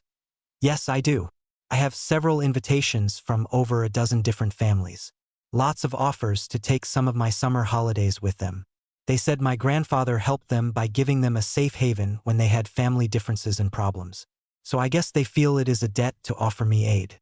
You know, these are some of the same people Hagrid contacted to obtain photos of my parents and grandparents for my first Christmas present. I also own several properties in the UK. I may be staying in one or more of them over the summer. So during the summer holidays, if you need to contact me, simply call for Hedwig, my owl. She and she alone will always be able to deliver mail to me. The two teens made their way to the Gryffindor common room. Once they passed inside the entrance to the common room, Harry and Hermione were met by Ron Weasley, and the verbal attack started immediately. With spittle flying, Ron yelled, Not happy with winning a 1,000 galleons, are you, Potter? You had to shove your wealth in everyone's face by donating an additional 49,000 galleons. Were you trying to show us you were not interested in the money? You are still a cheater. Everything has to be your way all the time. Even your betrothal was all about you and seeking the spotlight. Harry stared at Ron and asked, What is your fucking problem, Ron? I don't and never did want the money. I don't need or want any of the so-called fame and glory. What is your problem? Do you know what I wish I had? A real family, a mother and father siblings who loved me. Do you know what I don't have? A memory of my mother or father caring for me. Still foaming with anger from his mouth, Ron ranted. Too good for us all, are you, Potter? Dissing Dumbledore after all he has done for you. Just what? Asked Harry. Do you think he has done for me? Helped himself to mine and every other orphan's vaults for the last 20 years? Embezzled millions of galleons from Hogwarts funds over the years? He has even stolen your family's Wisingamot seat and vote for years. So please shut up, Ron Weasley, because you are not thinking clearly. Ron was left sputtering as his older twin brothers closed upon him. At the same time, Harry ascended the stairs to their dorm after kissing Hermione goodnight. The following day, Harry and Hermione met in the common room with their trunks in tow. The two made their way down to the atrium and placed their locked trunks in the proper place to be transported to the train station after breakfast. The duo entered the Great Hall and sat waiting for breakfast. Harry grabbed several apples and oranges for snacks later during their ride to London. During breakfast, a young Ravenclaw appeared. Hello, Harry Potter. Harry answered, And good morning to you, Luna Lovegood. Thank you for all the help during this school year. How are you today? The blonde answered, I am fine, Mr. Potter. My father is the publisher of the Quibbler magazine. He would like an interview with you, if possible. Harry groaned. I would rather not make any statements now, Miss Lovegood. Far too many investigations are going on, and any statements I might give might muddy the waters. Maybe, sometime later in the summer? The dirty blonde sang a happy later, then Harry Potter and skipped away. The Daily Prophet arrived a few minutes later. Harry watched as Hermione scanned the front page and a few pages following it.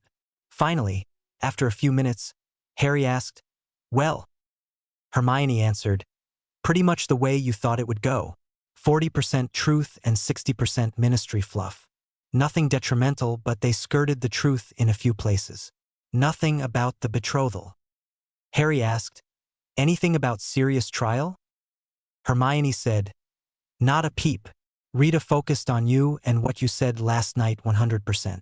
Other than her calling Percy a nervous twit.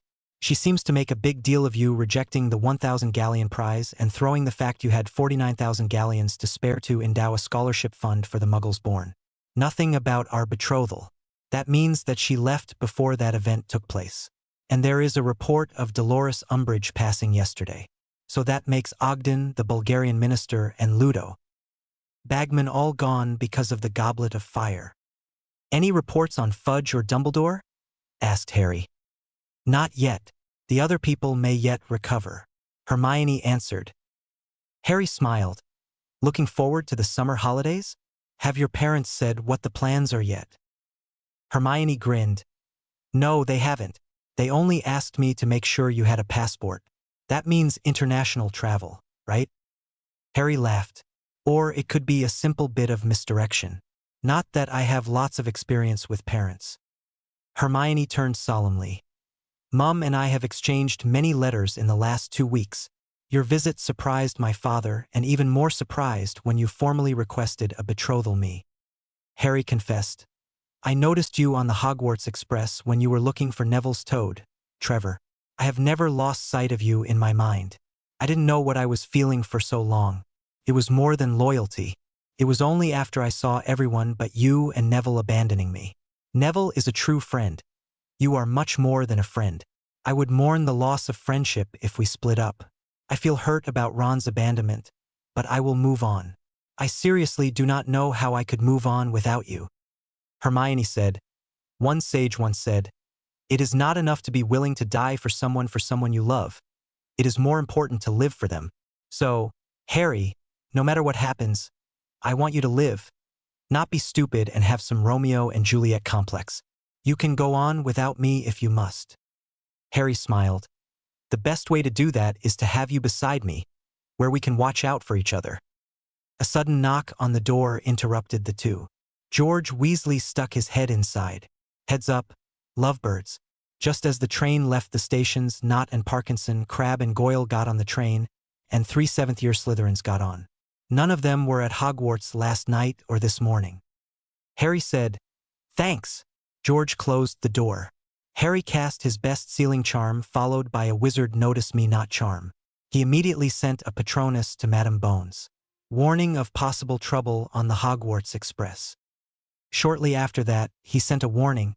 He sent a warning to Neville to be aware of the Slytherins making trouble. Minutes later, they heard the first blast, followed by screams. Harry sent another Patronus to Madame Bones. 10 minutes out of Hogwarts. Slytherin factions attacking students.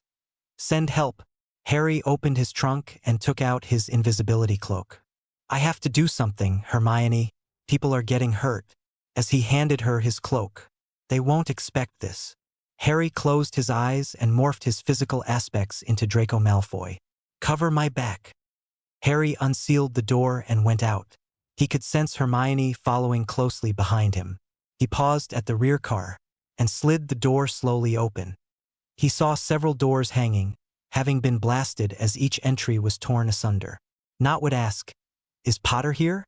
And when answered with a no, he would cast a few curses into the compartment and move on. Harry slammed the door wide open, catching Nott's attention.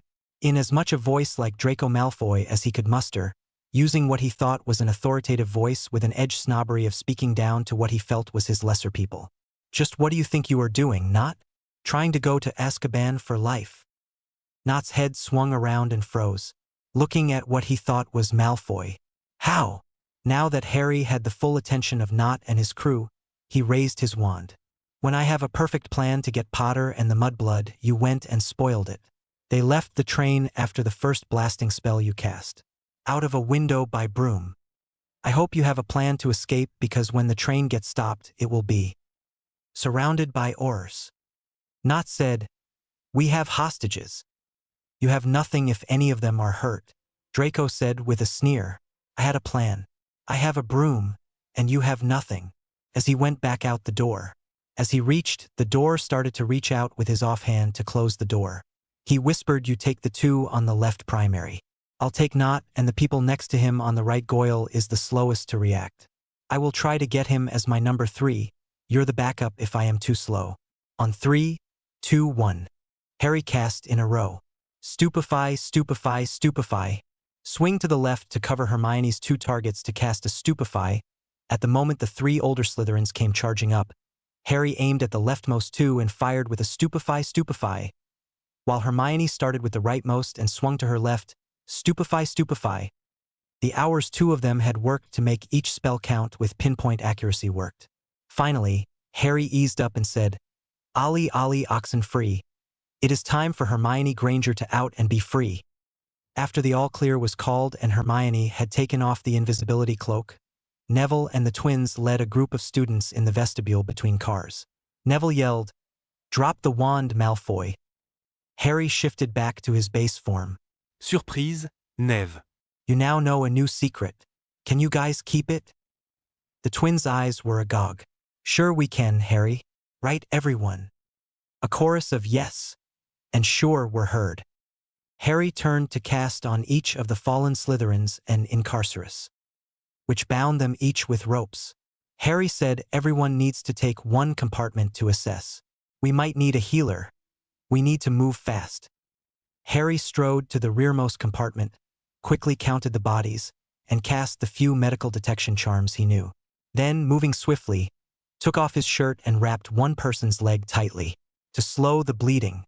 The rest were hurt but not in immediate medical danger. Casting another Patronus, he said, "We are about 25 to 30 minutes out of Hogsmeade. Attack on Hogwarts Express. We need help. One student is critical, bleeding." I applied bandages and direct pressure. Assessing another 10 to 15 students follow. Send medical help. Harry Potter. Harry quickly sent off a second Patronus message to the driver. Attack upon students. We have injuries. Stop the train. Aurors notified. Cedric Diggory came into the compartment where Harry was applying first aid. Harry immediately asked, "Cedric, I need you to apparate and get help. St. Mungo's? This one has a sliced femoral artery. I don't know how badly the others are hurt. Maybe worse. Get some help here. I already alerted the Aurors, but they have to find us. If you know anyone else, can they apparate to the Auror office? Go now." Harry realized this girl was bleeding out, so he tore off the bandage, reached into the gaping wound, and found the spurting artery, and with 2 fingers pinched it shut. Hermione came into the compartment. Some bad cuts in the other train compartments. Concussions and broken legs and arms. What do you have? Asked Hermione. Harry said, severed femoral artery. It looked like it bled freely for about 3 minutes. She is in shock from blood loss. Get someone on a broom, get up and have him shoot red sparks. Get someone else on a broom and send them back and forward along the track so the searchers can find us. I sent Diggory and a few others to DMLE and St. Mungo's for help. Find out if there is a medical kit with blood replenishment potion on the train. Have someone else watch the injured for signs of going into shock. Harry concentrated on the injured girl. Quietly, a young blonde girl slipped into the compartment. She said, "That's Astoria Greengrass." Harry looked up and saw Luna Lovegood. "Harry Potter, you can save her," sang Luna. "Did you know, Harry, the hands of the king are healing hands? It is part of your blessings. You must use them, picture things as they need to be, and make it so." Harry looked at her, confused. "What?" Luna said in a coaching voice. "Close your eyes. Picture the artery connected and complete with the blood flowing through it unrestricted. Pull the raw end between your fingers to the other raw end. Use your senses to visualize the severed ends and call them together with your magic. Picture the two ends meeting together in your mind. Center yourself and reach into your magic. Then breathe deeply. Remember, the hands of the king are healing hands, Harry.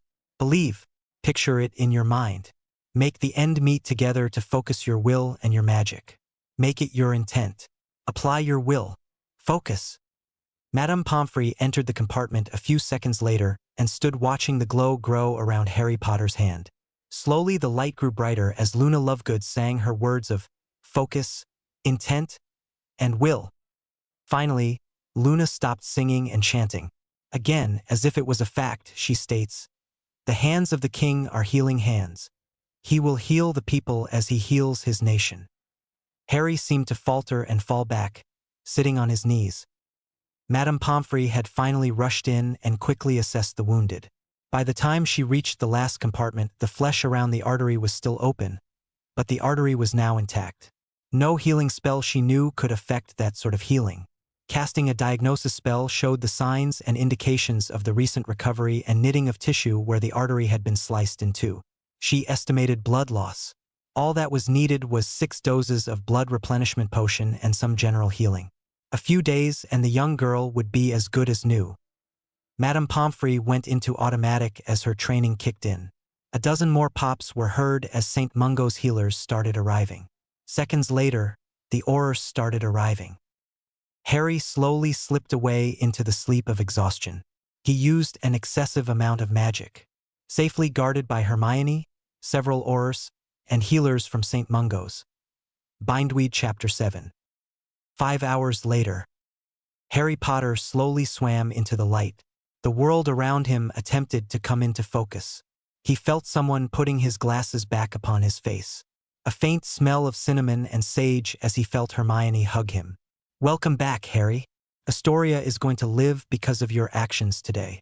The healers do not understand how you did it, but you managed the repairs to her artery. The blood restorative potion did the rest. The healers will also manage to repair most of the nerve damage." Harry said, "I just did what Luna told me to do. I visualized the artery and had my magic make it so. All willpower and visualization. The healers want to know how you did it." Madame Pomfrey said she got there just as you finished the healing. So all that was left was to close the wound.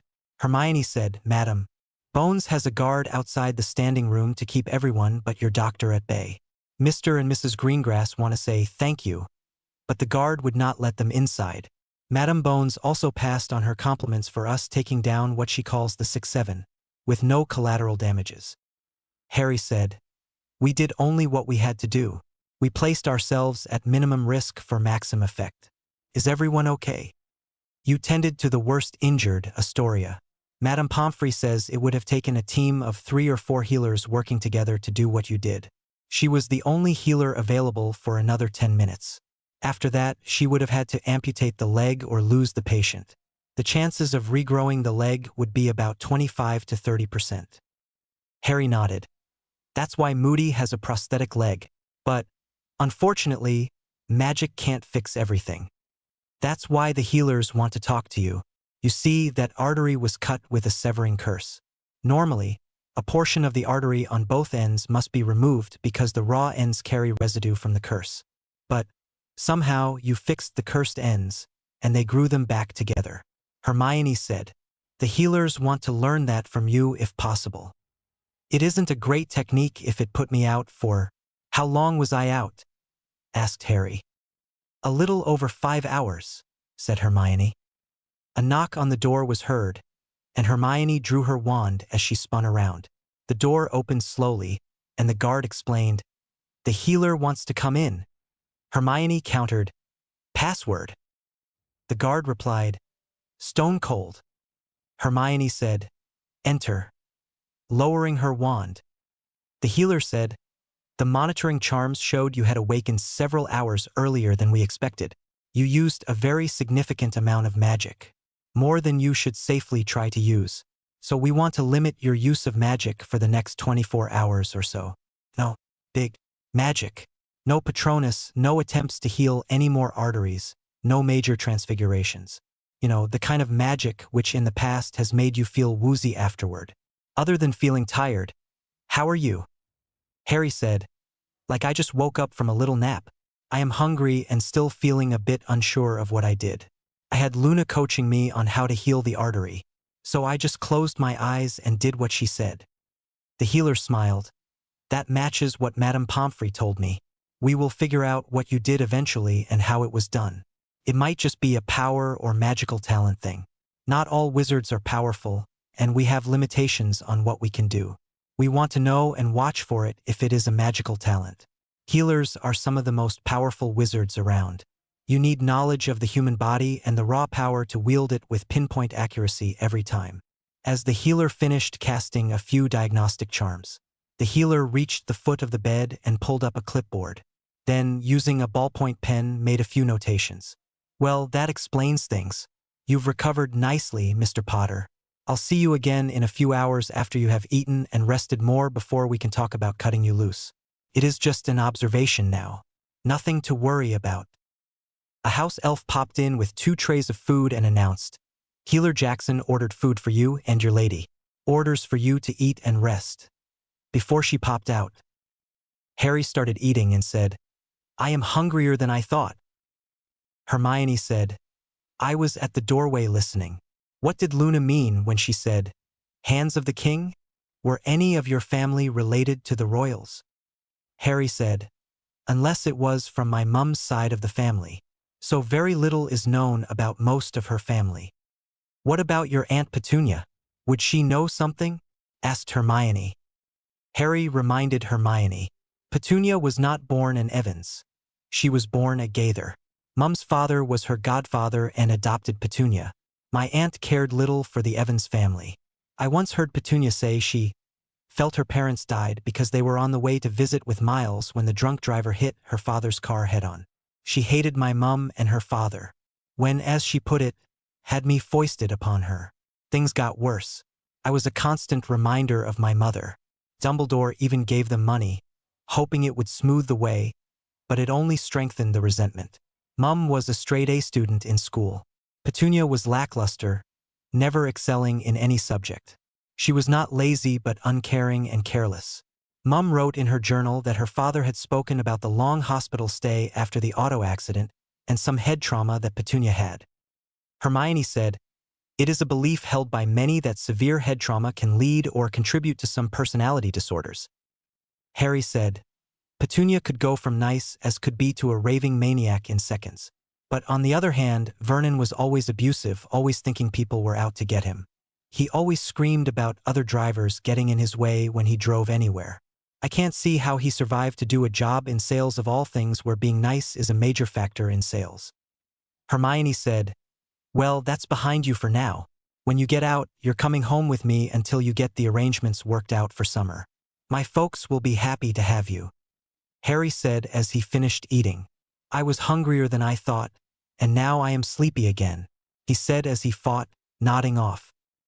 Hermione just smiled, and sad the healer said, That you want to just rest was to be expected. Close your eyes and relax. Harry's slowly fell shut. His perception turned inwards, and he dreamed. Harry had flashes of images so brief he could barely tell what he was seeing. It was confusing. Finally, a small soft voice said, "Your duty is done. The evil has been locked away. Now it is time for you to heal. Your hands, which once held a sword, are now hands that can be called healing hands. Heal my people." Harry looked around, and the voice said, "Be not afraid. Now it is the time to put up the sword, for a time. Now it is time to live and give life, not take lives. Heal the people. Heal the land." As a small figure came into view, Harry stood quietly in his dream space, carefully watching the woman. "Harry, you have been many things in the past and will be many things in the future. Your name has changed, but not your nature. You have always done what is right rather than what was easy. Enjoy, live, give life, and heal my people. Heal the lands. I have no other gift but a few words to guide you. Listen to them. Like her mother, Luna serves magic, and Hermione also serves magic. And you have been magic's knight from the beginning. Today you went from knight to king. The hands of the king will be healing hands." The figure turned and walked away into the darkness, laughing. "I will always be with you. I am magic, after all." Harry stood in the darkness of his mind. He understood very little of what just had happened in his mind. He felt confused but understood he was no longer what he had been. A new path had opened for him to follow. It wouldn't be easy, but he never did what was easy. "I have always tried to choose what was right." Closing his eyes, he fell into a light sleep, resting peacefully. Harry awoke 3 hours later. "What?" Hermione said. "It was a reporter trying to get in. The Auror stopped them from entering the room. I am sorry they woke you. How are you feeling, Harry?" "Hermione, what does it take to become a healer?" Harry asked. "Under Professor Snape's rules, an O in Potions Owl to get into Newt-level potions, and St. Mungo's requires an E or better in the rest of the core classes before you can sit the entrance exam for training. While training, you need anatomy, etiology, medical potions, physiology, and maybe even psychology. Practical clinical tours in pediatrics, OB/GYN, trauma/ED, field hospital/disaster response, curse treatment and spell reversal, and mind healing. Why do you ask?" Running his hands through his hair, he said, "Today, when Astoria was bleeding out, I didn't know what to do. Luna came in and coached me. I still don't understand what I did or how I did it, but I think I am tired of fighting. Let someone else be the Auror, the hit wizard. I think I want to be a healer. I want to help people. Felt good to help Astoria. I wish I could have helped the others, but from what you said, they were not hurt as badly as Astoria was hurt." Hermione said, "Wow, that's a significant change in your life's direction, Harry." Harry said, "This day opened my eyes. It is like I know I need a change of direction." Hermione said, "Today has been stressful. Rest, Harry, and when they let you out, we can deal with what we can. And live with the rest." The next morning after Harry awoke, he found Hermione sleeping again in the chair. Harry mentally prepared himself for the next day. His hope was that he would escape the hospital sooner rather than later. However, he was not sure why they kept him overnight. He had not been awake for more than a few minutes when Hermione stirred. "Good morning, love," he said softly. "You know, it is becoming a habit of waking up and seeing you. I could get used to that." Hermione blushed. "I seem to end up sleeping in chairs around you that I would like to avoid." Harry decided to have a little fun teasing Hermione. "You could have always used the bed," watching as her face turned even more red. "I would have taken the chair." Hermione asked, trying to change the subject, "How are you this morning?" Harry said, "I am feeling well. I was so tired last night. I got a good sleep last night without any potions help. I'm not going to run a marathon or do impossible magic today, so I should be fine." Hermione inquired, "How did you do it? Heal that artery? It was sliced completely in two." Harry shook his head. "I really don't know. I had Luna's help. She guided me in how I used my magic. I allowed my magic to read Astoria and my focus to undo the damage. I pictured an older anatomy book I looked at back in primary school. I started by using that, but I need more detail. My magic got the detail from Astoria, I think.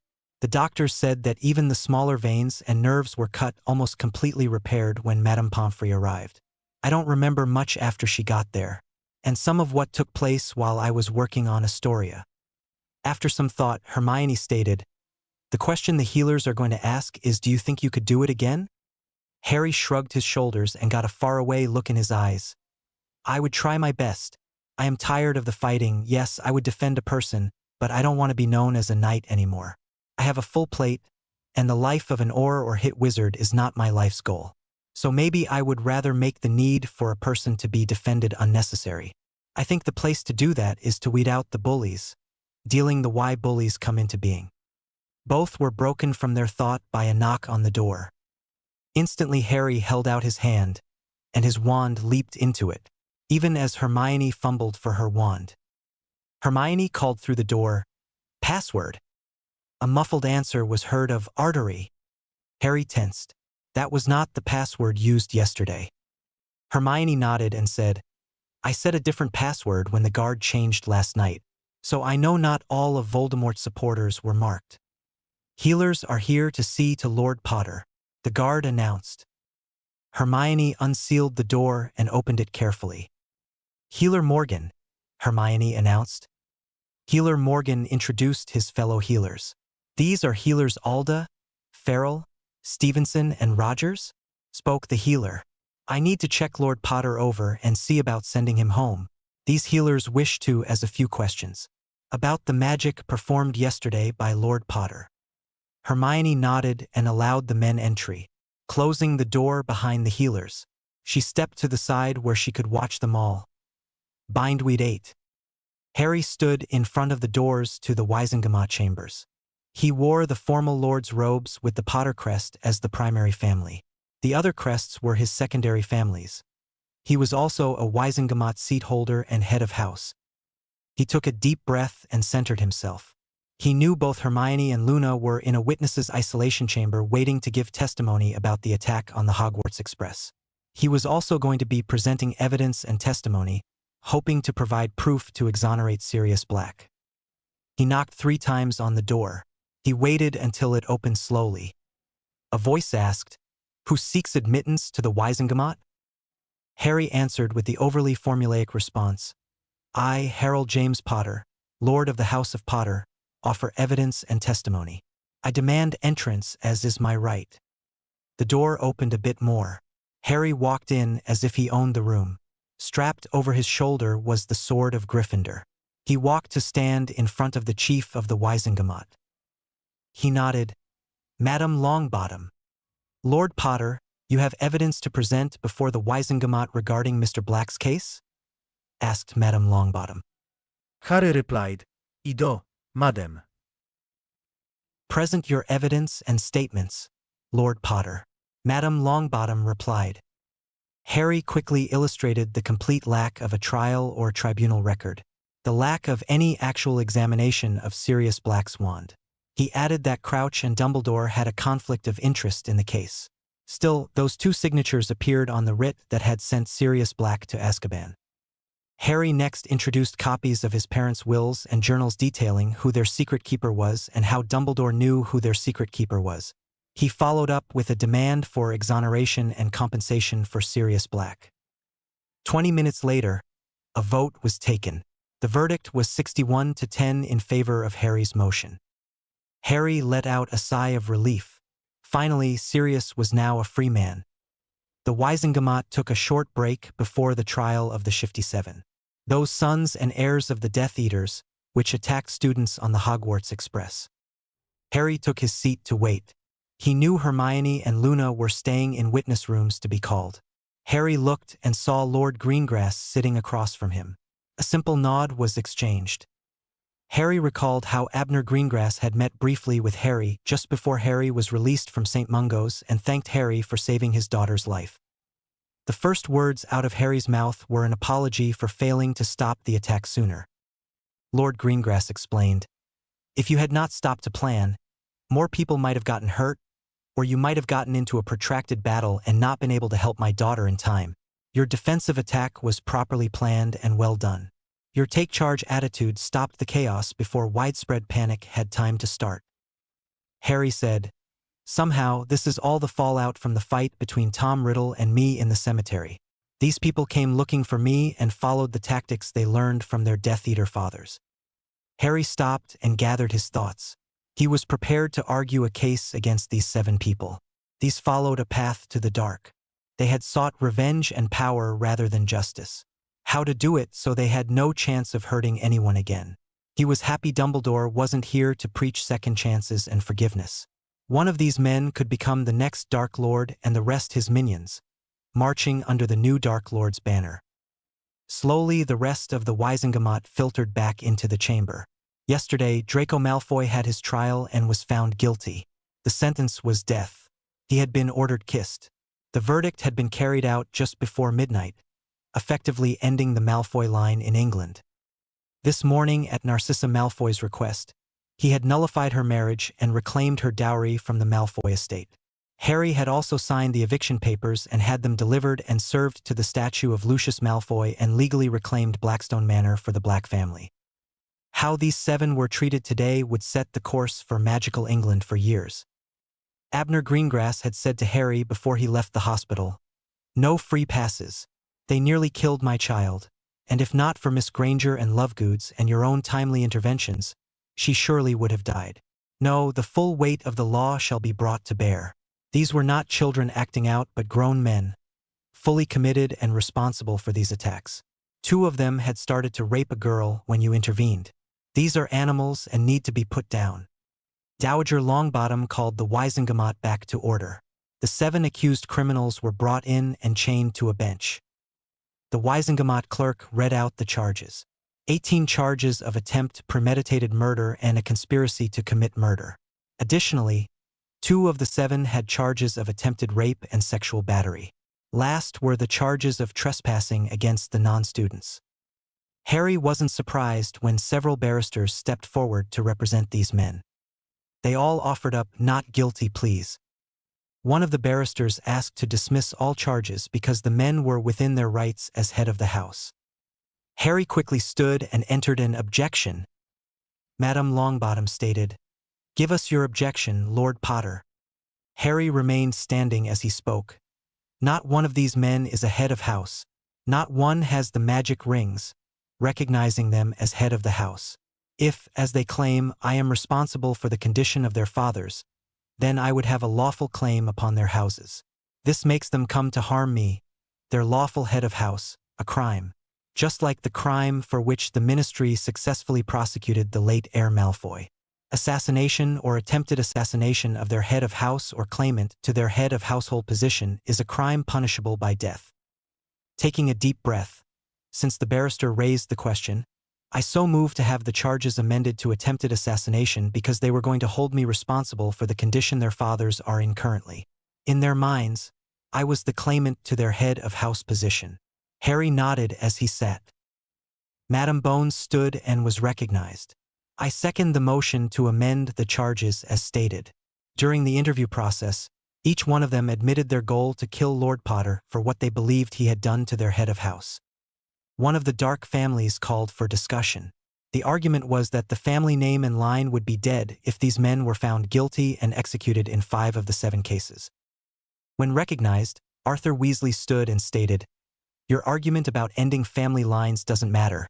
That's exactly what the accused were seeking to do.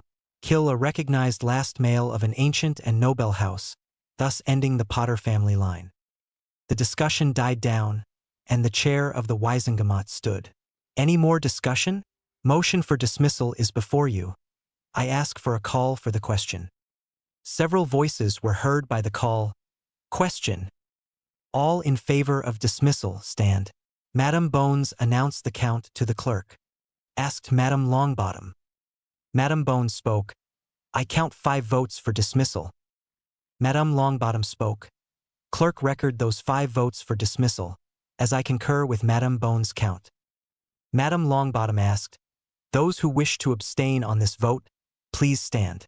Then, after several minutes and no one stood, she spoke again. Last call for abstentions? Lord Abbot, please announce your count, Madame Longbottom asked. Lord Abbot stood, turning completely around and double-checking. Madam, my count is 0. Madame Longbottom spoke. On the assumption, the remainder votes against dismissal. The motion to dismiss is refused.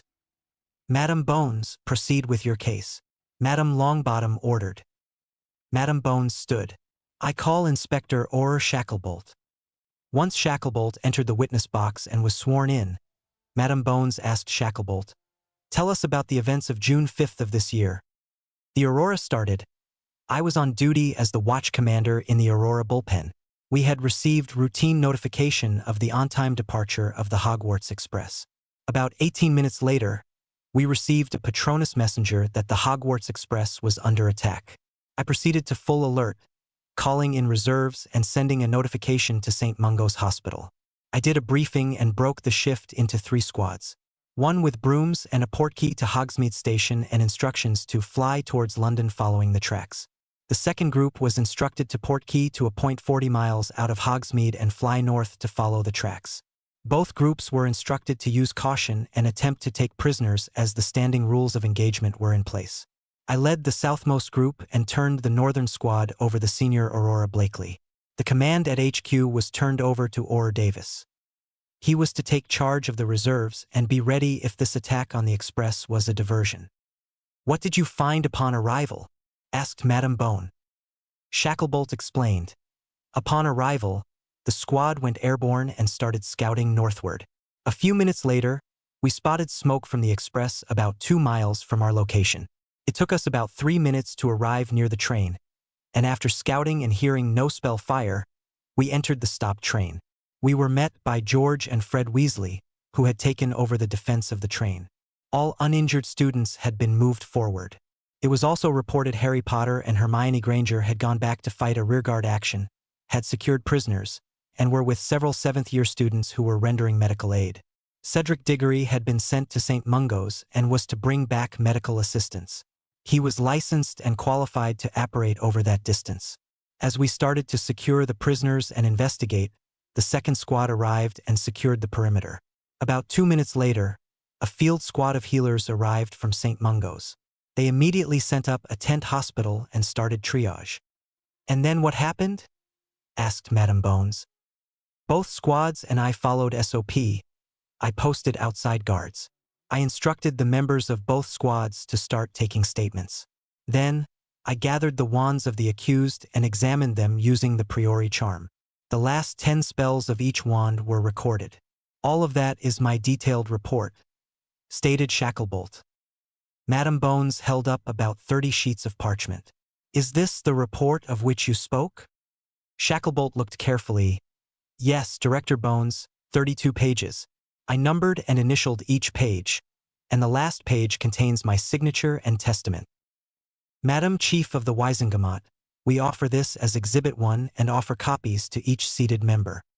So aloud, spoke Madame Longbottom. The clerk quickly used a duplicating spell and distributed the parchments. Madame Bones asked, setting out 15 bags of wands. Do you recognize these wands, Orr Shacklebolt? I do, Director. These are the wands collected in the Hogwarts Express's last carriage. One of the accused had 3 wands, 3 had 2 wands, and 2 only had 1 wand. Every one of the wands had unforgivable curses recorded on them. Several wands found in the accused hands had cutters and blasting curses, which we identified as blowing open doors and injuring students. Mr. Knott's wand was placed as the wand which nearly killed Astoria Greengrass, testified Aurora Shacklebolt. During questioning of the accused, did they give any reason or rationale for their actions? Asked the DMLE director. Aurora Shacklebolt stated. They were sure Lord Potter had something to do with their father's condition and would torture his friends until they got the information on how to reverse the effects of whatever it was that he did. She stood looking at her notes. That covers just about everything. But, Madam Chief Witch, I will reserve the right to recall this witness later. Madame Longbottom spoke to the defense team. Justice will be swift and thorough.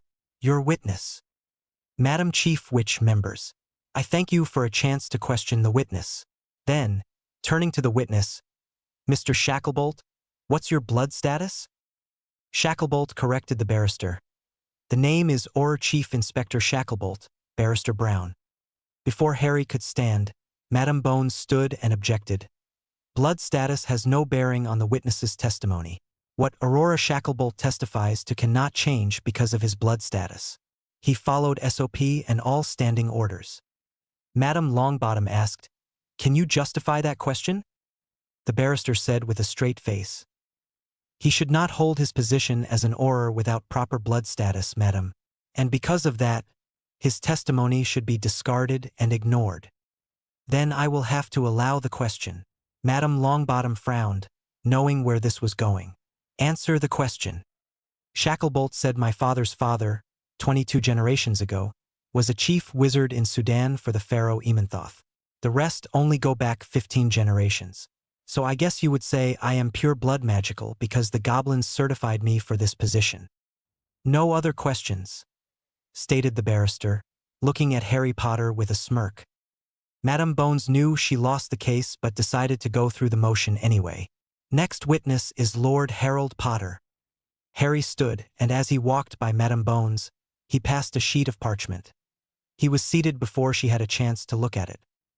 She looked at her notes and then the parchment Harry had passed. "Got ya," she thought as she smirked at the defense barristers. "Good afternoon, Lord Potter. I need to ask you this and move forward with your testimony since the good gentleman brought this up. What is your blood status?" Harry explained, "As a lord of the Wisengamot, my blood status is moot, because I am not an Aurora, I am a witness." However, without a change of expression, he stated, "My father's family magicals date back to Celts and Beakers. My mother's family was believed to be Muggles, but she was adopted. There is a record of her real family being magical for over 60 generations. Robry and Blofeld were her parents' names, killed by the Knights of Walpurgis. The Muggle authorities got to the scene first and took the uninjured child to social services. After 6 months, they placed the child up for adoption. The certificate of blood purity you have in your hands was filed this morning in the Ministry Office of Inheritances. I will claim the Robry, Blofeld, and Ole family seats and appointed proxies for them." Grinning at the defense barrister. Checkmate, Harry thought. Madame Bones questioned him about what happened on the train ride and the banter between Nott and himself. He described the wound Astoria Greengrass in detail and how Harry had tried magic and Muggle methods. Finally, he stated the healers at St. Mungo suspected it was wild magic fueled by my emotions and need. That healing nearly exhausted my magic core and overworked magical pathways, endangering my life. I am not sure I could ever do it again. I wish that I shouldn't be required to do such a thing. I believe Miss Greengrass left St. Mungo's 3 days before I was released." "No more questions," spoke Madame Bones. "Your witness, Barrister Brown." Barrister Brown was at a loss. Their defense would have Potter and Granger's blood status called into question. That door was closed. He looked over his notes and found one question. "Mr. Potter." "That's Lord Potter to you, sir. Actually, since I outrank you, Barrister Brown, the proper address from you to me in formal sitting like this is my Lord Potter. Now correct yourself and start again." With a frown of being put down by this whippersnapper, Barrister Brown started over. "My Lord Potter, Mr. Nott is willing to swear he was talking to Draco Malfoy and not you. But, because you have never been taught human transfiguration, how did you fool Mr. Nott?" Harry frowned. "I was trying to keep it a secret. My grandmother was black. The Black family is known for having one inherited talent which cannot be taught or learned. However, one can learn how to control it, and I have been working on the control from before I went to Hogwarts. I am a metamorph magus. I am still working on control but can keep a form for about an hour." Slowly, Harry concentrated on reshaping himself. The barrister's mouth stood agape as he looked like a near doppelganger. "The more changes I do seem to take off, the longer I can hold the next change." The look of concentration disappeared, and the witness's feature quickly reverted to the regular Harry. "There you have it." Barrister Brown called for a recess, and it was granted. Barrister Brown requested a magical sound barrier to confer with the accused. Madame Bones nodded and cast a circle of silence around the chained accused. 15 minutes later, Barrister Brown approached Madame Bones, Several of the accused ask if you are willing to make a plea bargain deal. 5 of the 2 will plead guilty to the charges of assault in exchange for dropping the attempted assassination charges. The 2 will plead guilty to the sexual assault charges in addition to the general assault charges. In exchange, they will offer information to the supplier of the extra wands and be a witness on behalf of the state. The names they gave me are eye-opening. Madam Bones, as long as these 5 do not include not, I may be agreeable to a minimum time in Azkaban prison minimum security section. How much I wish the magical world had an alternative to Azkaban. The plea bargain is not for naught, Barrister Brown stated. Even after I explained to him the only avenue of defense collapsed when Potter played that trump card. I don't see him here, so he is down in inheritance, claiming those seats and votes. How many seats? Madam Bones smiled. All total 18 from both sides of his family. If he claims all those seats that are currently empty because they are now statues, over 60. Barrister Brown. That is too much power for any one person. But I know I am responsible for some of that. I knew of Auror Shacklebolt's blood status. Please forward my apologies to him. I had to establish a precedent before questioning. Potter. I lost. Madam Bones observed. Here comes Madam Longbottom. Let me speak to her. Ami, I know that look. What's up? Asked Madam Longbottom. Madam Bones grinned. We have what we want. 5 want a plea bargain down to a charge of magical battery and trespassing. The 2 of the 5 will plead guilty to sexual assault in addition to the magical battery. Minimum concurrent sentences. Minimum security in Azkaban. In exchange, we get names and details. We know there were unmarked supporters and some are in the ministry. We have a few now and we'll get most of them. This is the break we need.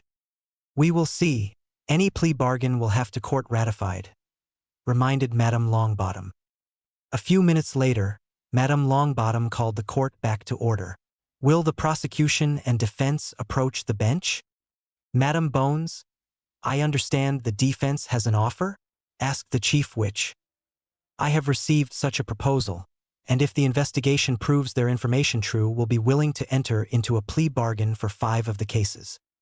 Barristers for the defense? Asked the chief witch. Barrister Brown. I spoke with the 5 defendants, and with their counsel, they have elected to enter into a binding plea bargain agreement. The lawyer spoke with an air of resignation. Then we will adjourn until 9 a.m. tomorrow. The prisoners are remanded to the custody of the DMLE until that time. The court is recessed. Announced Madam Longbottom. Harry stood somewhat vexed. Madam Bones made her way to him. She was quickly joined by Lord Abner Greengrass. Madam Bones explained to Lords Potter and Greengrass. No one is getting off without some time in prison.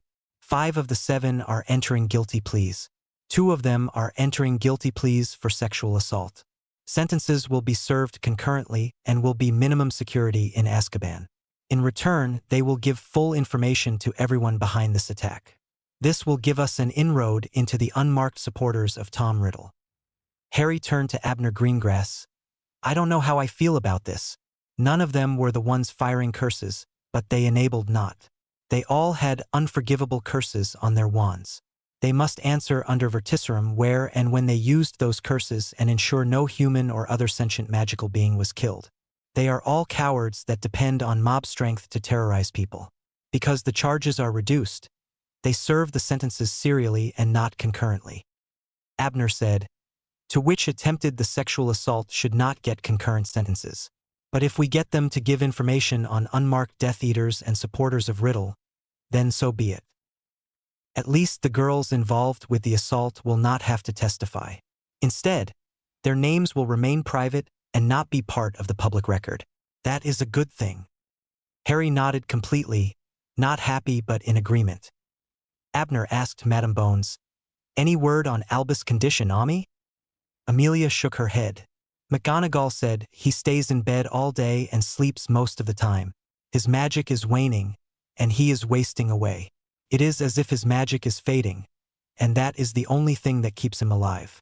When he wakes up, he asks for Harry Potter and falls asleep quickly again.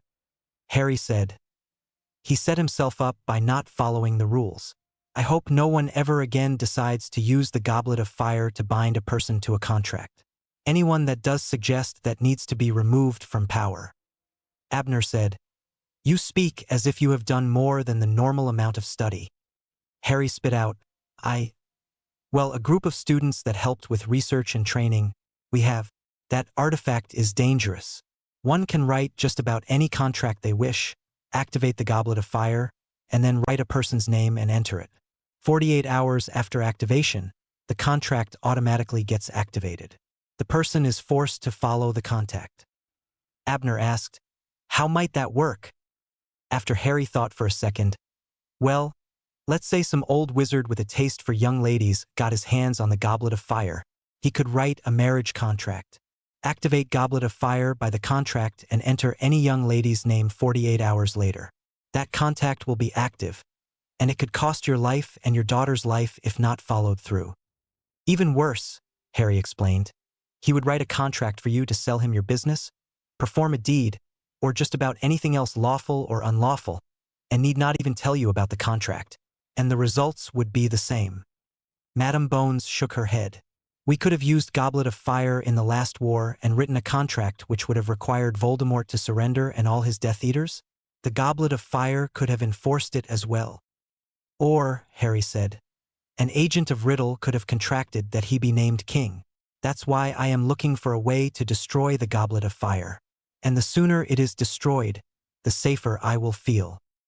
Amelia asked, So do you think the cup is still in play? Harry said, Yes, because in his head Dumbledore is still seeking a way to win and revoke my adult status. As long as he won't give up, the Goblet of Fire will punish him and all the others that tried to do the same thing. So he must either stop his actions in thought, word, and deed, or we must destroy the Goblet of Fire, or he will continue to suffer the punishment. Abner Greengrass said, I will speak with the people in the Department of Mysteries. They may want to undertake that project. Madame Bones nodded. I will talk to Croaker myself and ask the object to be destroyed. The members of the Wisengamot slowly filtered out chambers. Harry remained behind, hoping that the press would have glutted their own different member statements and had their appetites sated for the time being. As he made his way toward the atrium before he got to the lifts, he was joined by Luna and Hermione. They rode in silence and, when the doors opened, quickly made their way to the fireplace of Flu's home. Allowing the young ladies to go first allowed him to take a deep breath and step forward, calling the rookery his destination. Sirius was waiting for them, and the five gathered around the table. Sirius asked, Well, the decision on your case was easy, 61-10 for exoneration and compensations, Harry said with a grin. Madame Bones did say to let the press blast the word around for a few weeks before you started popping up in public. Keeping you freed in the press will be big news for a few days. After that, maybe an interview or 3 will keep it there. Sirius nodded. I hate the idea of interviews, but if that will make the transition easy for the public, I might feel safer going out in public. Hermione asked, What about the other trial? Harry frowned. Well, it started with the charges being amended to an attempted assassination of the head of House Claimant. But, unfortunately, the defense had an ace in the hole. The prosecution's first witness was Shacklebolt, as expected. However, what was unexpected was a challenge to his blood status. A little law prevents anyone except purebloods from being an Aurora. Because an Aurora must testify as a witness, only purebloods can testify against purebloods. With a grin, Harry said, While Shacklebolt passed that test easily, everyone knows my mother was Muggle, right?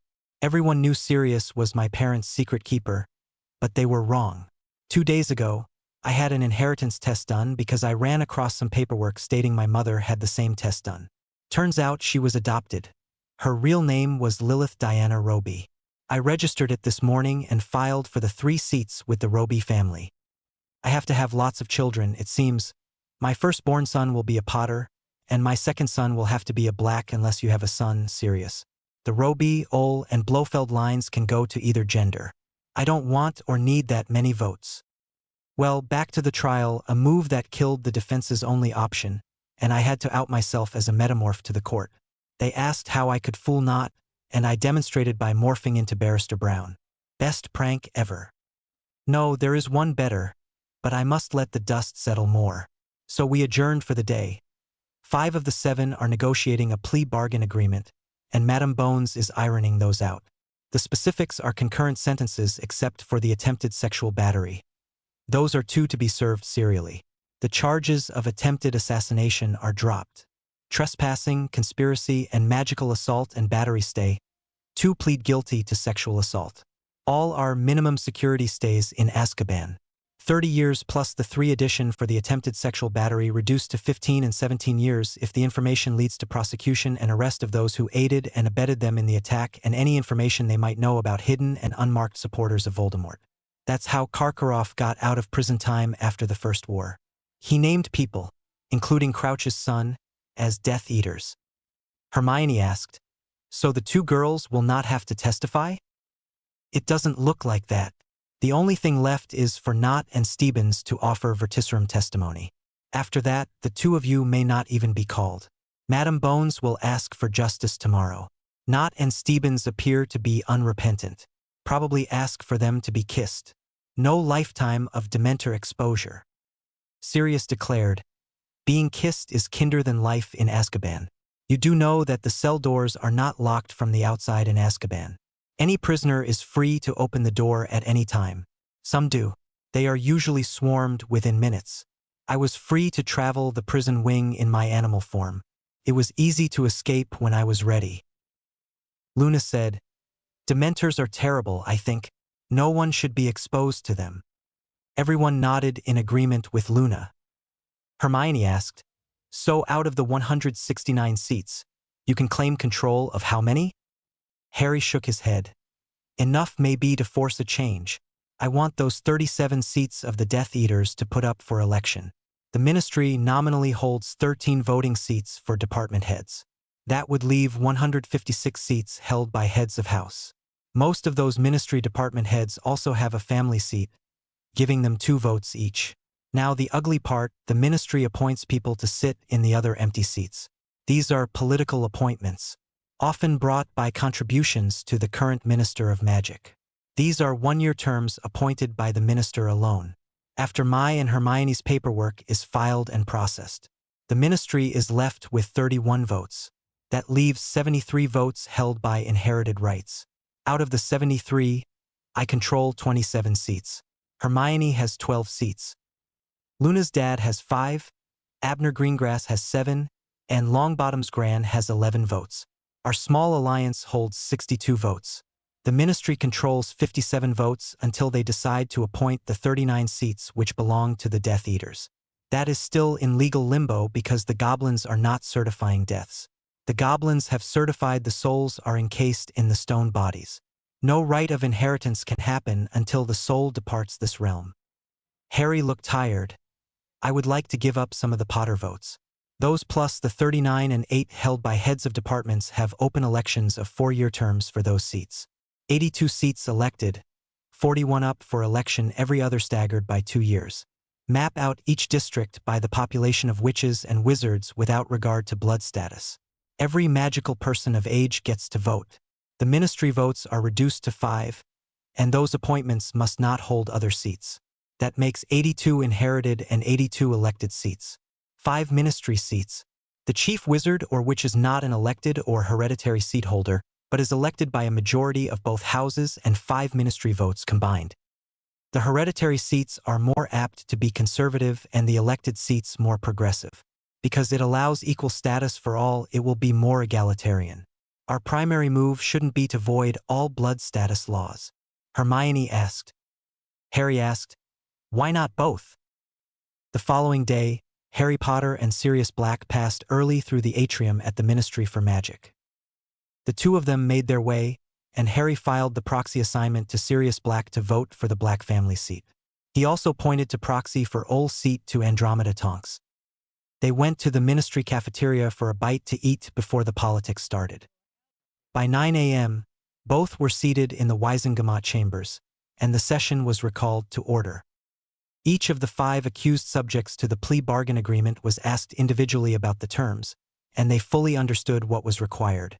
The 5 were sentenced to 2 years in maximum security followed by 15 years in minimum security. The sentence was to be reduced to 1 year and 7 years after they complied with the plea bargain agreement. Also, the two who pleaded guilty to sexual assault would get an additional 2 years in the maximum security wing plus an additional 20 years to be reduced to 1 additional year and 5 in the minimum security wing of Azkaban. Each of them, upon release, will be placed upon parole with a magical oath never to commit any crimes. Madame Longbottom asked for the sentence to be ratified. The vote was again 51 to 10 in favor. Madame Longbottom asked Madame Bones if she had more witnesses for the prosecution.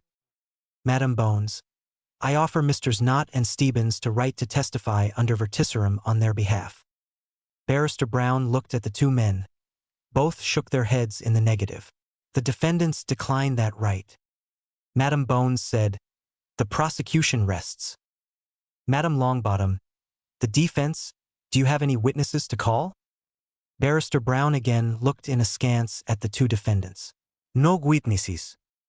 Madame Longbottom spoke, "Then we will move to the closing statements." Madame Bones rose from her seat and looked at the two men, frowning at what must be done.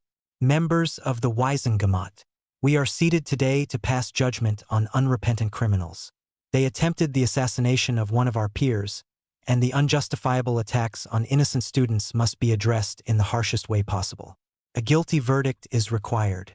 A lifetime in Azkaban is beyond cruel and unusual. I ask for the kiss. For the attempted assassination, it is a proper sentence. The unjustified act of careless firing life-threatening curses into a train compartment requires our stiffest penalty. Also the kiss. The evidence is plain as day. They cannot and will not testify to their innocence." Madame Bones sat down. As the defense stood up, Brown spoke. He spoke sincerely. Yes, these two men committed what appeared to be a heinous crime. But luckily, no real harm came from it by the swift actions of others. No lasting harm. We ask mercy. And took his seat. Madame Longbottom said, 30-minute recess. Take this time to reflect. Our actions today will set the stage for years to come. Will we be overly forgiving and offer endless second chances, or stick to the law and render true judgment and offer justice for everyone? Nearly everyone sat quietly. A few people moved from one group to another group and discussed what options were open. Some were families that had a darker reputation and some were lighter. Lord Greengrass sat for most of the 30 minutes. Lord Greengrass stood and moved toward Potter, and Potter stood and walked and met him near halfway point. Abner had led the neutral families for years. He offered his hand, and Harry took it, moving the majority of seats slightly to the more progressive side. Changes were going to happen. He would rather be on the egalitarian side. With a nod of understanding, they both returned their seats. At the 30-minute mark, Madame Longbottom recalled the session to order. "Are we ready for the question?" she asked. The first call was discussion from the Chief Witch. The silence was nearly overpowering. The Chief Witch, then called question, took place after several minutes of silence. The answer was almost thunderous. Question. Those opposed to a guilty sentence, please stand and be counted. Lord Black, please make the count and give it to the clerk. Court Scribe, I have 9 standing for a not guilty verdict, Cyrus stated. Madame Longbottom, Court Clerk, the count of standing for a not guilty verdict is 9 votes. I concur with Lord Black. Those abstaining, please stand. Mr. Weasley, will you count and report to the clerk? Asked the Chief Witch. Arthur counted. Court Scribe, I see 11 that have stood for abstention. Madame Longbottom spoke. The court assumed out of the possible vote, the rest voted guilty. The verdict is guilty. The accused is sentenced to be given the Dementor's kiss before the midnight hour has passed. The Aurors quickly removed the guilty. Is any other business to come before the Wiesengemot? The Chief Witch asked. Harry stood. I offer a bill. The Chief Witch had understood Potter had a plan. The time to strike was now. You have a copy of the bill to present. Ido. Hand to the clerk for duplication and distribution, please. Harry crossed the floor, handing the parchments to the Wiesengemot's clerk. A few seconds later, duplicates were being sent to every member. Harry stood. This proposal will reshape the Wiesengemot. Currently, These 39 empty seats can't be filled as we sit. We all know that they must be filled, but the real question is how and by who? Currently, if the lines are ended by the death of the seat holder, they are inherited. If no family member steps forth, they get filled by appointment by the Minister of Magic. That places him in virtual control over the Wisengamot. That must not happen. He already appoints 31 vacant seats, plus 13 department heads with full voting rights. This proposal eliminates that problem. I suggest that the Wisengamot take the 31 inherited seats currently filled by appointment by the Minister of Magic, the 39 now vacant seats, and 10 of the 13 head of department seats by assigning them to an elected proxy. Plus, I am donating 5 seats to make the elected seats equal to the currently inherited seats. The proposed bill is made that Britain should be divided into 82 election districts. Each district will comprise an equal amount of the magical population.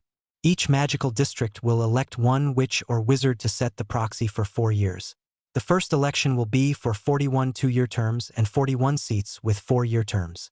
Any of the age witches or wizards can run for these seats. The Minister of Magic can still send 5 people to represent his administration, provided they are not already seat holders. This will split the Wisengamot with 82 elected members and 82 inherited members. The chief wizard will not vote unless need to break a tie exists. After a brief wait, the chief witch asked, "Any questions?" She stated, "This bill is declared properly introduced. A vote will be held in 2 days. The session will start at 10 a.m. Madame Longbottom declared and then inquired, "Is there any more business to come before the Wisengamot today?" After waiting a few minutes, she declared, "The Wisengamot session is in recess." In seconds, chaos erupted. Potter was mobbed with voices of support and against his proposal. Eventually had enough. "Do you wish your votes to become useless? If you do not move quickly, then the Minster will." The favoritism of the past nearly ruined this nation. If Voldemort had succeeded in recovering his body, our nation would be again crouched in fear, while the lawless ruled again. Those 39 voices all carried the dark mark. They were Voldemort's voices. If you allow the minister to appoint those seats, they shall be his voices. He will be the next tyrant, making his word the only word. This allows everyone a voice, the old families and the people themselves. It is called buying in, and it works in the Muggle world. It works in the magical world. The United States, the Middle American and Caribbean Confederations, the magical Arabian states, and the Union of Pacific Islands all have a split house system. It works. Why have the last 2 Dark Lords come from England? Grindelwald wasn't German. He was born here in Godric's Hollow. Good grief, people. He was Dumbledore's best friend and lover when they were both young. Harry said, "If you sit and wait, the choice will be taken from you. This cannot be allowed to happen. The choice is ours to make. Discuss this and weigh your options. Nothing is being taken from you. Those currently sitting in appointed seats may lose them in the end. Starting today, Gringotts is offering to test any Muggle-born for inheritance. In the last 3 days, I have claimed the seats from my mother's side. Several other Muggle-born are starting the process to reclaim their family seats. By making a move now, those 39 seats which will never be able to be claimed will be removed from the equation. Our choice, people.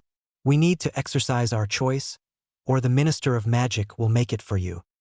He stood and went through the crowd that stood silently with the stark realization of Harry Potter being right again. Harry thought to himself, he had not just stirred up an honest nest.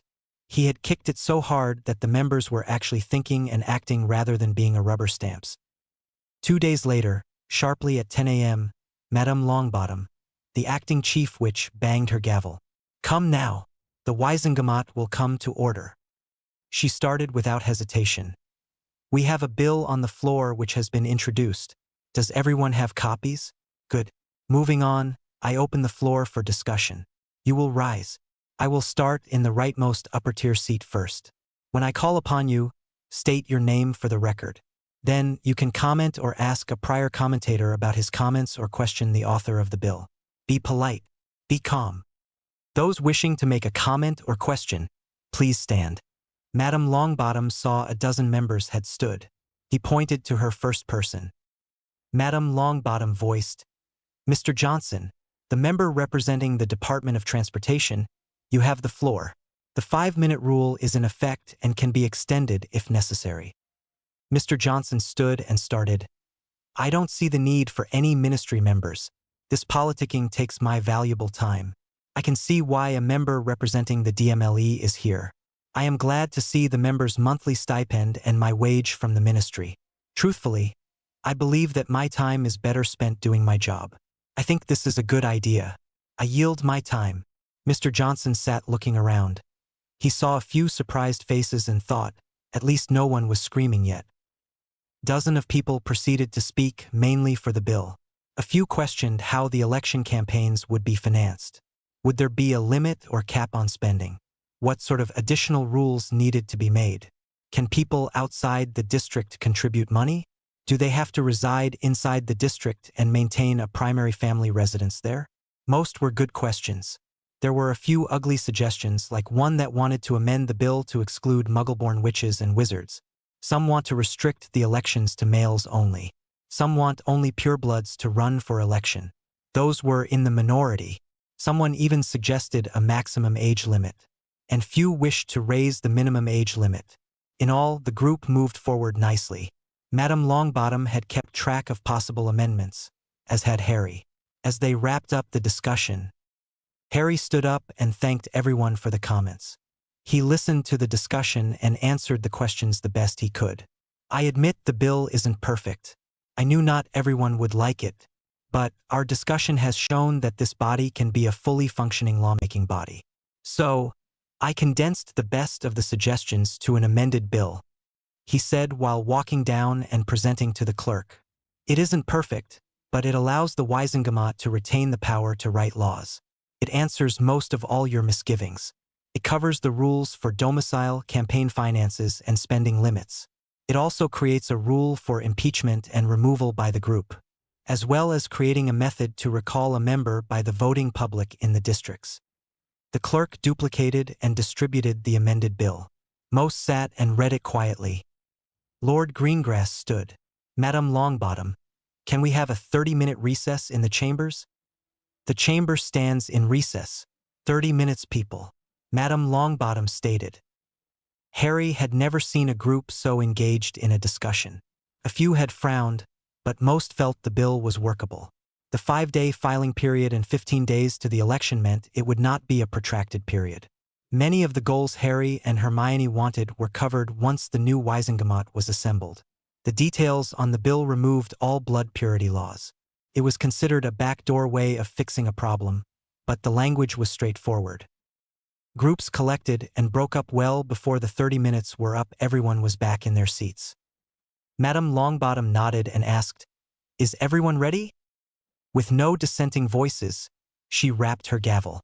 "Session will come to order." Immediately Lord Greengrass stood and was recognized.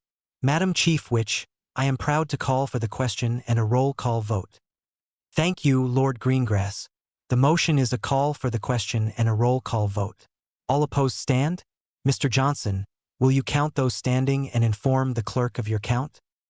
"Madam Chief Witch, I count 7 opposed to the question," Mr. Johnson replied. "The clerk will record 7 stands as opposed to the question. Any abstentions, please stand. Mr. Abbott, your count, please." John Abbott looked and reported, "Madam Chief Witch, I see no one standing in abstention." Madame Longbottom commanded, "The clerk will call and record each member's vote. Can everyone keep their personal tally as well?" The clerk started with the single votes first. The roll call starts with John Abbott, who voted in favor. The voting in this style was long and protracted because even members not present needed to be called and declared absent. Finally, the clerk called, "Lord Harry Potter?" Lord Potter stood declared, "I vote the Potter seat for and the Roby seat for the bill. The remaining seats abstain." Continuing on, Harry said, "I am happy to say I see that a majority of members support the move forward. I wish to thank everyone. The small fact is that this bill would have passed without any of my votes. Today we made history. This day in years to come will be as important as the day the king granted the magical people our great charter." Madame Longbottom smiled. "Everyone, we thank you all for your hard work. Any further business? Good work. We stand in recess until Monday at 10 a.m. All those that wish can sign the official tally. Today we made history." And she banged her gavel. The wizards and witches stood and approached the table, slowly laid their tally sheets down and stood back, waiting. Madame Longbottom said, "It is traditional that the bill's author is first to sign it. So, Mr. Potter, you have the honors today." Harry walked down and, with a sigh, saw the long row of tally sheets to sign. Well, this is one reason so few bills get passed, he thought, and quickly made his way down, putting his signature on each Wizengamot member's tally sheets. At the end of the table, Madame Longbottom stood. "Press conference next, Mr. Potter. The clerk will collect your personal sheet for you." Amelia Bones, Augusta Longbottom, Lord Greengrass, and a few other members made their way out to Wizengamot doors. They made their way to a small podium and table. Madame Longbottom stood. A microphone for Wizard Wireless Service was sitting on the podium. Madame Longbottom spoke. "Good afternoon, wizards and witches of Britain. As many of you know, the Wizengamot has been struggling for days now to handle the vacant seats that cannot be filled by inheritance. Lord Potter was gracious to donate a few seats. So tomorrow will mark a shortened filing schedule. The goal will be to fill those vacant seats, 10 former seats held by department heads for a total of 82 seats to be held by election. Britain will be divided into 82 equally populated districts. Each district will elect a member from that district. The person running in that district must have their primary domicile. Tomorrow a committee will sit down and draw up those districts and publish them in the Daily Prophet. The next morning will start the 5-day filing period. And then after 10 days after that will be the election. This is a special election. 41 seats will be for 2-year terms, and 41 seats will be for 4-year terms. An election after that will be every 2 years for 4-year terms. Any wizard or witch of age in good standing may file to run. The news reporters scrambled to pick up the press handouts. Madame Longbottom asked, "Any questions?" Dozens of reporters stood and shouted a barrage of questions from every side. Madame Bones stepped up and emphatically said, "Stop that right now. We will take the questions in an orderly manner and with proper decorum. First, I will indicate a reporter. He or she will introduce themselves, state the news outlet where they work, and then ask one question. After that, the questioner may ask for a follow-up. It may or may not be allowed. No personal questions. The only questions allowed at this interview are about the bill which was just enacted or the process which took place." She pointed at one of the reporters. "You first." The person indicated spoke. "Dane Harrigan, a reporter for the World Voice. I read this handout. It states any witch or wizard of age and in good standing. Does that mean that blood status does not matter?" Harry stepped forward. "Any blood status as long as they are in good standing. Part of the definition of good standing is to have passed at least one owl in a wand-based subject. Do not read anything more into or out of the new law. The wording is plain and simple. There are no tricks or loopholes." Next, Madame Bones points at a younger witch. She spoke softly. "I am Grace Farragut with the Weekly Witch. How much of this law was written by Lord Potter? If he had help in crafting it, who aided him?" Harry again stepped forward. "The initial concept came about while I was in St. Mungo's recovering. The wording was smoothed out with the help of 2 witches, Hermione Granger and Luna Lovegood. During this morning session, the final language was done to ease misgivings and correct some of the election and nomination protocols, campaign finance rules, and spending limitations. Many of the members of Wizengamot aided in the final markup of the bill we passed into law today. In the end, it was a group effort." Madame Bones pointed at another, and that person spoke with a pronounced French accent. "June Margot, Parisian Daily. This new law allows witches equal vote and equal say in government. Madame Longbottom, I take this one. Because there are a few more witches than wizards, I might expect an equal or slightly greater number of elected witches. The hereditary seats, by far, will still follow family charters and will be mostly wizards. The rule is that about 17% will allow a witch to hold the seat." She pointed at one more wizard reporter. "Hank Longfellow, Daily Prophet.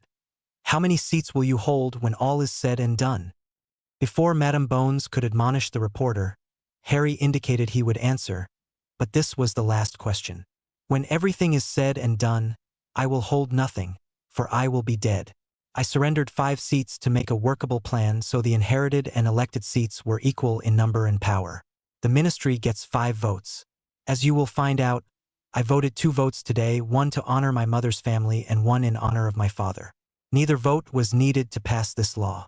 Hopefully, distant family members may be found with the testing being done at Gringotts. The seats were distributed to them to vote proxies with the long-term goal for someone from that family branch to eventually become the head of the house. I hold the old saying, you can't take it with you. What is important is what I leave behind. A legacy of repairing the harm to this country is what I want to leave. This is a step. One of many needed, but a good step in the right direction. Out of the mess we currently have, there will not be a dictator or tyrant looming in the next few months. Power will be distributed more evenly. You'll see fewer ministerial edicts and executive orders from the Minister of Magic. Lawmaking will again be in the hands of the Wizengamot. Thank you all for your understanding and time. It has been a trying time for all of us. Good day to all. Harry turned and stepped back as the rest of the Wizengamot followed him out. Abner Greengrass turned and said, "Well spoken, Harry. I am glad we made our alliance. It worked better than I thought it would. Your willingness to compromise carried the day. Everyone felt they had input and could see the fine-tuning you did. We have a working body of lawmakers again. This wasn't created in a week or 10 days. I suspect you and your helpers have been working on this most of the last of the school year." Harry laughed. "Yes, but it was then a project for the far future. We had a small window of opportunity before Minister Fudge realized what he might try to do. I didn't do it alone. Everyone who voted in favor voted to preserve our freedoms. This time when he left for the lifts, he was met and walked alongside Hermione and Luna. Before they left the elevator lifts, Luna passed out 2 sets of sunglasses. Hermione laughed, saying, "The future is so bright. We got to wear shades." The trio moved confidently across the atrium, and several press photographers took pictures of this trio of power. And in 3 flashes of green flames, they were gone. That evening, Harry and company sat around the parlor. Sirius Black, Zeno Lovegood, Dora, Andy, and Ted Tonks joined the trio. Harry said, "This is about the greatest prank ever and a lesson about why one should never make up rituals on the fly. It started as I was portkeyed away and arrived in the cemetery. I made a good landing and didn't fall. I saw something, ducked back, falling on my ass, and decided I could get a better shot if they got closer. There are 2 spells that I can do without a wand and silently. They are the levitation charm and the basic stunning spell. I have to be close because I can't get the aim down to hit anything reliable more than 6 feet away. I lay there listening to these clumsy footfalls and heard him getting closer and closer. Finally, I heard him stop right next to me. I waited to the count of 3 and fired off a wandless stunner at near point-blank range. Blew Wormtail back over 10 feet away. I grabbed my wand and stunned him again for good measure. Then I searched Wormtail for anything I could use. I found a sharp ritual knife and a couple of wands." Pausing for breath and taking a sip of butterbeer, Harry continued, "While I was searching the area, I heard a voice calling for Wormtail. Glancing into an open crypt, I saw this hideous thing. About the size of a 2-year-old baby but looked like an old man. I was stunned by it. Whatever it was, it housed or was possessed by Voldemort. I stunned it again for good measure. I continued to explore the area. I was expecting Voldemort to have more of his Death Eaters around. I didn't find anyone. Instead, I found a big arse cauldron, a book on rituals, and everything needed to restore Voldemort's body. Get this, his ritual required the blood of an enemy, my blood. I could let that plan be ignored. So I rewrote the ritual." He reached into his pocket, fishing out the folded paper he used that night. "I put the abomination into the cauldron and started the ritual, using these words. Spirit of magic, hear my voice. The voice of Tomas Marvolo Riddle's named enemy. Hear the voices of all victims calling for justice. Stone of the earth, solid and unmoving, you will give his body material form. You will contain his person and all his branded followers until the end of time. Winds of the world, swift, free, and unbound. You will carry all parts of his fractured soul here, from wherever they are hidden or locked away. Bindweed, grown out of the earth, the keeper of life. You will join the souls within the unchanging stone, and bind them inside the stone, living and unmoving until the end of time. Harry said, "This next part was hard." I remembered what Neville said about some plants. I found and gently had a rolled-up ball of dozens of bindweed vines with flowers and seed pods intact. I held the ball up while he was a few feet away from the cauldron, before I tossed that into the mix. Sipping his butterbeer, Harry continued, "That's pretty much what happened until my forehead ripped open. A piece of Voldemort came out. I passed out because of the pain." Harry smiled at the people's faces. The rest was setting the stage and creating a false memory. I have hidden the real memory and will hide it deeper after tonight. Someone else needed to know. Voldemort and his Death Eaters will never walk this planet again. The universe has a long life ahead of it. They are stuck in the stone until the end of all time. So, with one little word, I changed the intent of the ritual. I did not intend to condemn all the Death Eaters to the same fate. Harry opened his moleskin bag, reaching into it and picking out the now-defunct Horcrux of Voldemort. The ritual also gathered all the bits and bobs that Voldemort used to hide pieces of his soul. This ring, a tiara, a healer's cup, and a locket were all found, as well as Snake's head. Then there was my scar, so I claim I hit my head. Somehow the ritual pulled a chunk of young Riddle's soul back from hell. Harry explained. Hermione asked, "So, where do you go from here?" Luna giggled. "We go back to school, do our best to graduate, and move on, giving Harry many babies. He has lots of family names to restore. My first will be Lovegood. The second will be whatever family he needs next.